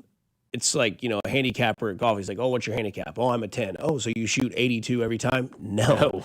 Now, the case is I might shoot 81 or 79, but I'm also going to have an 86 and 87. It's because it averages itself out. That's how that works. But either way, run the damn ball more, which would be nice to see, or use the running game to your advantage, like jet sweeps with Xavier Worthy, or Deebo Samuel's type of runs with Rashee Rice, or, tosses to Bashard Smith. Do something to be more innovative because the pressure is building. Speaking of pressure, you had a random thought about coaching because of what's going on at The Ohio State University. Yeah, and obviously I love what's going on at Ohio State, but I saw a headline that said, Day building Ohio State into juggernaut, right? And he is. I mean, Ryan Day, if he doesn't beat Michigan, we'll talk about firing his ass, and he's got a great beard too, Dusty. I mean, I look at that guy's beard, I'm like, man, I wish I could grow facial hair like Ryan Day. And I started to think about who's got the harder job now to build a juggernaut and sustain success. Is it Ryan Day at Ohio State or is it Andy Reid in the NFL? Where is it harder to sustain that success? I would always in the past have argued college because you're recruiting, you're dealing with parents, you're dealing with kids, you're dealing with boosters, you're dealing with all kinds of stuff. But now with the NIL in college, as long as you continue to keep those coffers full, you have that leg up over everybody else. You don't have that in the NFL, right? So I think now, where I would have said the NFL is easier to sustain success, I think it may be college right now, that it may be easier to create that juggernaut and sustain that success. Even though I would never want to be a college coach, I'd rather be a pro coach than a college coach because of all that stuff I just said that you have to deal with. I think if you're at the right university, and there are going to be right universities and wrong universities with this NIL stuff, if you're at the right university, you can sustain success for a very long period of time in college football. I think it's harder in the NFL now with how many people change teams all the time. We don't give anybody time. Coaches get fired all the time. Andy Reid is very rare that he's been able to establish 2 legitimate, awesome programs in the NFL. Doesn't normally happen that way. So I'm kind of leaning towards college now. We're probably about 3 years ago, I was, the NFL's much easier to maintain success. Yeah, it's tough because we've seen NFL coaches get fired after 1 year. We saw the guy in New England get fired after 1 year. The Raiders got fired in 1 year. Houston fired a guy after 1 year. Houston fired a lot of people after 1 year, didn't they? And I think the issue that you hit on with the college football job is that there are so many boosters with so much money that have so much power politically and, school-wise. They can say, well, I'm not going to donate especially now that you added NIL. Yeah. Right? Like in the NFL, I would assume most coaches, in my opinion, I think the average, you would get 3 years. In college, you would think that's there, but if you pissed off, 2 or 3 boosters because you're not playing somebody's kid or you're not taking this, they will run you out of town. Yeah. Like they just don't care. Or, for instance, if you can't, because I remember when Harbaugh couldn't beat Ohio State.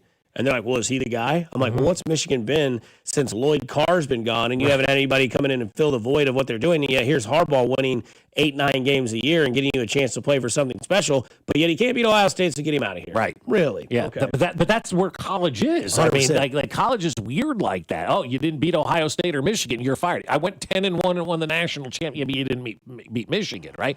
So you do have that hanging over your head, and there is stuff like that, and they do run guys out. Like, I don't think in college anymore you get the 4 years, though. I really don't. I used to think you get at least 4 years in college because it's a whole recruiting class. Let's see what you can do. You don't need recruiting classes anymore in college. You just need to go out there and start spending money in the transfer portal, and that's how college is going right now. So I don't even think you get 4 years in college anymore.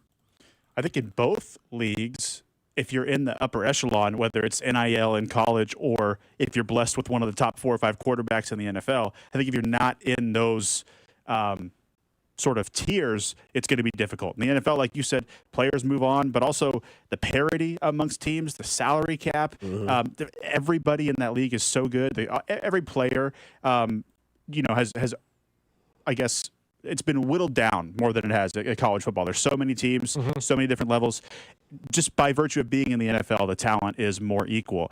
But yeah, in college, it is, you're dealing with the NIL and the player moving, but if you are not at one of those coaches in a Big Ten school, an SEC school, or a few others, I mean, you almost don't have a chance of having significant success. It is true, yeah. I would say that it is on the top end of college football, but then it falls off a cliff if you're not one of those upper end. The other thing at college sports too, with today's world, is that you can lose your entire team in one season. Like if 3 or 4 guys don't like the way the coach is doing things, they can just be like, well, we're going to transfer. And then you lose your entire, I mean, you look at Pootie Tang, Jerome Tang from K-State, had the team back and doing everything. And then all of a sudden, now they're like, this is it. Like if he starts, the season, we're pissed poor. Like, was it 2 years ago that people loved Jerome Tang? 2 years ago. 2 years ago, and right? Now all of a sudden it's like, I don't know if we want him back. And you're like, okay. That was 2 years ago. And you look at all the talk about Bill Self. Oh, by God, they're a 3 seed. They're a 5 seed. I don't know if Bill Self still has it. That's Bill Self. The people who were saying that last year are delusional and have a screw loose and should check into a mental institution. There were people saying that Bill Self doesn't have it anymore. Come on. I also think that it's tougher in college to coach because you are coaching still young adults, and you don't know if they've gotten to that point yet because of where they were. Like, I mean, I don't know. I can only imagine what it would have been like if Shedeur Sanders wasn't playing underneath his dad. Like, we're watching him pantomime in a locker room. We're watching him say all this stuff and all that. If his dad's not his head coach, is he the same person that he is? Maybe not, because you have these egos of these young kids that think they got it all figured out, and they're getting a little bit of money that they can spend on and stuff with NIL, which I think more power to them. They should do that, but it shouldn't affect who you are as a person. You should be able to learn from that, because that is the first step of what you're going to be in a major league sport, like whether it's football or basketball. Hey, here's $7 million, BYU kid. That's going to be like a potato chip of what you're going to get in the NBA if you can make it into the league. If you can even make it there. But here's where you can start your life, is saying, hey, here's how you budget. Here's where you put this money. Here's how you can invest. You think they're telling these kids that? I would hope they are. If they're not, they should be. Yeah, yes, and you're absolutely right. And again, like, it's, what do we always say when a young coach comes into the NFL? Well, you can't coach NFL players the way you coach college players. That's why it doesn't work out for you that way. Right. And we're watching Bill Belichick, who, by the way, there's a ton of stuff there, but he's going to North Carolina and probably trying to talk to these kids as if they're these NFL players, and they're either A, not registering, B, not respecting it, or C, they don't give a rip what you're saying because they don't understand or respect anything that you're saying previously. So it is very tough to me to be a college coach, as opposed to, because of boosters, because of, alum, because of younger generations. And as the NFL, these guys have already gone through those hiccups. They've already gone through all of that. And I'm sure I was very hard to parent when I was a college kid, as opposed to now where they're like, wow, Dusty goes out to dinner with us and he actually picks up the tab, or he comes to our house and says you can ride with us and all this. It changes, and people change and they grow in life. And I think it's definitely a harder job to sustain, build, and keep a organization in college than it may be to do it in the pros. It's funny, you guys both sound like I did a couple of years ago, because I was saying those exact same things. And I guess I probably should still be saying those things, because I think you guys convinced me now it may be easier in the NFL. I was thinking of the upper crust. I was thinking of the 1%ers in college football. Like, it should be easy for Ryan Day. It should be easy for, Texas. It should be easier for Oklahoma or Alabama or LSU. Is it easier for Kansas? It doesn't seem like it's changed much over there. How about K-State? Not hasn't changed all that much, with the NIL. Has it changed much at Iowa State with the NIL? So I think you guys are making really good points, and I'm enjoying listening to it, quite honestly, because I'm like, yeah, you guys are still right. Even with the NIL, it's still a top-heavy college football situation. Like, other teams do have that opportunity, but will those other teams take advantage of that opportunity? At least in the NFL, everybody has an opportunity because everybody's on kind of that same playing field. To me, college football is more like Major League Baseball at this point in time than it is the NFL from a money standpoint. Somebody in the text says NFL is an even playing field, so that's hard, so it's way harder than being a top-tier coach and much easier than a bottom mid-tier program. Yeah, I mean, I think I agree with that. Say that again. NFL is an even playing field, so it's way harder than being a top-tier coach and much easier than a bottom mid-tier program.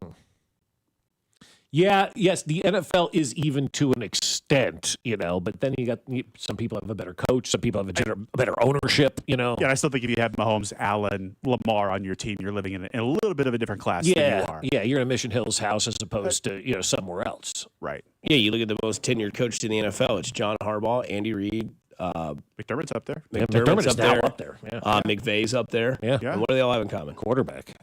I mean, seriously, you get a good quarterback in the and I used to say that about Pete Carroll college had Russ too. in his prime. Yeah, just get a good quarterback in college, and you were going to be fine. Right now, it seems like that in the NFL. Just get a good quarterback, and you're going to be fine. Even in the realm where we say it's the easiest, which is that upper echelon of college coaches, you have boosters, you have money, you have the name cachet, you go to the playoffs, you're a coach at LSU. Mm-hmm. If you aren't successful, it is a quick hot seat. So it's easier to sustain success, but also that leash is way shorter than it is in the NFL or at a lower tier college program as well. And look, I think in college too, when you're going to be, if you want to be a successful coach, you got to immerse yourself with the people, and you can't be Brian Kelly and be a douche. I mean, just being honest with you. That's fair, and not have a fake accent. Right. The other thing too is that be very good in college football, get hired by a big university, and then suck. Yeah. So you get paid $50 million to quit. Yeah. Bring some light to that conversation. I know, I love it. And again, from the 816, it's very true. It changed everything for Indiana University. They have mad NIL money. That's why when NIL came out, I was like, look out for Arkansas. What they do? Hired Calipari. And everyone goes, why would Calipari go there? Do you know the alums of Arkansas? Jerry Jones, the richest school in the world. And everyone goes, oh, I never thought about that. Yeah. I'm like, yeah, Walmart. Look at Miami. They've been back in college football for the last 5 years. Why? NIL money is pouring in. But you got to be a coach that can sustain that talent because they will leave. Coming up on the other side, I want to ask a question on the text line, 913-586-7965, because we all have one that really pisses us off. But what's the worst thing sports fans yell to you?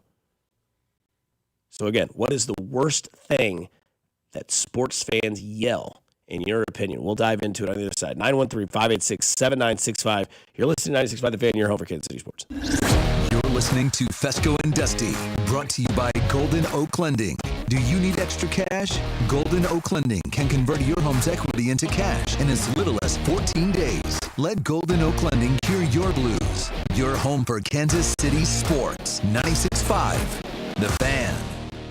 Hey guys, it's Dusty Likens. Let me tell you about my friends over at GiveMeTheVin.com, because I'm sure you've got a car that you're trying to get rid of. Well, I can tell you how to do it easily with GiveMeTheVin.com, because they want to buy your car, whether it is your daily driver pickup truck, SUV, minivan, supercar, or exotic. So say goodbye to dealing with all those dealerships and private sale tire kickers and get a true buy offer for your car. GiveMeTheVin.com puts your car right on the money, providing you with a hassle-free online option to sell your car for more. It's as simple as going to GiveMeTheVin.com and entering your car's VIN number or license plate number. You'll get an offer on your car in minutes. That is way above any dealer quote. You can go to one of their pickup locations, or they'll even come to you. It's as easy and it's fast. GiveMeTheVin.com is America's best car buyer. Hit it, boys. Sell us your car. GiveMeTheVin.com. So easy you can do it in your underwear. Hey, Chiefs fans, Crown Royal is the official whiskey of the Kansas City Chiefs. And this season, it's not game day without the generous spirit of Crown Royal. Whether you're at the tailgate, in the stands, or watching from home, Crown Royal is the reason and the reward for coming together. Grab a glass with the Crown Royal rig at a stadium near you, because we'll be sharing the generous spirit with fans across the country. Crown Royal, fueling game day with a generous spirit. Visit www.crownroyal.com/Royal Rig for more on the Crown Royal Rig Tour. Please drink responsibly. Makita's built for the pros who show up early, who don't do shortcuts, only precise cuts. With tools built to last, job after job, year after year. Performance that pays off, because when the job calls for the best, you answer. And when you need the best, you call on Makita. Built to be the best. Available at the Home Depot. Another app for inventory, one for CRM. Oh, don't forget accounting. Wait, which login was that? Or you could use Odoo, one fully integrated system that does it all without the hassle. Ditch the app overload. Get everything your business needs on one platform. Try Odoo free today at odoo.com. That's ODOO.com. Oh, no. Ah, that's the sound of someone who's misplaced My debit card. their debit card. Where'd I leave that thing? Not at the gas pump, or the checkout counter, or the roof of your car. Now, if he has the Chase mobile app, he can use Card Lock. Wait, I could just lock my card. Yep, just a few tippy taps on his phone, and that sound? That's peace of mind from Chase. Chase mobile app is available for select mobile devices. Message and data rates may apply. JP Morgan Chase Bank N.A. Member FDIC. On the job, every minute counts. That's why Lowe's now has ProBlock Quick Dry Primer, expertly manufactured by Sherwin-Williams. Engineered for pros to dry fast and go on smooth for virtually flawless results that keep your job moving. It's available in oil and water-based, and getting it is easy. Order online by 2 p.m. and get free same-day delivery right to your job site. Lowe's, we help, you save. Orders placed after 2 p.m. will be delivered next day. Valid in select zip codes. Subject to driver availability. More terms apply. I'm Ed Evans, CEO of Consumer Cellular. Ever wonder why Big Wireless wants you on an unlimited plan? They probably want you to cover the cost of those 20-somethings using all that data every month. But most people 50 and up like me only use 12 gigs or less. Don't get bamboozled by Big Wireless. Switch to Consumer Cellular. Our plans start at just $20, and we use the same towers as the big guys. Join the millions who choose something better, because if you're not using all that data, you're probably getting used. Call 1-888-FREEDOM or visit consumercellular.com/facts. Plans include $5 credit for auto pay and e-billing. See site for additional facts. Every NFL Thursday is your chance to hit the jackpot on FanDuel, because FanDuel's Thursday touchdown jackpot means that you can win a share of $2 million in bonus bets each and every week. To get in on this Thursday's action, all you have to do is place an anytime touchdown score bet before the game kicks off. And if your player scores either the first or the last touchdown in the game, then you'll win your bet plus a share of bonus bets. All you need to do is visit FanDuel.com. Use my promo code KFNZ to take a shot at the jackpot. Remember my promo code KFNZ for your chance to win a share of $2 million in bonus bets. Play your game with FanDuel, an official sports betting partner of the NFL and 96.5 The Fan. 21 and present in Kansas. Opt in. Must apply profit boost hosting on select market. Prize pool to be split equally among all eligible participants who made the correct first or last touchdown pick. Bonus issued is non-withdrawable bonus bets, which expire 21 days after receipt. Restrictions apply. See terms at sportsbook.fanduel.com. FanDuel is offering online sports wagering in Kansas under agreement with Kansas Star Casino, LLC. Gambling problem? Can help with your best bet. Call 1-800-522-4700. Visit kansasgamblinghelp.com. J. Rieger & Co. Oh, so good. Quality crafted in Kansas City. J. Rieger & Co. Straight Bourbon Whiskey. Winner of Best Craft Bourbon at the 2025 Ascot Awards. At 90 proof, it's rich, well-balanced, and oh, so good. Quality crafted in Kansas City. Easy Electric on the field. Now, Xavier Worthy's giving back off the field. Join him December 15th at the Intercontinental KC for Uncork for a Cause. Wine, food, and football fun, benefiting the Worthy Ones Foundation. Get your tickets now at uncorkkc.com.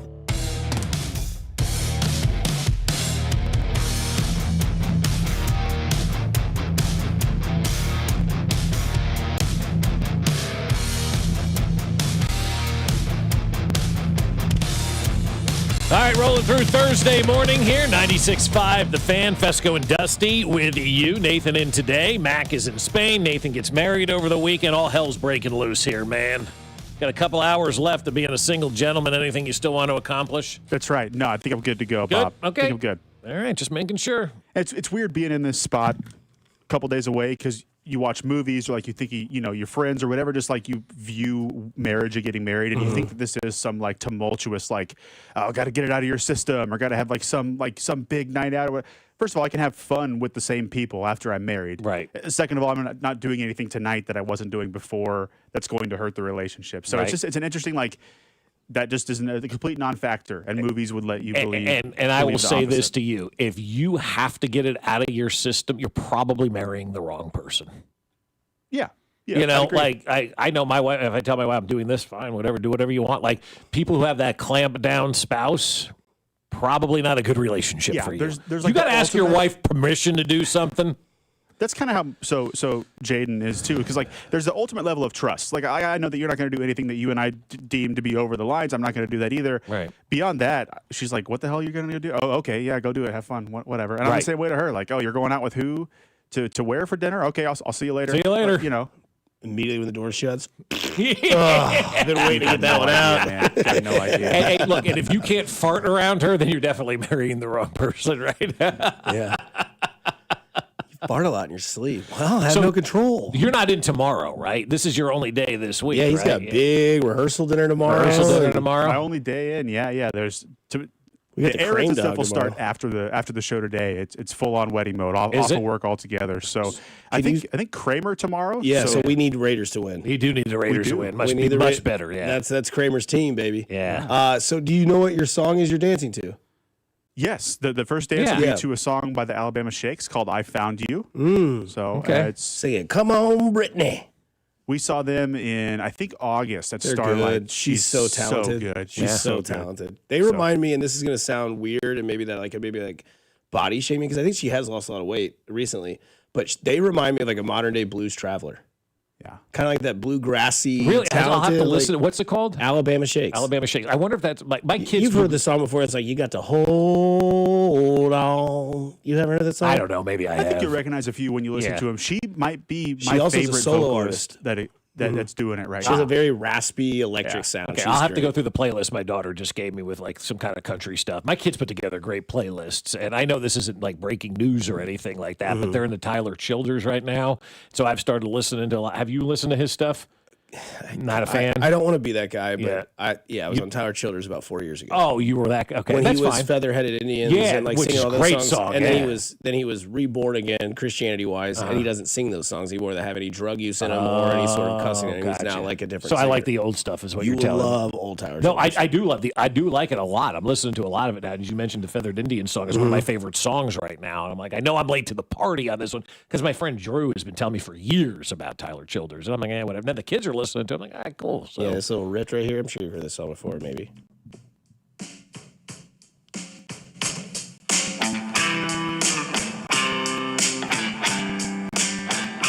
Not ringing a bell yet.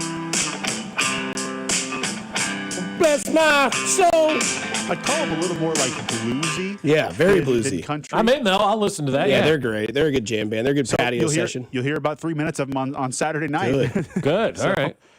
There you go. Anybody got a hot mom that's single looking for me to get in their will? Wow. I could probably get back to you. Okay. Got an aunt. That's what he's worried about. Somebody needs to be escorted down the aisle. Hey, I got you covered here. Just put me in your will there, Betty. Yeah, I'm going to go home tonight and say, hey, babe, my friend Bob's looking for someone to. Yeah. So you got Yeah. to. You might have heard of him. He's the Pitches Radio host of the year Yeah. on sports radio. Yeah, that'll go over big. No, but seriously, if there's an aunt that's feeble and needs some help, I'm always there to, do that. I like the older women. So, Yeah, this is like, why is Bob helping Grandma down the aisle? at That's this right. ceremony? Yeah, she gave me $500 at the door. Oh, you look like a strapping lad. Why did Dusty and Jen leave together? I've always told my wife, I said, if the chance happens and I can, get in a will, she's like, whatever. I'm going to look like LeBron James courtside. Be like, first off, happy National Women's Day. Oh, stop it. No, we asked you on the other side, what's the worst thing you could yell at a sporting event? Yeah. I'm with this one. I hate everyone at golf events to say, get in the hole. Get in the hole. Hate it. Hate it. Yeah. Somebody says, get in the hole off the tee box on a par 5. Hate it. Yeah. I thought of this because the new thing now at youth sports and high school level sports is to yell, do you want it more? Who wants it more? Come on, you need to have it more. Are you really thinking these athletes don't want it more? Like that's the thing I hear a lot. Or the other thing that I hear a lot, which I really hate now at youth sports. Good idea when the kid makes a pass and it's incomplete or it's not good. Maybe it wasn't a good idea. Maybe the good idea was the wide open guy over here and that was a dumb idea. But we're rewarding everybody every time they make a mistake. Good idea, good idea. Like that's the new thing. But the one thing that drives me nuts for years has been the overrated chant. Your team's beating this team. That degrades your team when you're doing the overrated chant. I love the high school chant of "We Can't Hear You." That's another one. Yes.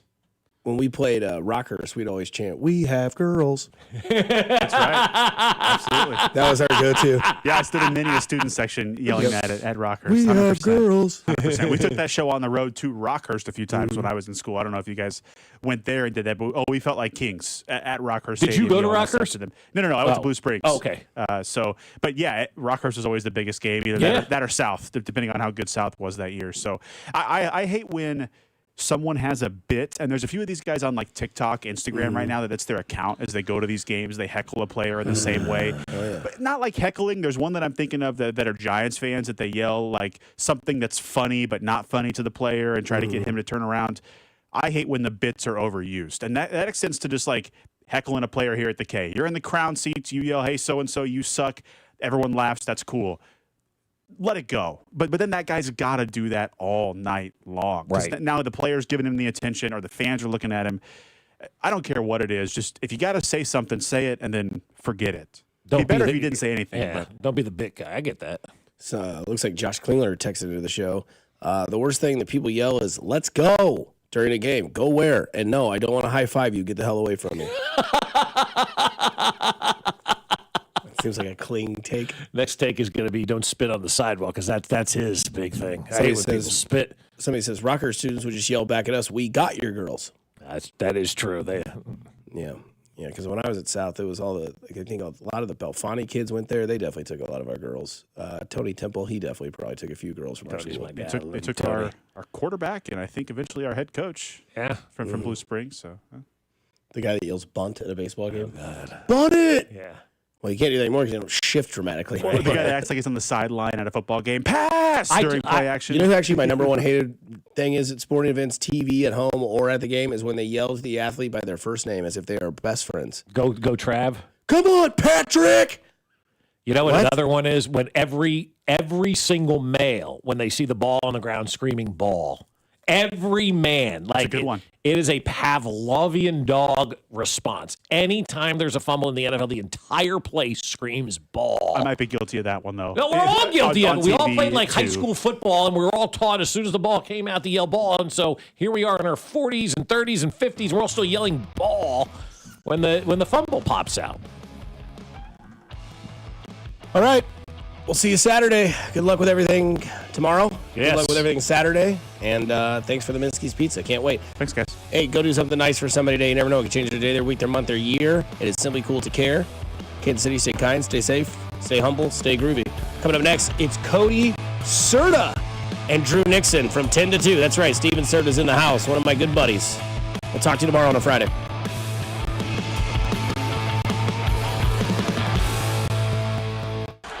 Good morning, Kansas City. This is Leo Chanel, and you're listening to Fescoe and Dusty on your home for Chiefs football, 96.5 The Fan. Brought to you by Golden Oak Lending. Do you need extra cash? Golden Oak Lending can convert your home's equity into cash in as little as 14 days. Let Golden Oak Lending cure your blues. You know, there's millions of people without the health insurance they need. I get it. You feel like it's too pricey, a headache to deal with. You deserve something better. And better health. We're on a mission to get everyone high-quality, affordable health insurance. You have health insurance needs. We have plans with low out-of-pocket premiums, with in-network preventive care at no cost to you, and a network of local doctors and hospitals. So if you're still shopping for health insurance, go to ambetterhealth.com/enroll to get your free, no-obligation quote. That's ambetterhealth.com/enroll. For coverage to start January 1st, you must enroll by December 15th. Find the plan that's right for you right now. ambetterhealth.com/enroll.